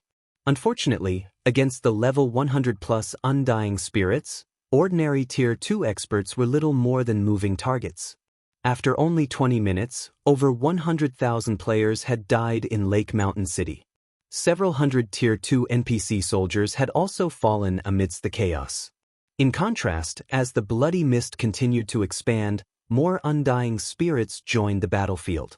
Even though more players and powers joined the fight with each passing minute, they couldn't stop the spread of the bloody mist. Fortunately, bombarded by the various major powers' war weapons and magic scrolls, the Sunset King rapidly lost HP. At this rate, Vice Guild Leader, I'm afraid that the raid will end before our reinforcements arrive. Also, there are too many spirits here now. Approaching the boss's location will be very difficult, Linya worriedly reported as she watched the mythic monster's HP decrease. Even in Lake Mountain City, Giant's Heart had a considerable amount of manpower, but it didn't have as many war weapons and tools as the local powers. If their reinforcements didn't get to the battle soon, Giant's Heart's members wouldn't be able to reach the Sunset King's loot until after the other powers. White Autumn was just as anxious about the situation, but he didn't have a solution. Without being able to teleport, mobilizing their war weapons and tools would take a very long time. Vice Guild Leader White, I have a suggestion that may help us secure the Sunset King's kill, Shi Feng suddenly offered. In exchange, however, I want everything the mutant drops aside from the mutated heart. Are you interested? You have a plan? White Autumn asked. The rest of the team turned to stare at Shi Feng, confused. Linya was particularly confuddled, with no idea how Shi Feng intended to kill the Sunset King and claim its mutated heart. The Sunset King was surrounded by a swarm of undying spirits, and the Grand Lord-ranked undying spirits could even fly. Even with a flying ship, getting close to the mythic mutant would be impossible without being attacked. They would need a large number of war weapons to protect the flying ship. A flying ship wasn't particularly useful against monsters, to begin with. Its offensive abilities were mainly a deterrence for other players. The vessel would be a sitting duck against a group of monsters. Read latest chapters at Wuxia World. You of course, Shi Feng said, nodding confidently. Deal. If you can get me the mutated heart, I'll give you the rest. White Autumn agreed. He wasn't particularly interested in the Sunset King's other items anyway. If Shi Feng was confident of killing the Sunset King, it was only good news for him.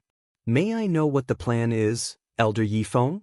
Do everything you can to protect my flying ship, and I'll need 8 experts to man the ship's cannons. You can leave the rest to me, Shi Feng said. After hearing the plan, Linya couldn't help but roll her eyes. If they had enough war weapons to keep the undying spirits off of the Crimson Dragon flying ship, then they wouldn't have to worry about missing out on the Sunset King's loot in the first place. Oh, I'll also need 6 peak experts to pilot these guardian puppets and protect the flying ship, Shi Feng said, chuckling. He then revealed 6 guardian puppets from his epic spatial bag. Chapter 2344, Flying Ship vs. Sunset King. White Autumn and the others were stunned when they saw the 6 guardian puppets. 6 combat puppets. Did he bring Zero Wing's entire armory with him?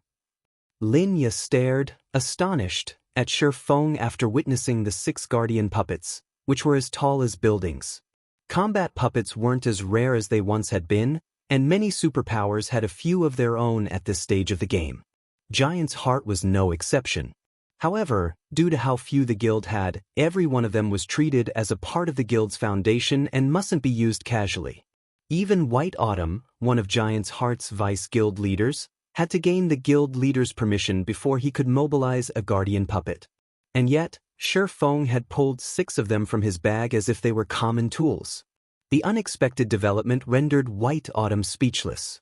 White Autumn had already been shocked that Shifeng was allowed to carry a flying ship on him, yet now he found out that the swordsman also had 6 combat puppets. If he hadn't taken the initiative to invite Shifeng to assist on his quest and bring the man to the sea god's realm, he would have suspected that Shifeng had actually come to declare war on the otherworld. Bronze-ranked combat puppets possessed peak Tier 3 power, and under an expert player's control, they could easily surpass the combat power of Tier 3 summon creatures and war weapons. This was why the various superpowers were so careful with their combat puppets. Destroying a guild town would be child's play if one mobilized 6 bronze combat puppets at once. Combined with a flying ship, even destroying a guild city might be possible. We don't have much time left. Let's hurry, Shifeng said, watching the spreading mist and increasing number of undying spirits. He hadn't planned to reveal the guardian puppets, initially. They were a part of Zero Wing's foundation after all, and they would lose durability in combat. Moreover, the materials needed to repair them weren't easy to produce. However, this was an extraordinary situation, and the Sunset King was a mythic-ranked mutant. This was the first time he had ever even heard of such a monster. The last mutant he had killed in White River City had only been a High Lord, yet its loot had been priceless, especially the Blade Saint legacy. At mythic rank, the Sunset King's loot would be just as astonishing. Its total value might even rival that of the Sea God's blessing. However, the Sunset King wouldn't be easy to kill. Aside from the increasing number of undying spirits, the mutant itself wasn't a being current players could afford to provoke. If the city's level 180, Tier 4 magistrate weren't taking it, the Sunset King would have already transformed the city into ruins. After factoring in the swarm of undying spirits, it would be impossible to get the Crimson Dragon flying ship close to the Sunset King. Hence, Shifeng had to rely on the Guardian Puppet strength. Blue, your group will pilot these Guardian Puppets and protect the flying ship with me. Linya, your group will help Elder Yifeng control the flying ship, White Autumn said. He knew that time was of the essence right now. Everyone else, use everything you've got to help from the side. I will ensure that you're all rewarded appropriately as long as we succeed. Following which, White Autumn and 5 peak experts entered the Guardian Puppets' cockpits.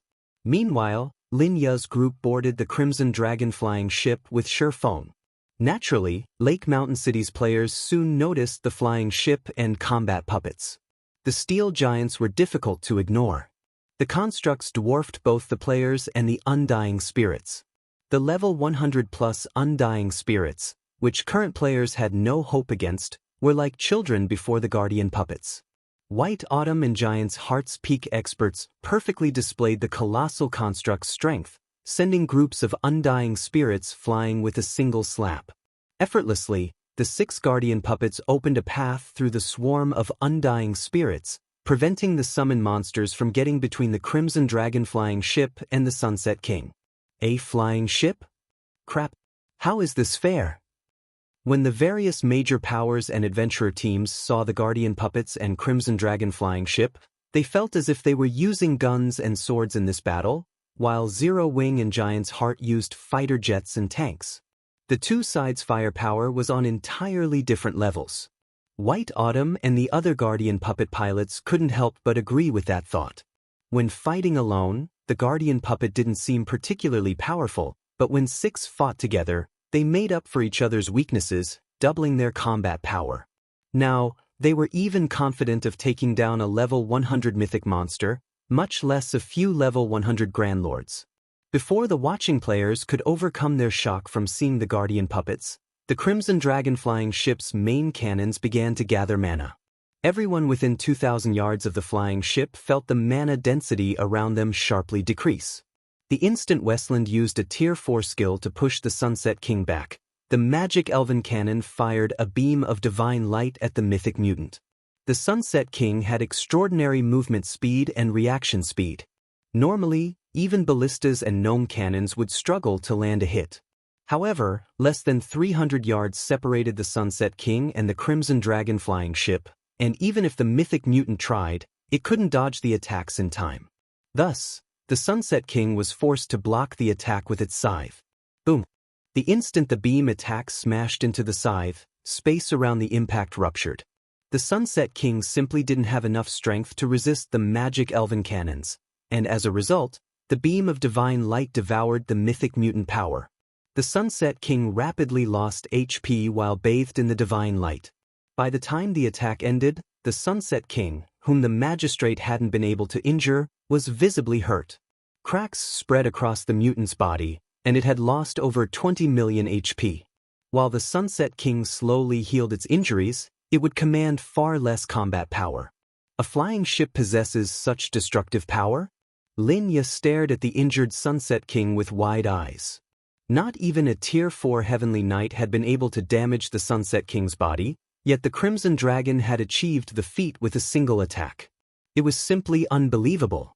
What Linya didn't know was that the Crimson Dragon flying ship was powered by a bronze engine. Its overall DPS might not be a match for an actual bronze flying ship, but its main cannon had peak Tier 4 power. Not even Westland could afford to take a direct hit from the magic elven cannon. The boss is coming. Activate the magic shield and mana field. All mana pulse cannons, attack with everything you've got. Shi Feng commanded as the Sunset King turned his glare toward the Crimson Dragon flying ship. The mythic mutant made its move as soon as Shi Feng finished giving orders. The Sunset King appeared before the flying ship in the blink of an eye and swung its scythe, sending a crimson arc slicing at the vessel. Fortunately, the flying ship's magic shield and mana field snapped up before the Sunset King had attacked. As a result, the flying ship avoided taking any hull damage. However, the attack had depleted the magic shield's energy reserve by over 6 million points. After blocking the Sunset King's attack, the flying ship's mana pulse cannons activated, one after another, firing a black and white beam that struck the mythic mutant. Each one of the beams shaved off a sizable chunk of the Sunset King's HP, and the spectating players were stunned by the horrific, spectacular explosions that ensued. After witnessing the Crimson Dragon flying ship's performance, everyone gained a newfound appreciation for flying ships. None of them had ever thought that a flying ship could go toe-to-toe with a monster as powerful as the Sunset King. With Westland pinning down the mutant and the Crimson Dragon flying ship's firepower devouring its HP, the Sunset King was rendered powerless. It could only watch as it continued to lose HP. Moreover, due to the 6 Guardian puppets, the tens of thousands of Undying couldn't even reach the flying ship.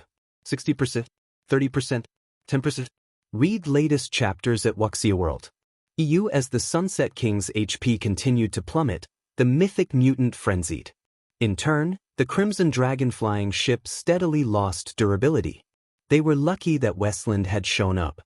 Without him to tank the mythic mutant, the Crimson Dragon flying ship would have lost durability at a much faster rate.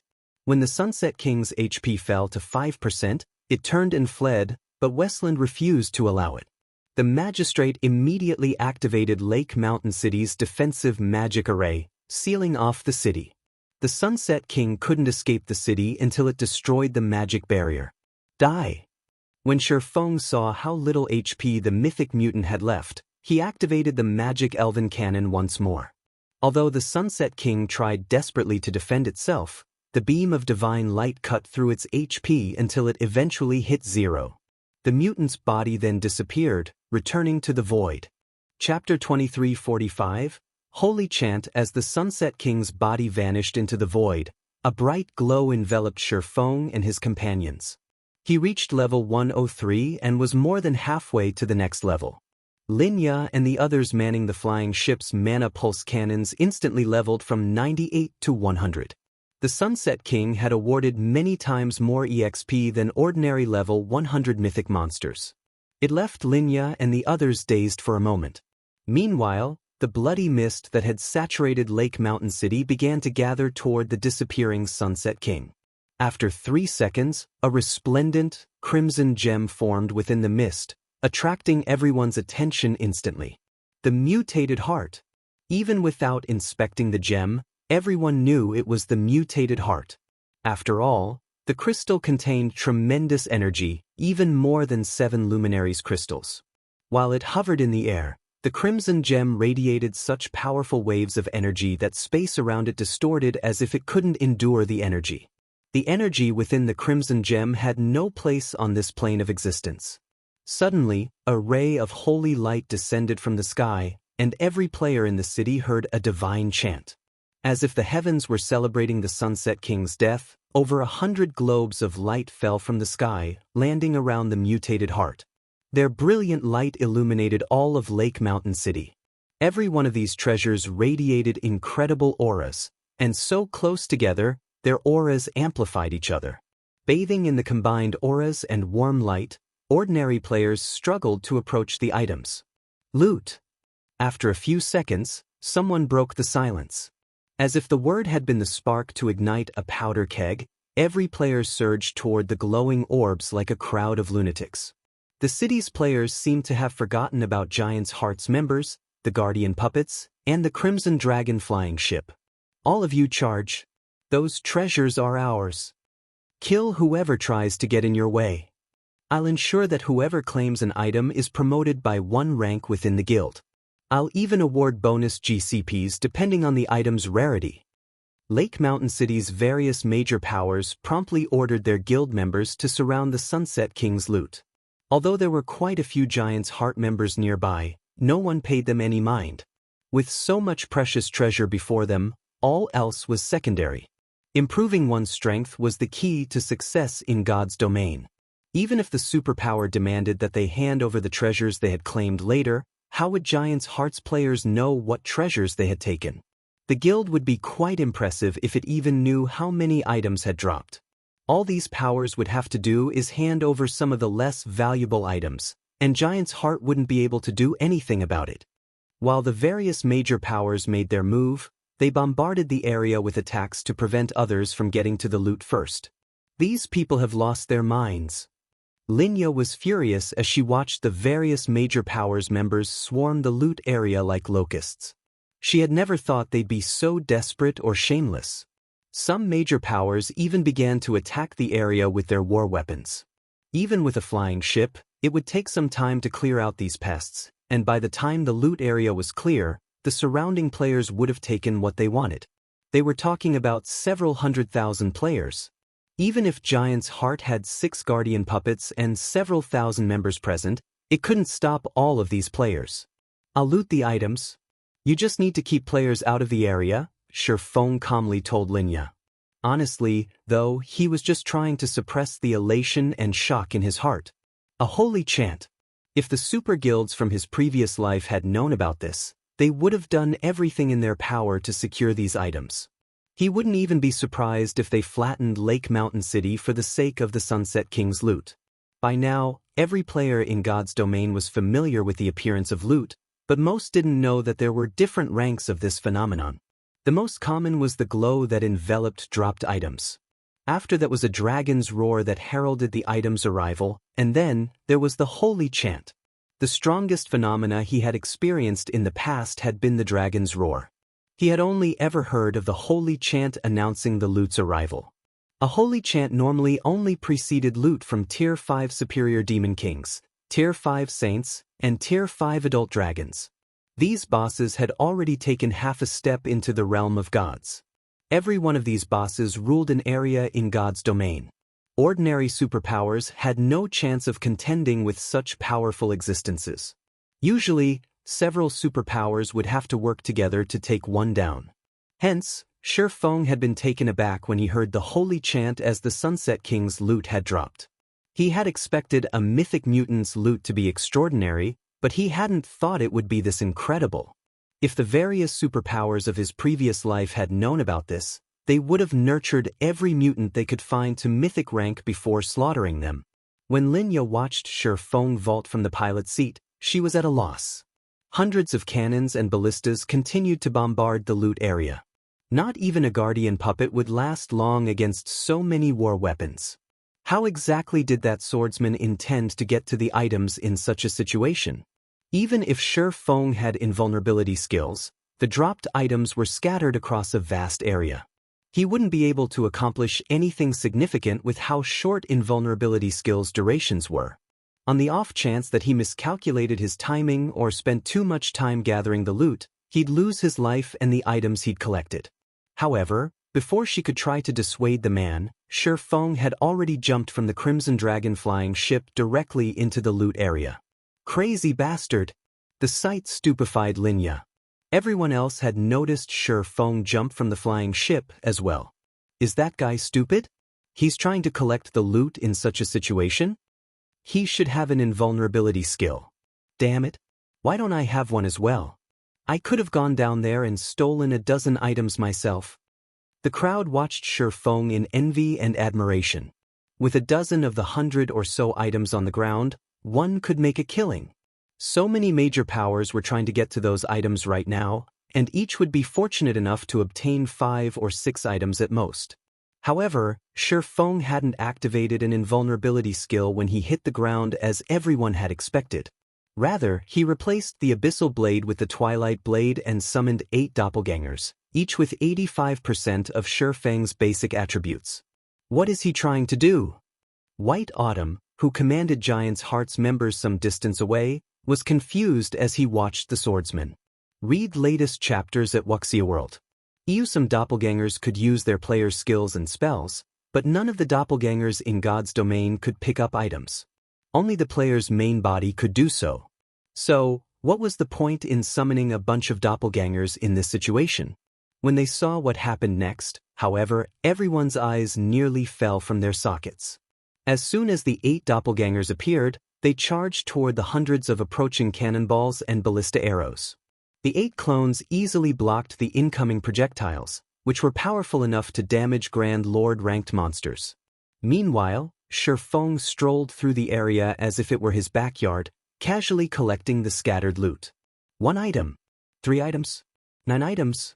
Chapter 2346, Oppressing all sides. As Shi Feng started collecting one dropped item after another, silence fell over the entire city.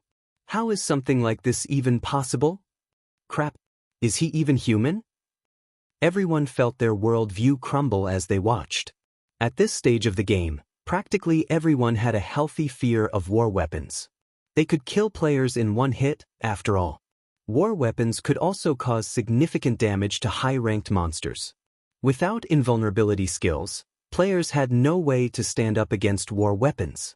Relying on his own strength, Shi Feng successfully blocked every incoming cannonball and ballista arrow. Even his doppelgangers effortlessly deflected the hundreds of war weapon attacks. He was simply inhuman. The various major powers members watched as Shi Feng steadily collected the loot with bloodshot eyes. Every one of the Sunset King's items radiated an incredibly powerful aura. In God's domain, such auras were proof of an item's rarity and value. Even from so far away, they could see the epic glow effect shining among the Sunset King's loot, and a few items radiated a strange light and a faint trace of divine might. Kill him. Those items are mine. Use Tier 4 magic scrolls. I refuse to believe he can stop those. The various major powers' upper echelons nearly spat blood as they watched Shi Feng storing the Sunset King's loot in his bag. Had Shi Feng used an invulnerability skill to stop their attacks, they would have accepted their fate, but he blocked their attacks with his doppelgangers. With doppelganger skills' average duration, Shi Feng would have more than enough time to collect all of the loot before his doppelgangers disappeared. If that happened, none of them would get anything from this inferior legendary event. A few of the major powers experts immediately retrieved the Tier 4 magic scrolls they had been saving and activated them against the swordsman. Tier 4 spell, Heavenly Thunder. Tier 4 spell, Dark Domain of Arrows. Tier 4, Hurricane Howl. Have these people gone insane? They're actually using Tier 4 magic scrolls against him. Linya felt her scalp tingle as she watched the 3 Tier 4 spells approach Shi Feng. At this stage of the game, Tier 4 magic scrolls were considered a part of a guild's foundation. Every one was worth as much as an ordinary epic item. Tier 4 spells could do even more damage than gnome cannons and large ballistas, and not just because they commanded greater raw power. Players had full control of these spells. They could manipulate the spell's trajectories and implement combat techniques as they cast them. Blocking a single Tier 4 spell was impossible for current players, much less 3. Suddenly, a massive lightning bolt struck down on Shifeng with enough speed to break the sound barrier. At the same time, 12 dark arrows appeared around the swordsman, each with enough power to rival a mythic monster's attacks. Lastly, a gigantic tornado blotted out the sky as it rolled down toward Shifeng. These 3 spells sealed off any path of escape for Shifeng, and watching them move toward the swordsman was like watching Armageddon begin. The watching players felt their hearts skip a beat. The 3 Tier 4 spells' devastating power was stifling. How vicious! That guy's dead for sure now. Not even a mythic monster could take those spells without suffering severe injuries. The general populace hadn't expected Lake Mountain City's various major powers to be so vicious and decisive. Not even superpowers would casually waste Tier 4 magic scrolls on a single player. Death awaits any who oppose us. Let's see how you intend to block these attacks. The various major powers eagerly watched the Tier 4 spells assault Shifeng, waiting for the moment the swordsman died and dropped all of the items he had claimed thus far. However, as everyone expected the Tier 4 spells to devour Shifeng, the swordsman's aura exploded, and a strange black energy enveloped his body. Power of darkness. Scram! Shifeng bellowed as he brandished Killing Ray. Secret technique, lightning flash. Sword lights immediately appeared around him, cutting down the incoming streams of mana. The lightning bolt and dark arrows scattered, and he sliced the descending tornado cleanly in two, dissipating the violent wind. Silence. As if time had frozen, silence filled Lake Mountain City. The city's independent players, the various major powers members, even Giant's Hearts members stared, dumbfounded. Those 3 Tier 4 spells would have even injured a mythic monster, yet Shifeng had countered all 3 with a single swing of his sword. How is this possible? The upper echelons from the 3 major powers that had used the Tier 4 magic scrolls were frozen in shock. They had originally saved the Tier 4 magic scrolls as trump cards to use against mythic monsters, yet Shifeng had stopped all 3 effortlessly. He hadn't even lost a single HP, much less been injured. So strong. Is this the true power of a Tier 3 class? Linya felt overwhelmed as she watched Shifeng. She had seen the strength of a Tier 3 class when Shifeng had fought the 2 rock giants outside the temple, but she hadn't realized that a Tier 3 class was powerful enough to nullify Tier 4 spells. With such strength, none of God's domain's superpowers could touch Shifeng. He was on an entirely different level compared to Tier 2 players. Before a Tier 3 player, a Tier 2 player was no more than an infant learning how to walk. Thank goodness. I'm so glad I didn't pick a fight with him. I'd be doomed. Silent Rain inwardly celebrated after seeing Shifeng emerged from the Tier 4 spell bombardment unscathed. Silent Rain had considered plotting a way to steal the Crimson Dragon flying ship, but after this performance, he knew that not even a superpower's main army could take that swordsman down. Warblood and Starlin are truly unlucky to have provoked such an individual. White Autumn couldn't help but pity the 2 organizations. Warblood and Starlink would have already found Zero Wing to be an incredibly challenging opponent with its Guardian Puppets and Crimson Dragon flying ship, but with a player like Yi Feng to protect the guild as well, Zero Wing was essentially a natural disaster for the 2 organizations. After countering the 3 Tier 4 spells, Shifeng glanced at the approaching players. These players, who still intended to fight for the Sunset King's loot, halted their steps immediately. Even the various major powers leading the charge stopped, quietly watching Shifeng. None of them dared to take even half a step closer, afraid of attracting the swordsman's attention. They'd be gambling their lives if they tried to snatch the items from such a monstrous being. Even if they got their hands on one of the dropped items, they wouldn't be able to escape with it. They'd just become a target for Shifeng to practice his swordsmanship.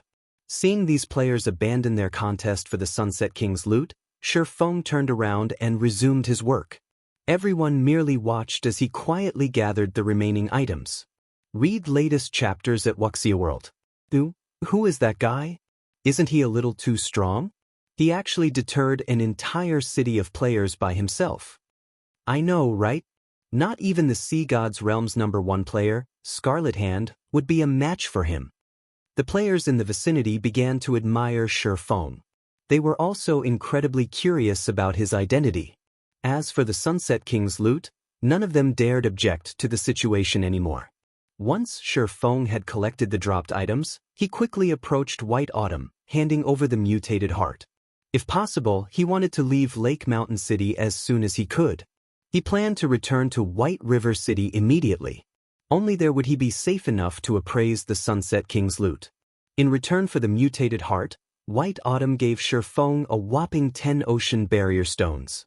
Shi Feng then retrieved a return scroll and activated it, transforming into a streak of light and leaving the Sea God's realm. Chapter 2347, Extraordinary Loot. White River City's business district was full of advanced carriages and a variety of mounts. Meanwhile, the Candlelight trading firm loomed over the street like a giant. A long line of players stood before the shop's entrance. Aside from those looking to purchase Candlelight's products, many were lifestyle players, seeking to improve themselves. They were there to take the Candlelight's recruitment test, hoping they'd be accepted into this sacred land for lifestyle players to become a respectable master lifestyle player eventually. A sea of players filled the shop itself, crowding around every counter in the firm and fighting desperately to purchase items. First-time visitors to the Candlelight trading firm were stunned by the scene. Isn't this just a shop? Why are so many people here? A level 96 female druid with a strong life aura muttered, surprised by the players around her. What is this shop selling? That's not what we're here to find out. Our main goal is to investigate the various kingdoms' alchemical standards. The sooner we finish our investigation, the sooner we can employ our moon god's realm's advantages, a male guardian knight, who radiated a similar aura, said. I guess you're right. The main continent's alchemy standards are far inferior to our world's. Once we verify the potions these people are selling, we can establish ourselves across the continent through our alchemy techniques, the female druid agreed, nodding. She then ignored the commotion on the first floor and headed up the stairs to the second. While the female druid and male guardian knight moved to the second floor, Shi Feng, who had overheard their conversation, couldn't help but pause. The moon god's realm? He watched the two players carefully after hearing mention of the moon god's realm. Other worlds in God's domain varied in size. When the planar passages had activated, these other worlds had gradually connected to the main continent according to size. The smaller other worlds were the first to open to the main continent. Meanwhile, the moon god's realm was one of the largest other worlds in God's domain, aside from higher planes. Now that the moon god's realm's players had arrived, the planar passages had opened fully. With all of the planar passages open, the other worlds would truly begin to impact the continent. From this point onward, not only would the competition for dominance over level 100 neutral maps become more intense, but the status quo in the various kingdoms and empires would also shift. Some kingdoms and empires might even see a new ruling power. During Shi Feng's previous life, the planar passages had greatly affected Star Moon Kingdom as well. Fortunately, Starred Moon Kingdom had been a mid-ranked country among the many kingdoms on the continent, so none of the most powerful Otherworlds organizations had targeted the kingdom. Because of this, the various first-rate guilds that had ruled Star Moon Kingdom in the past had survived the chaos. Shi Feng certainly hadn't expected the moon god's realm's powers to target his kingdom in this life. This definitely wasn't good news to Zero Wing. If powers from an otherworld like the moon god's realm targeted Zero Wing, the other powers from large-scale otherworlds wouldn't be able to ignore Star Moon Kingdom. It seems I'll have to take care of the situation in the Cold Spring Canyon quickly. With the quality and number of experts Zero Wing has, we cannot stop an assault from multiple large-scale otherworlds. Thinking up to this point, Shi Feng picked up his speed. A sufficiently powerful expert might be able to turn the tides of war, but not even God's domain's strongest expert could affect multiple large-scale battles across an entire kingdom simultaneously. In the end, it would still be a competition of quantity and quality of experts, as well as guild foundations. Although Zero Wing had the strength to contend with superpowers, its overall strength wasn't a match for an actual superpower. Once he had closed himself in one of the special forging rooms on the Candlelight trading firm's top floor, Shi Feng pulled a Tier 3 strengthening magic scroll from his bag and chanted the incantation. Strengthening magic scrolls could reinforce magic arrays. A Tier 3 Strengthening Magic Scroll was even effective on Grandmaster magic arrays. After activating the scroll, Shifeng targeted the Forging Room's defensive magic array. Now, even a Tier 4 NPC would struggle to break down the door. The magic array should be strong enough now, Shifeng thought as he examined the magic runes carved into the walls. The runes brimmed with mana, significantly increasing their overall effects. Following which, Shifeng pulled one of the Sunset King's dropped items from his epic spatial bag after another. He wasn't being overly careful. Every item accompanied by a holy chant would be extraordinary, and all of these items had been sealed when they had dropped. These seals contained the item's auras, and the moment a player tried to appraise these items, the seals would vanish, exposing the item's true auras. Even while sealed, the combined aura the Sunset King's loot had radiated had been powerful enough that ordinary players hadn't been able to approach. Once Shifeng broke the seals, even a Tier 2 expert would likely have a hard time reaching for these items. This was why Shifeng had decided to appraise the items from within the Candlelight trading firm. Had he appraised the items in some random room in Lake Mountain City, it would have caused a huge commotion. Lake Mountain City's various major powers weren't fools. Just the loot's subdued aura had been enough of a reason for them to expend Tier 4 magic scrolls willingly. If they were exposed to the full strength of the loot's aura, even White Autumn might have been tempted to take action. As Shifeng appraised one item after another, the energy in the room grew more intense. By the time he had finished, the loot's combined aura had grown more than twice as strong. So, these are holy chance items? There were as many as 6 Tier 4 magic scrolls alone. There were also 45 inferior legendary materials, 6 legendary materials, 26 units of 7 luminaries crystals, 3 god crystals, 4 pieces of level 100 epic equipment, and 1 level 100 epic weapon. Every one of the 5 epic items was top tier and could be used until level 150. Unfortunately, none of them suited Shifeng. The 4 pieces of epic equipment were pieces of the Dark Flare set, a 4-piece, epic set equipment for MTs. The 4-piece set effect increased its user's basic attributes by 30%, defense by 40%, and physique by 20%. It was undoubtedly a top-tier set equipment for MTs. As for the epic weapon, it was the Fantasy Blade, a 2-handed greatsword. Its attributes might be average, but its hidden effect, Blade Blur, was frightening. When it triggered, Fantasy Blade would ignore the opponent's defense and armor for 0.5 seconds, dealing direct damage to the target. Shifeng had also appraised a fragmented legendary weapon.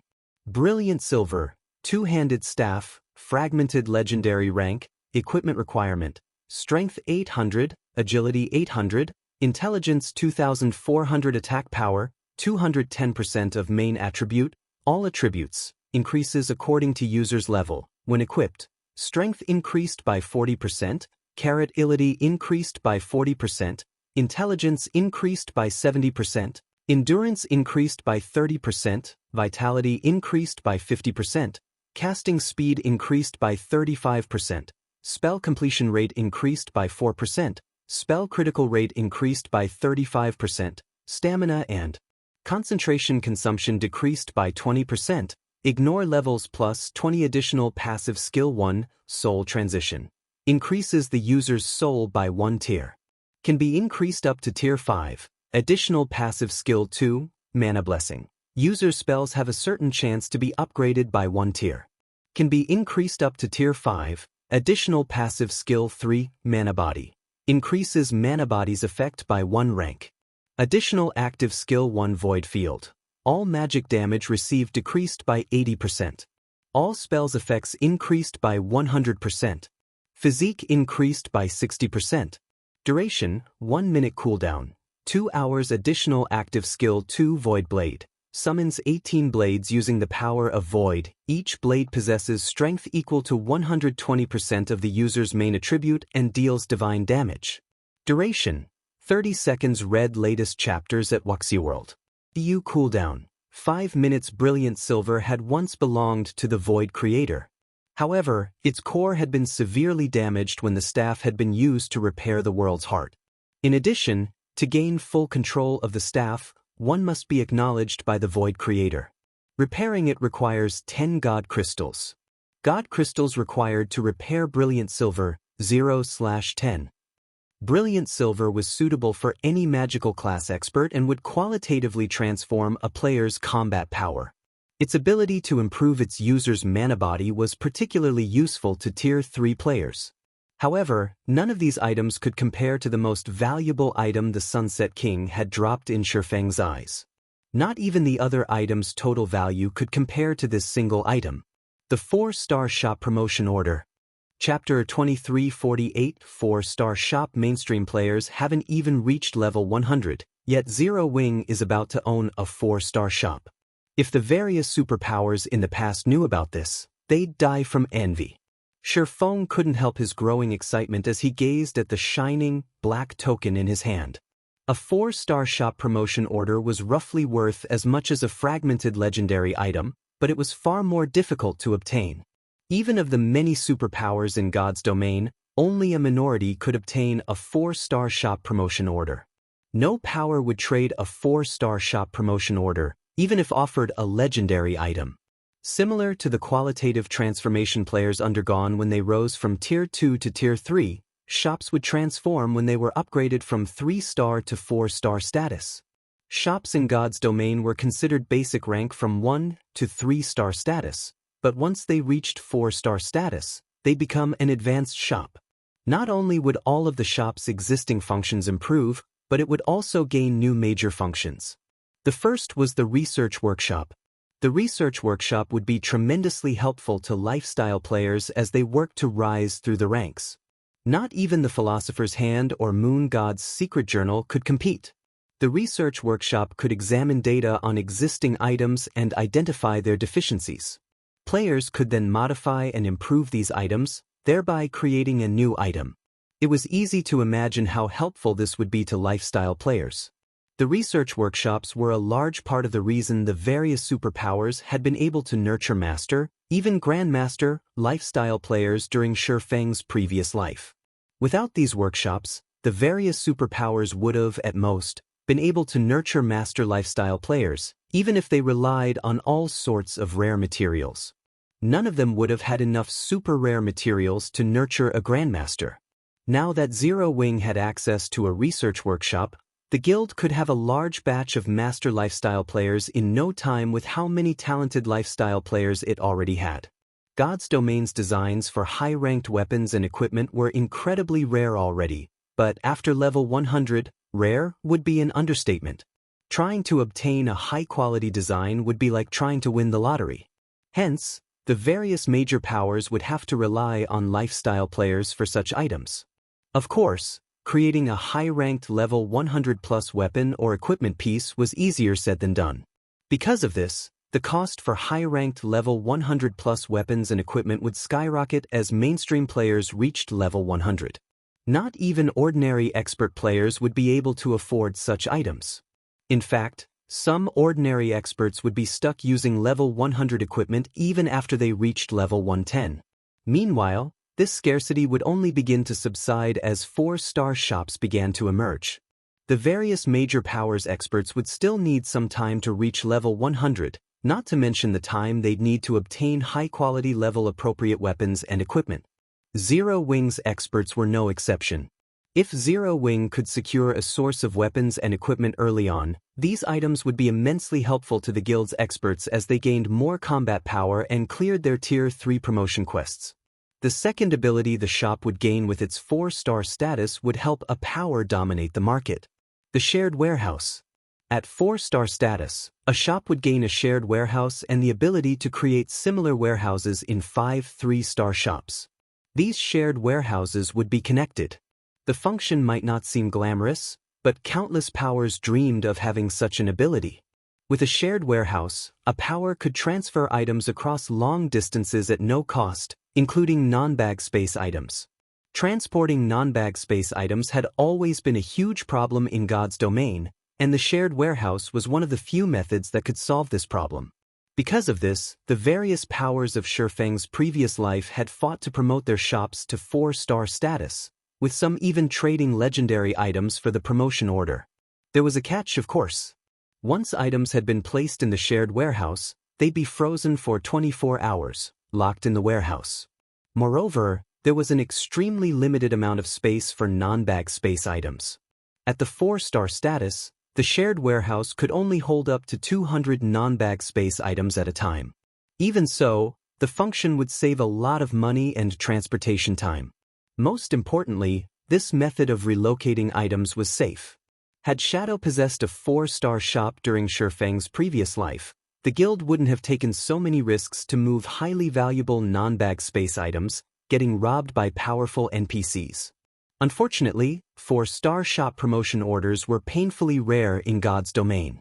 Only a small number of superpowers could enjoy the luxury of owning a 4-star shop. Due to these two functions, not even powers with 103-star shops could compete with those that had a 4-star and a few 3-star shops for dominance over the market. Thinking up to this point, Shifeng collected the Sunset King's loot in his bag and stored the 7 Luminaries crystals and God crystals in his private warehouse. He then made his way to the city hall to upgrade the Candlelight trading firm to a 4-star shop. He also notified Melancholic Smile and had her mass recruit players for Candlelight's internal membership, pausing normal recruitment for now. Previously, Candlelight hadn't met the conditions for expansion. The trading firm only had a limited number of special workshops and meditation rooms, after all. Moreover, competition between the various trading firms hadn't been particularly intense, as designs for high-quality weapons and equipment below level 100 were relatively easy to obtain. However, that was about to change. Any design or recipe a player found in a level 100+ neutral map would be incredibly valuable. Now that Candlelight was about to have a 4-star shop, Shifeng couldn't allow the trading firm to operate as liberally as it had been. Moreover, otherworld players were flooding to the main continent, and they would have a massive impact on the status quo, especially those from otherworlds like the Moon God's realm, who focused on lifestyle development. Otherworlds like these would have a huge impact on the main continent's economy. To compete against these otherworlds, Candlelight would need to nurture its lifestyle players to a higher standard. However, Candlelight had many secrets it had to protect. Thus, it would need more internal members, not normal members. Guild leader, our recruitment requirements are already quite demanding. If we start recruiting with these standards, I'm afraid that other powers will use the opportunity to poach some of our members, Melancholic Smile cautioned after listening to Shifeng's new requirements. Few of God's domain's lifestyle players enjoyed being bound by strict contracts. Hence, the various major powers typically offered relaxed conditions. If Candlelight increased its requirements, they'd be lucky not to lose normal members, much less recruit new, internal members. Furthermore, Starlink was still trying to steal Candlelight's members. If they increased the trading firm's strict conditions, Candlelight would suffer for it. Relax. That is only true if they can steal our members, Shifeng said, chuckling. He then held up the 4-star shop promotion order to the display and continued, "What do you think this is? Is that a 4-star shop promotion order?" Melancholic Smile's eyes went wide with shock when she saw the black token. Guild leader, is that real? Many superpowers had upgraded their own shops to 3-star status by now, and as a result, Candlelight's advantages became less prominent by the day. As a result, Candlelight's advantages were continuously shrinking by the day. Now, the trading firm could only rely on its secret techniques to attract new members. If Candlelight had a 4-star shop, however, it would reclaim its lead over its competition. Of course, it's real, Shifeng said, chuckling. I'll leave the recruitment to you. We need to get this done as quickly as possible. All right, I'll make the announcement immediately. Melancholic Smile nodded.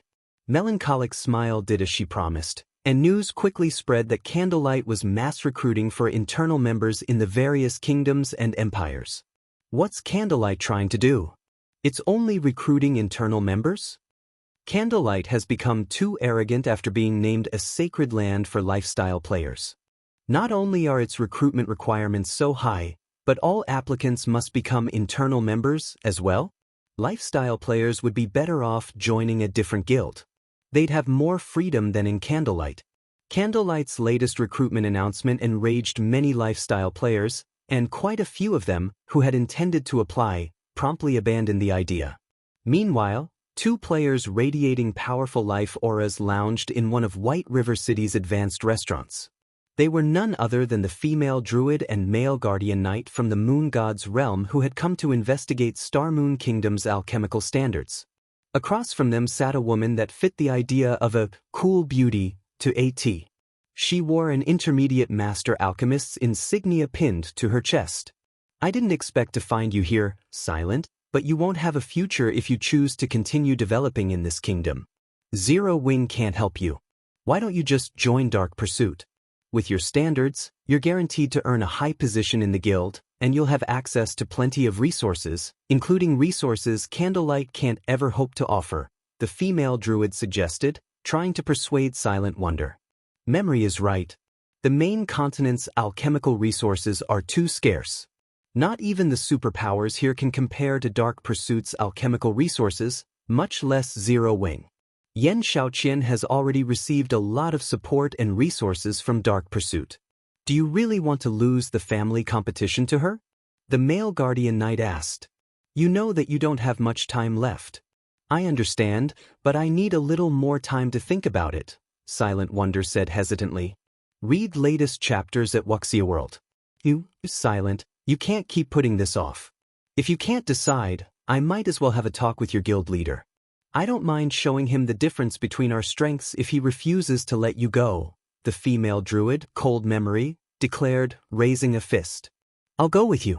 I doubt he'd dare waste more of Silent's time once he hears Dark Pursuit's name, the male guardian knight nodded. Elsewhere, Shifeng had arrived at White River City's City Hall. Closer. How may I be of service? The NPC beauty behind the VIP counter amicably asked Shifeng. I wish to upgrade the Candlelight trading firm to 4-star status. Here is the promotion order, Shifeng said as he handed the promotion order to the NPC. Chapter 2349, New Candlelight Trading Firm. When the NPC administrator saw the 4-star shop promotion order, she gave Shifeng an odd look. Sir, do you really wish to promote your shop to 4-star status? She asked for confirmation. Is there a problem? Shifeng asked strangely.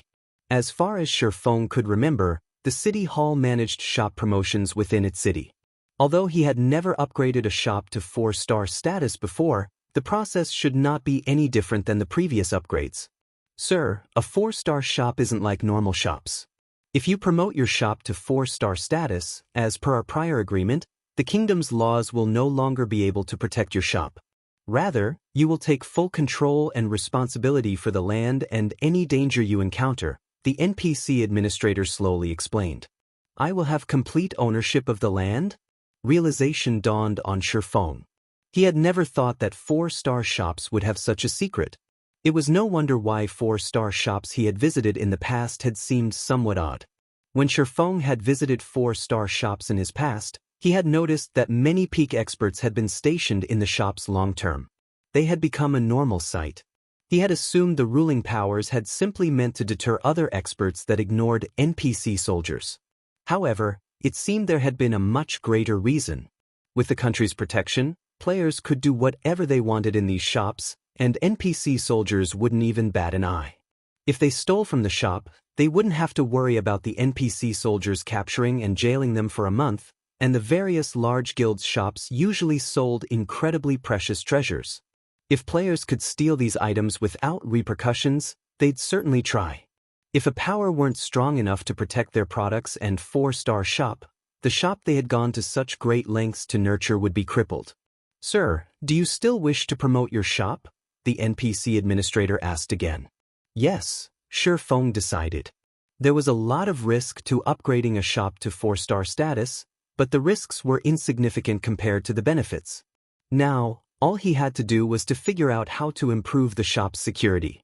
The cost of rebuilding and expanding your territory will be calculated independently. Here are the reconstruction and expansion options. You may choose whichever you wish.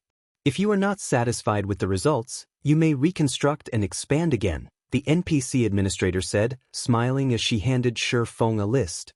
How vicious! Shifeng was flabbergasted when he saw the stated prices. Reconstruction meant adding new floors to the shop. In this regard, he had 3 choices: 12 floors, 15 floors, and 21 floors. They would cost 20,000 gold, 40,000 gold, and 100,000 gold, respectively. The expansion cost was even more ruthless. Gaining 40% more land would cost 50,000 gold, while each additional 10% would cost 30,000 gold to a maximum of a 100% expansion. This was even more expensive than constructing a city. First-rate guilds would be considered quite wealthy if they had 50,000 gold in liquid funds, yet that was only a fraction of the cost for reconstructing and expanding the shop. Although Zero Wing had recently earned a lot of money, with around 170,000 gold in liquid funds, it couldn't afford to splurge on a 4-star shop. The guild still needed to pay the recruitment costs for 5,000 NPC knights, after all. Shi Feng's hesitation didn't last long, however. After a moment, he chose the 21-story option and expanded the shop's land by 40%. Unlike 3-star shops, which had a fixed number of special workshops and meditation rooms, a 4-star shop with more floors could contain more special workshops and meditations rooms. For example, the 15-story version would only have 30 special workshops, while the 21-story building would have 50 special workshops. As for the basic meditation room, a 21-story shop would have as many as 12 in total, which would be more than enough to satisfy Candlelight's lifestyle players. In fact, it would be enough to allow Shi Feng to reserve one for himself. Unfortunately, the number of total floors wouldn't affect the number of research workshops the shop possessed. Even in the 21-story shop, the shop would only have a single research workshop. As for the additional land, that would only allow the shop to accommodate more players. Hence, Shi Feng prioritized the number of floors for his shop over the shop's size. Alright, your bill comes to 155,000 gold, the NPC administrator said, flashing Shi Feng a bright smile. Once you've completed the payment, our men will head over and start the reconstruction. The process should take half an hour. During this time, nobody will be allowed into the shop. That won't be a problem, Shi Feng replied. His heart ached a little as he handed over the payment. He had just spent a ridiculous amount of money, but with a 4-star shop's abilities, he could likely earn it all back within the first week. Even during his previous life, research workshops had been one of the best tools to nurture lifestyle players. Since he still had some time before mainstream players reached level 100, the research workshop would be priceless. Meanwhile, after Shi Feng completed the payment, the NPC administrator handed him the deed to the Candlelight trading firm. Once the shop's reconstruction was complete, White River City's Candlelight trading firm would become Shi Feng's personal possession. He would then be responsible for the shop's security. With this task complete, Shi Feng left the city hall and returned to the Candlelight trading firm. He intended to spend some time planning the shop's security measures. However, halfway through his journey, Melancholic's smile called. Guild leader, 2 people are here to meet you. They've identified themselves as Dark Pursuit's representatives and say that they'd like to negotiate a partnership, Melancholic's smile excitedly reported. Any player that had spent time in the virtual gaming world knew about the guild known as Dark Pursuit. The Super Guild was famous for its focus on support classes.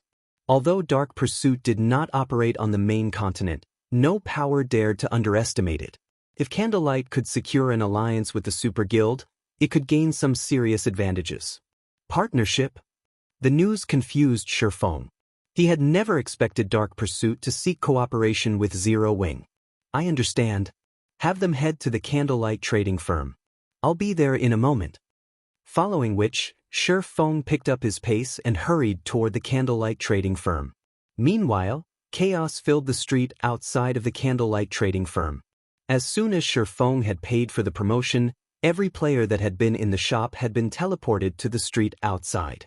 The abrupt interruption had left the shoppers and Candlelight members stunned. What's going on? Why was I forced out of the shop? Crap, I wasn't done shopping. What is Candlelight trying to do? Does it want our business or not? The customers that had been teleported out of the shop flew into a rage. He requested us to meet him here, yet closed the shop? Is Zero Wing's guild leader toying with us? Cold Memory, who had just arrived, snarled. Her investigation into Zero Wing's Candlelight trading firm had been quite thorough. The lifestyle players that worked for the trading firm had excellent standards. Candlelight even had 3 basic meditation rooms, which were incredibly helpful to lifestyle players. However, it was still significantly weaker than Dark Pursuit. Dark Pursuit had basic meditation rooms, but it also had intermediate meditation rooms. Naturally, the intermediate meditation rooms were more effective than the basic version and could greatly improve a lifestyle player's production success rates. Since the guild's elders supported Yan Xiaoqian, Silent Wonder's opponent in the upcoming competition, they allowed her to use the intermediate meditation room for up to 3 hours per day. Because of this, her development speed was astonishing. Read latest chapters at Wuxia World. EU, I am familiar with guild leader Black Flame's general disposition. He wouldn't play such an underhanded trick. I suspect he's ordered impromptu renovations for the shop. Let's just wait for a bit, Silent Wonder said. Renovations? Is it necessary to cause such a scene just for a simple renovation?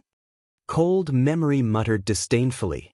The various powers did renovate their shops from time to time to attract more customers, but no matter how many renovations they did, they'd, at most, change the interior design. Not long after Cold Memory's comment, the magic barrier enveloping the Candlelight trading firm dissipated. As it did, it revealed a 100-meter-tall building. The nearby player-owned shops, which were only 4 or 5 stories tall, and the NPC shops, which were about a dozen stories tall, looked like children next to the upgraded Candlelight trading firm. Chapter 2350, Crazy Masters. The Candlelight trading firm's new appearance stupefied every player on the street. Thunderskug massive.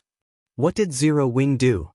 They were overcome with shock as they gazed up at the humongous Candlelight trading firm. The surrounding player-owned shops might look extravagant, but they were nothing compared to Candlelight's 100-meter-tall shop.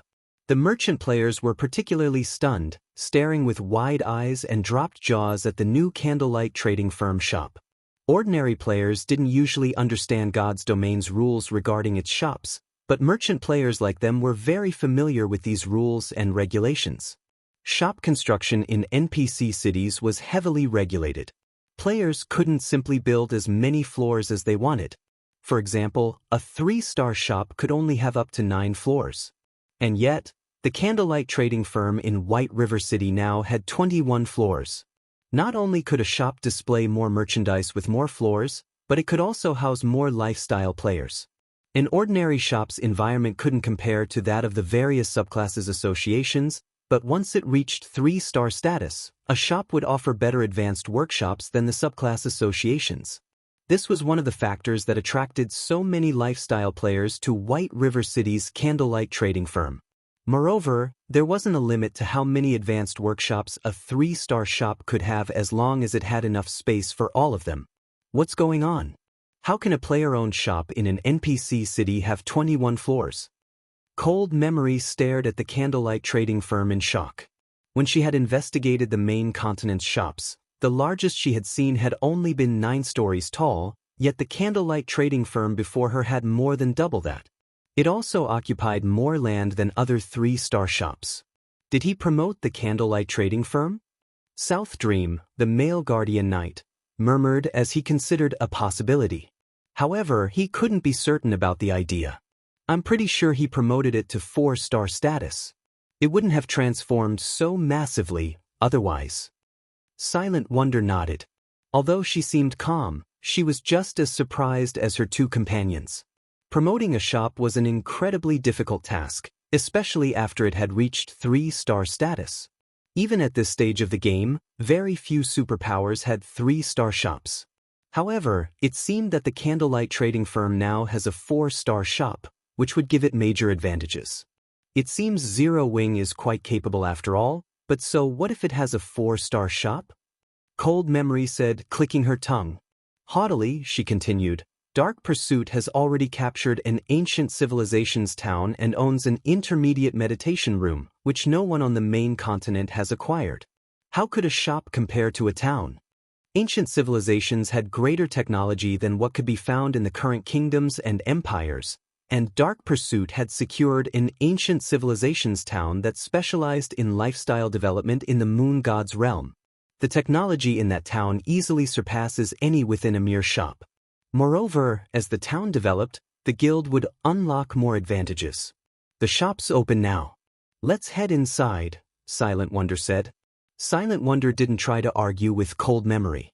The woman had already shown her proof, and she had to admit that the Moon God's realm's lifestyle standards were far beyond that of the main continent. Moreover, Dark Pursuit's alchemical techniques were just as impressive as Zero Wings. Hence, Cold Memory qualified to be so arrogant. Meanwhile, Melancholic's Smile had been waiting before the Candlelight's entrance for quite some time. When she saw Silent Wonder's group approach, she led them inside, earning the surrounding players' envy and admiration. Everyone was curious about the Candlelight trading firm's promotion, and they all wanted to inspect the new changes for themselves, especially the lifestyle players who had come to join the trading firm. However, non-members weren't allowed to enter the shop at the moment. They had to wait outside, which was why they jealously watched Cold Memory and South Dream, both outsiders, enter the shop. As they entered the building, Silent Wonder, Cold Memory, and South Dream were shocked by what they saw. When they entered the shop, they felt as if they had just stepped into an entirely different world. Not only was the shop's interior far more magnificent and brilliant than it had been earlier, but its mana density was twice as high as well. They felt incredibly calm and clear-headed as they stood in the doorway. As Cold Memory and South Dream followed Melancholic Smile to the Candlelight trading firm's top floor, what they saw on the various floors rendered them speechless. There were now more than 40 special workshops and as many as 12 basic meditation rooms. It was enough to rival the number in the ancient civilization's town. Fortunately for them, Candlelight didn't seem to have an intermediate meditation room, which meant Cold Memory and South Dream still had a chance of dragging Silent Wonder into Dark Pursuit. Melancholic Smile quickly led Silent Wonder and her companions to the top floor. As the group was about to enter the top floor reception room, Cold Memory and South Dream noticed a commotion at the end of the corridor. A group of players crowded before a door made of magic crystals, looking in with ecstatic expressions. To Cold Memory and South Dream, those players looked like a pack of wolves that hadn't eaten for several days. What astonished the two outsiders, however, was the fact that every one of those players wore the insignia of a lifestyle master. Sister Melancholic, can I use the research workshop for a moment? I promise I'll be quick. Melancholic, we're all core members and just a step away from reaching intermediate master rank. I'll even hand over all of my GCPs to use the research workshop for 3 days. Crap, you want 3 days? I'd be satisfied to use it for 1 day. Every one of these master lifestyle players gave Melancholic Smile desperate, passionate looks. Afraid that she'd reject their requests, they offered everything they had to convince her. Have these people gone insane? When Cold Memory saw the master lifestyle players' behavior, her worldview shifted. Even in the various superpowers, master lifestyle players enjoyed VIP treatment, yet these Candlelight masters were begging Melancholic Smile just to enter a room, the research workshop. Her guild's master lifestyle players would call her crazy if she told them about this. Even the intermediate meditation room was only slightly helpful to master lifestyle players. It wasn't such a treasure that players would beg and bribe to use it. Read latest chapters at Wuxia World. You calm down. We have yet to decide the rules for the research workshop, and we're not letting anyone use it until we do. Once the guild leader has set up the rules, any internal member that has successfully become a master will get an opportunity to use it, Melancholic Smile said, attempting to placate the crowd. The master lifestyle players seemed satisfied with Melancholic Smile's response, and they said nothing more.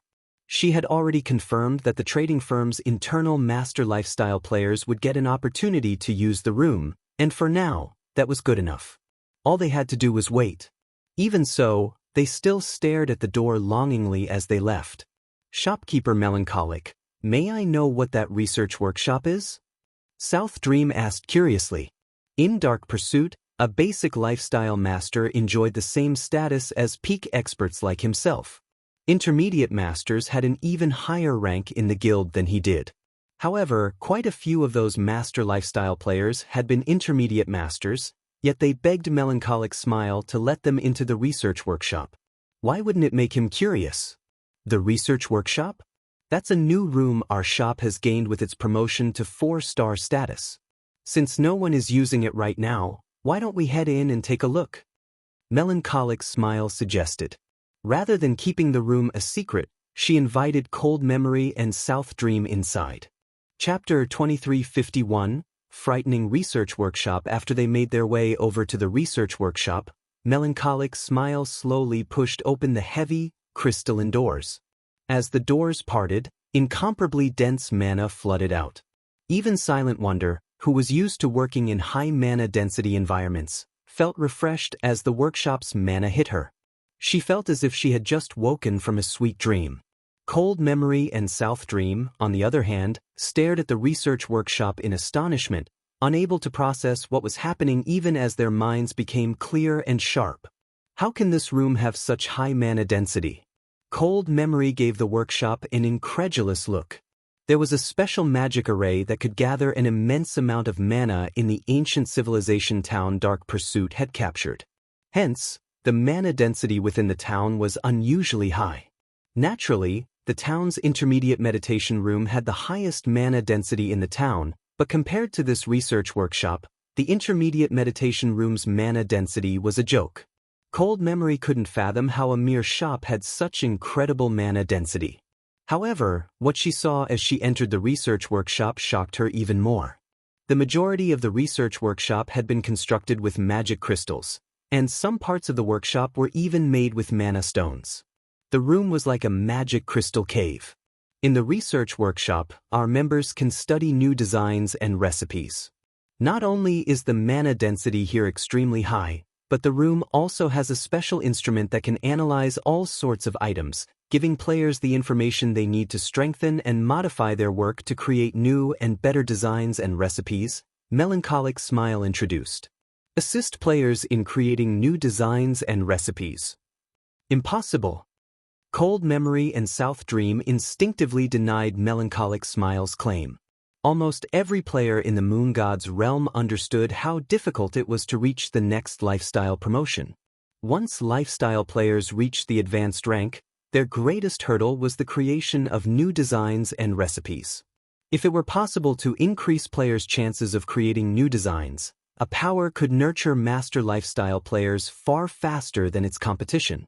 For advanced lifestyle players, accumulating enough proficiency points for their promotion to master rank was easy, but the same couldn't be said for creating new designs and recipes.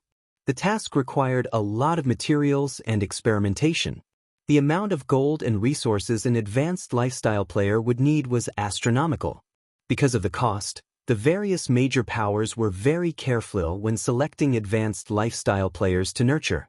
Dark Pursuit's intermediate meditation room only helped clear players' minds so they could focus when producing items. It couldn't help them create new items. I see that the two of you are advanced alchemists. Why don't you give it a try? You can see for yourselves whether or not I'm telling the truth, Melancholic Smile said. She wasn't surprised that her two guests refused to believe her.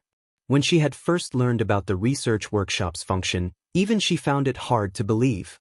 To lifestyle players, gaining access to the research workshop's ability was akin to combat players getting their hands on a tool with godly abilities. It was expected that Cold MEM and South Dream would be skeptical about the research workshop. We'll have to trouble you then, shopkeeper Melancholic. With Melancholic Smile's blessing, Cold Memory saw no reason to hold back. Her declaration was simply impossible. Zero Wing was merely lying to people in an attempt to look good before Dark Pursuit. Following which, Melancholic Smile spent 1,000 magic crystals to activate the research workshop's instrument. As soon as she did, the mana density in the room rose. What a powerful mana! It's no wonder why she made such a foolish claim. Even if she were lying about the workshop's ability, such an environment would be immensely helpful when creating new items. South Dream was flabbergasted as he felt the room's mana density change. Unlike her companion, however, Cold Memory wasn't yet convinced. She retrieved a bottle of Breath of Life, an advanced potion, from her bag and placed it on the workshop scanner. She then waited for the research workshop to analyze the potion. Her lack of reaction rendered South Dream speechless. He thought she was taking this a little too seriously.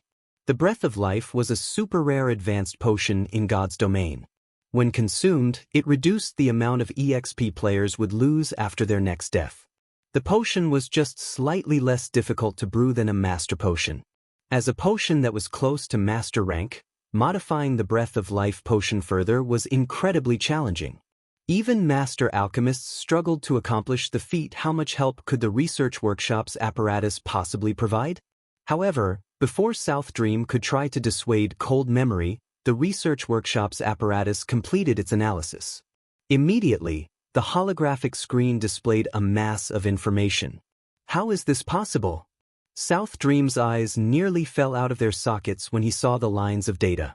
After conducting its analysis, the apparatus had revealed 11 aspects that required modification and 6 aspects that could be strengthened. The situation even shocked Silent Wonder, not to mention her visitors. She had researched the Breath of Life potion as well, but with her current alchemical standards and knowledge, she had only found 3 aspects that needed modification and 1 that could be strengthened. She wasn't far from becoming an advanced master alchemist, and Zero Wing had provided her with plenty of alchemical information. These were the only reasons that she had been able to improve the Breath of Life potion to such an extent. Any other master alchemists would likely struggle to modify the potion successfully without extensive research into the recipe. As for cold memory, she was utterly dumbfounded when she saw the data on the research workshop's holographic screen.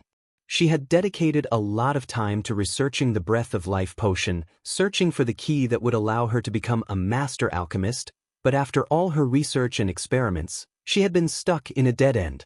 So, that's the case. I made a mistake there. It's no wonder why I never succeeded. Cold memory couldn't help her elation as she read the information. She had found a clue to one of the modification aspects the research workshop pointed out, but she hadn't been able to follow that clue to the end, even after countless experiments. Eventually, she had given up on the clue, tired of wasting her time. She hadn't actually realized that she had been on the right track. The herbs she had used just hadn't been potent enough.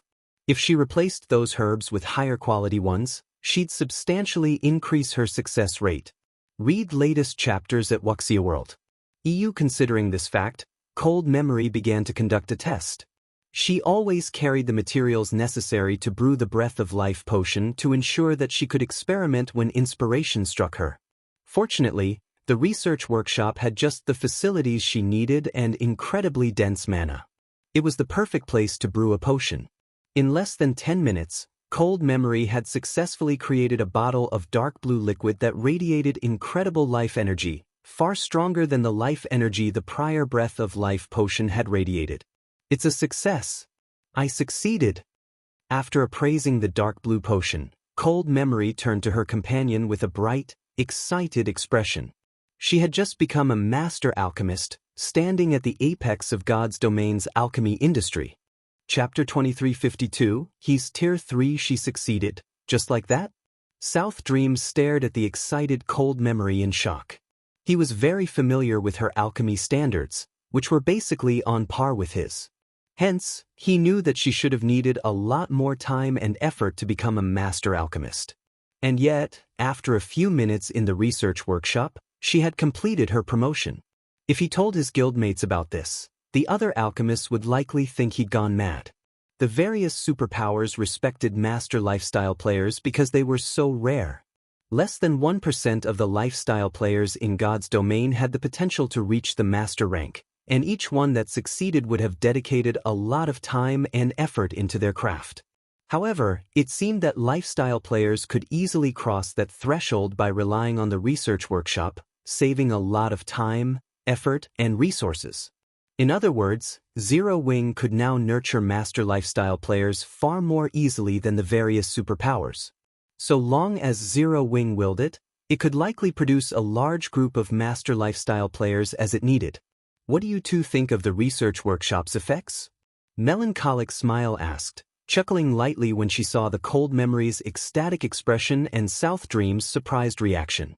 In truth, even Melancholic Smile was surprised at how quickly Cold Memory had been promoted to Master Alchemist, after just a few minutes of using the research workshop. Shi Feng had told her that nurturing master lifestyle players would still be a major hurdle, even with the research workshop's help. The workshop merely provided guidelines. Whether or not players could follow those guidelines depended on their abilities. To put it simply, the research workshop was simply a support tool. When they heard Melancholic Smile's question, Cold Memory and South Dream realized they had lost their composure. With a fake, dry cough, Cold Memory awkwardly said, "Not bad. This research workshop is certainly helpful in creating new items, as you said." She tried to play it off, but the research workshop had completely exceeded her expectations. She had a far better understanding of the workshop's power than her companion. Initially, she had assumed she'd be limited to the Master Alchemist standard, but after using the research workshop, she could see herself becoming a Grandmaster Alchemist in the future. A Grandmaster Alchemist. Even Dark Pursuit's top alchemists struggled to reach such a prestigious rank. Currently, they estimated that their chances of reaching the Grandmaster rank were less than 10%, but if she could use the research workshop long-term, she was confident that she had as high as a 30% chance of becoming a Grandmaster Alchemist. South Dream could only nod in response to Melancholic Smile's question. He simply didn't know what to say. They had come to inform Zero Wing of the difference between their guilds when it came to developing lifestyle players. However, not only had they discovered that Zero Wing had just as many basic meditations rooms as Dark Pursuit, but the guild also had a godly tool like the research workshop. What could he possibly say? What confused South Dream the most was that, despite not being a superpower, Zero Wing had already gotten its hands on such powerful training resources for lifestyle players. "I'm glad it's to your satisfaction. Our guild leader is waiting in the reception room. We should meet him," Melancholic Smile said, a slow smile forming as she watched her visitors' silent reactions. While Melancholic Smile led them to the reception room, Cold Memory and South Dream had a private conversation through their team chat. "Memory, Zero Wing is better equipped to nurture lifestyle players than we expected. Not even Out Intermediate Meditation Room is a match for that research workshop," South Dream said, smiling bitterly. "I'm afraid that we don't have the resources to offer in exchange for wonder." They had planned to offer Zero Wing training resources in exchange for nullifying Silent Wonder's contract with the guild. After all, Dark Pursuit's training resources were far superior to what the main continent's various powers possessed. If Zero Wing agreed, it'd give up Silent Wonder, but it would acquire the ability to nurture several more lifestyle players. It was definitely a tempting offer. But it seemed the situation wasn't what they had thought. With the research workshop, Zero Wing was even better equipped to nurture master lifestyle players than Dark Pursuit. In fact, if Dark Pursuit's upper echelons and guild elders found out about this, they'd likely offer Zero Wing a huge sum of gold and resources to purchase time in the research workshop for their own lifestyle players. If they tried to offer Zero Wing training resources now, they'd make fools of themselves. "It's too early to give up," Cold Memory said, gritting her teeth. "I admit that Zero Wing's ability to nurture lifestyle players is impressive, but don't forget that strength is the most important factor in God's domain. Even if Zero Wing can nurture an army of master lifestyle players, it doesn't necessarily have the strength to protect them. Not only does our guild have excellent training resources, but we're also far stronger than Zero Wing. We can simply offer Zero Wing protection in exchange for wonder. That should be tempting enough. Based on our reports, many otherworld powers have begun to move against Star Moon Kingdom in secret. Surviving in such a situation will be a major challenge for Zero Wing, but if the guild had Dark Pursuit's protection, it might be a different story. Most importantly, Wonder's competition with Yen Shaoqian isn't limited to alchemy. With Zero Wing's foundations, how could it possibly provide the same resources Yen Shaoqian currently receives? Zero Wing's lifestyle facilities had certainly taken her by surprise, but strength was more important than anything in God's domain. With Zero Wing's current strength, staying in the guild would do more harm than good to Silent Wonder in the long run. She might even unintentionally drag her family down with her if she stayed in this guild. "I guess you're right. We can't let Wonder waste any more time in Zero Wing," South Dream said. After giving the matter some thought, he agreed with Cold Memory's view of the situation. If the competition between Silent Wonder and Yen Xiaoqian only involved alchemy standards, allowing her to remain in Zero Wing wouldn't be an issue. However, that wasn't the case. This was also a competition of strength. Since Yen Xiaoqian had joined Dark Pursuit, Silent Wonder would be at a disadvantage if she didn't do the same. In fact, she might even be disqualified before she had the chance to compete against Yen Xiaoqian. While Cold Memory and South Dream silently conversed, the group arrived before the top-floor reception room. Guild leader, Dark Pursuit's representatives are here, Melancholic Smile declared as she gently pushed open the doors. Come in, Shifeng said, nodding.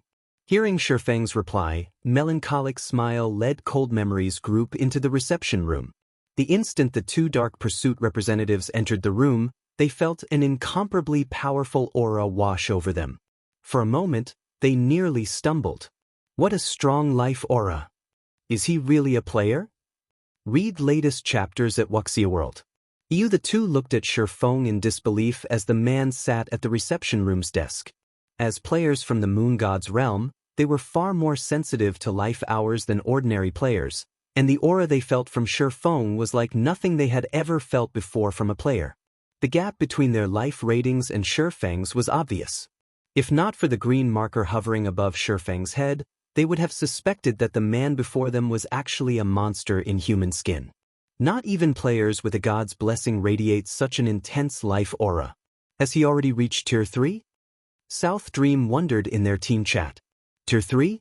How is this possible? Cold Memory could not help but stare at the swordsman, utterly astonished. Chapter 2353. Bit off more than they could chew. What is this guild? As Cold Memory stared at Shifeng, she felt as if she were hallucinating. Before she had actually met the man, she had considered what she might say to persuade him. She refused to believe that he wouldn't be interested in the conditions she had to offer. However, as she met Shifeng face to face, her words caught in her throat. The fact that they hadn't known about Zero Wing's research workshop wasn't a major issue. The Candlelight trading firm had just been promoted to 4-star status, after all. It was expected that there would be some deviation to their investigation results. However, they had also just found out that Zero Wing's guild leader was already a Tier 3 player. The Tier 3 player. None of Dark Pursuit's players had even reached level 100 yet, much less complete their Tier 3 promotion quests. At this stage of the game, they knew how massive the gap was between tiers. A Tier 3 player could give the current superpowers massive headaches. Killing Tier 2 players would be child's play for a Tier 3 player. Moreover, due to how soon Shifeng had reached Tier 3, he could benefit his guild far more than before. The main god system had specifically prepared level 100 neutral maps for Tier 3 players. Exploring such maps was impossible for current players. Realizing that Cold Memory was dazed, South Dream gritted his teeth and stepped forward. Greetings, Guild Leader Black Flame. I am South Dream, a main force vice commander from Dark Pursuit's 4th branch. South Dream nervously introduced himself. My companion is Cold Memory. She is one of the main force vice commanders from the 4th branch as well. We are here to represent our guild in negotiations concerning a partnership. South Dream had been confident that he could negotiate with Zero Wing's guild leader as an equal before he had met him, but now his confidence was gone. Even the 4th branch's vice guild leader would have to treat a Tier 3 powerhouse with respect at this stage of the game. If they provoked such a player, and that powerhouse decided to disregard the consequences of causing trouble, their guild would suffer for it. Dark Pursuit's 4th branch? Nodding, Shifeng asked calmly, how do you wish to collaborate with Zero Wing? Super guilds were massive organizations. Thus, they divided their territories among their branch guilds. When another power wished to ally with a super guild, they'd do so through a branch guild. Powers rarely allied with a super guild as a whole. Dark Pursuit had 5 main branches, and as far as Shifeng knew, the 4th branch controlled a considerable amount of the guild's alchemical resources, including many of the Moon God's realm's specialty materials for potions. During his previous life, the 4th branch had played a huge role in Dark Pursuit's success with occupying the market in many of the main continent's kingdoms and empires. Truthfully, we are here to request that Zero Wing allows Silent Wonder to join Dark Pursuit, Cold Memory said, gritting her teeth. I know the proposal is a little offensive, but you might not realize her true identity and the responsibility she holds, Guild Leader Black Flame. If she remains in Zero Wing, she will only bring ruin upon herself. She can only resolve the issue she faces by joining our guild. Of course, our fourth branch will do everything within our authority to supply Zero Wing with various resources in exchange. With these resources, Zero Wing will be able to develop further. I hope that you will do what's best for Silent Wonder's future. The Foundation's Zero Wing had displayed thus far had greatly surprised Cold Memory. She was especially shocked by Shifeng's status as a Tier 3 player.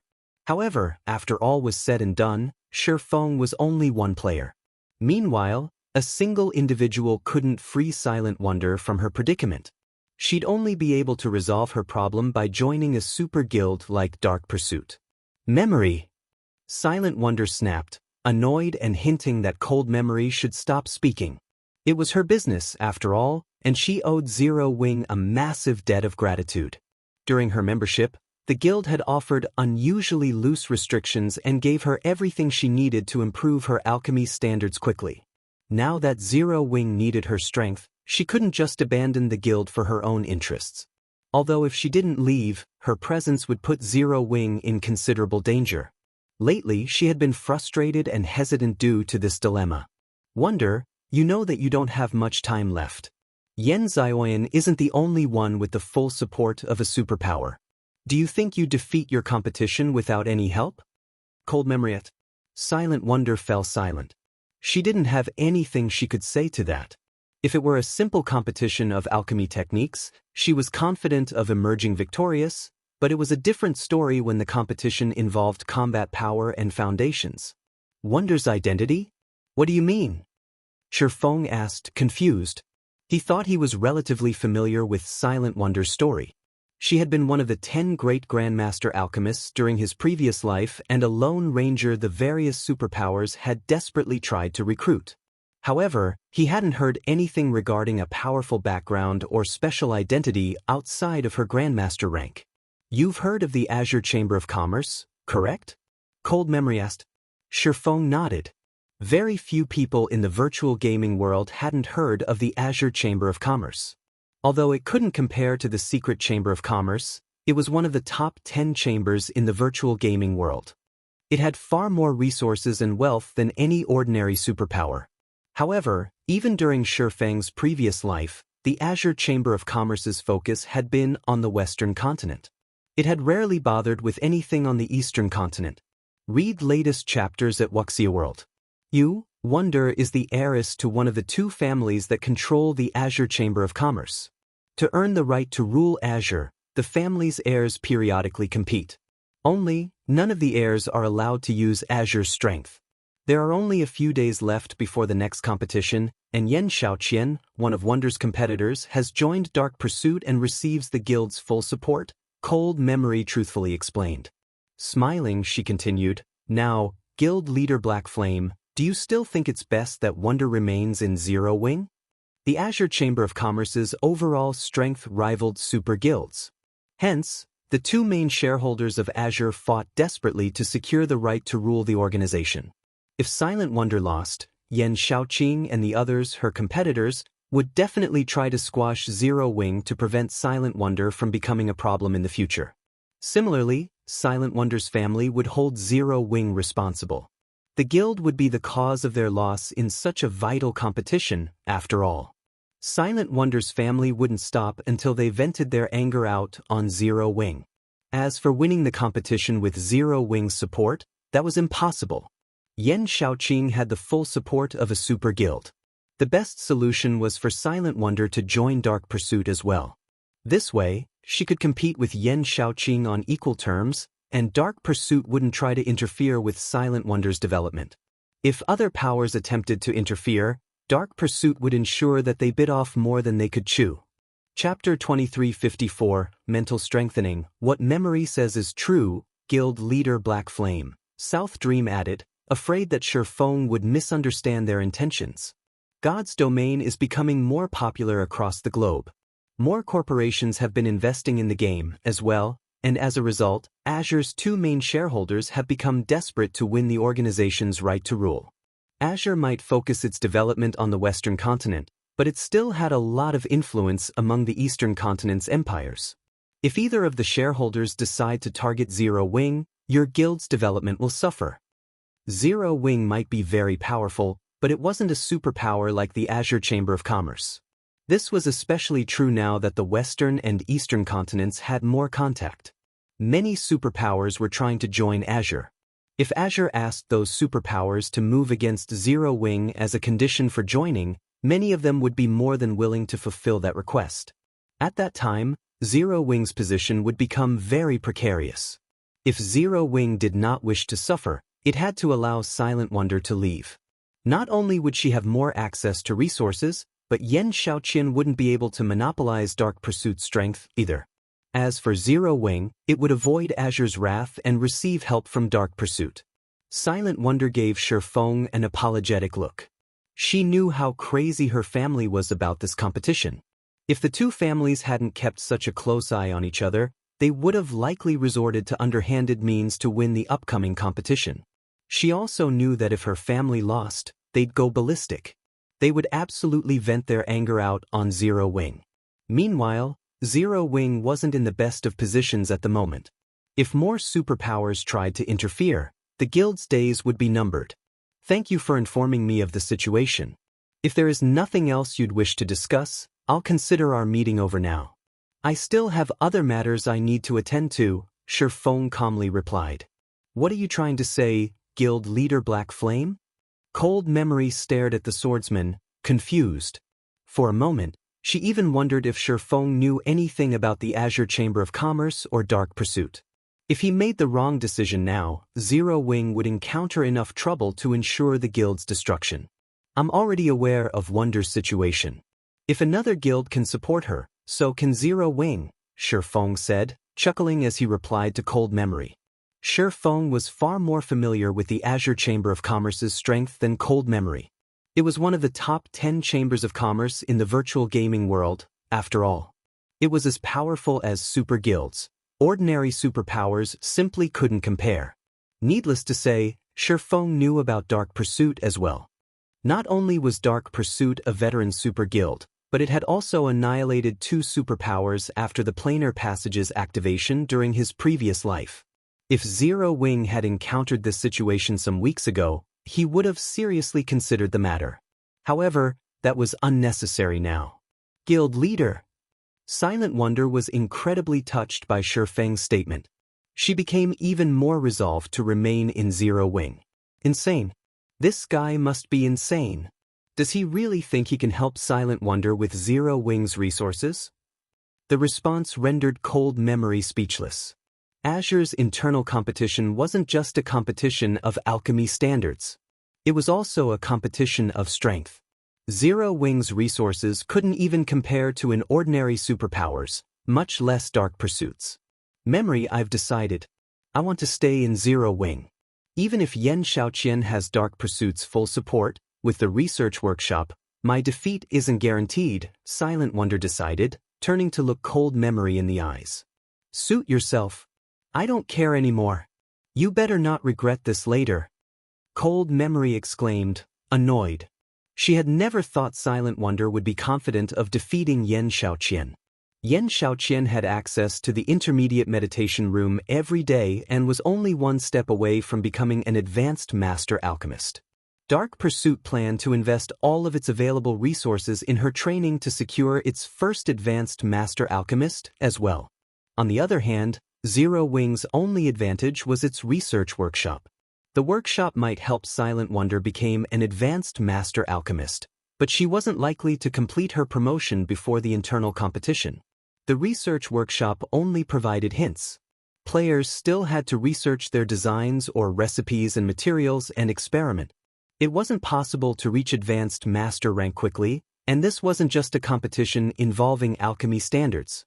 Had Silent Wonder joined Dark Pursuit, she would have, more or less, had a chance at victory, but since she had decided to remain in Zero Wing, she had practically no hope. Cold Memory and South Dream then left the reception room. 4-0 Wing's arrogance and Silent Wonder's blind faith, she could already predict the outcome that awaited them. Memory, are you really done caring about this? South Dream asked. I don't have anything else that could persuade Wonder. Our only other choice is to recruit Moonsilk for Dark Pursuit. I didn't want to approach her, but her strength is unquestionable. If Moonsilk wins, Silent Wonder can maintain her position in the family, for the most part, Cold Memory said as she shook her head in frustration. The competition between the two main families involved more than 2 people. 6 people would take part in total, 3 from each family. As long as one of the participants earned first place, the other 2 family members' performance wouldn't matter. The winner's family will still secure the right to rule the organization. Moonsilk was the most talented among the 3 participants from Silent Wonder's family. However, she was also the most quirky of the 3. Cold Memory had hoped to avoid approaching the woman. However, as things were now, they didn't have a choice if they wanted to help Silent Wonder's family win the competition. Moonsilk. Even South Dream shuddered at the mention of her name. However, after giving the matter some thought, he agreed with his companion. At least, this option would increase their chances of victory. If Moonsilk won the competition, Silent Wonder's family wouldn't restrict her freedom overmuch. Following which, Cold Memory and South Dream quickly left White River City and made their way to the city Moonsilk resided in. Meanwhile, back in Candlelight's top-floor reception room, Shifeng pulled an ancient, sealed parchment from his bag once his guest had left. I'll leave this with you for now. I hope it will help you become an advanced master alchemist as quickly as possible. If you succeed, you'll have a much greater chance of winning your family's competition, Shifeng said as he carefully removed the seal and handed it to Silent Wonder.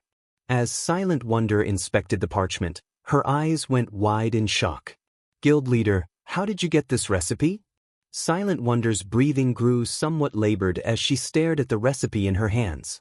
What she held was no ordinary recipe. It was a peak master recipe for the Droplet of Life potion. Countless alchemists dreamed of getting their hands on this parchment to study and learn from it. The reason for this was because of the Water of Life. With the Water of Life, one could resurrect the dead. The potion contained an unimaginable amount of life force and served as one of the base materials to resurrect NPCs. Unfortunately, the Water of Life was too precious and more valuable than what money could buy. The Droplet of Life potion was a weakened version of the Water of Life. Although it couldn't resurrect NPCs, it could help NPCs recover from severe and permanent injuries. It was easy to imagine how valuable this recipe was. Most importantly, no one had even found an advanced master recipe yet, much less a peak master recipe. Alchemists that wanted to rise through the ranks needed to create new recipes, but to create a recipe suitable for their rank, they needed a lot of reference material.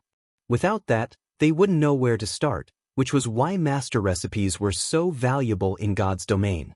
However, at Silent Wonder's standard, basic master recipes, were no longer useful. She'd need advanced master recipes. Unfortunately, she had never managed to locate an alchemical master recipe, and as a result, she had been forced to explore and experiment by herself. The Droplet of Life recipe would definitely help her reach the advanced master alchemist rank. Rather than answer Silent Wonder's question, Shifeng asked, now that you have this recipe, how confident are you in completing your promotion? The Droplet of Life recipe was incomparably precious and one of the most important recipes the Sunset King had dropped. It was only inferior to Grandmaster recipes. Shifeng had planned to offer it as a benefit for the guild's core members, allowing Candlelight's master alchemists time to study it. However, to help Silent Wonder reach advanced master rank as soon as possible, he decided to postpone those plans. Read latest chapters at Wuxia World. I'm afraid that I'm only 30% confident of reaching my promotion before the competition, Silent Wonder said helplessly after a moment of self-reflection. Becoming an advanced master alchemist wasn't easy, and even with the research workshop's assistance, she'd still need time to conduct her own research. 30%? After pondering for some time, Shifeng said, it's a little off, but it should be enough. After saying so, Shifeng called up the Candlelight Trading Fin's system interface and chose to upgrade the shop in Blue Bay City to 3-star status. At the same time, he established a shared warehouse and sent the members there to transfer the primal void stones.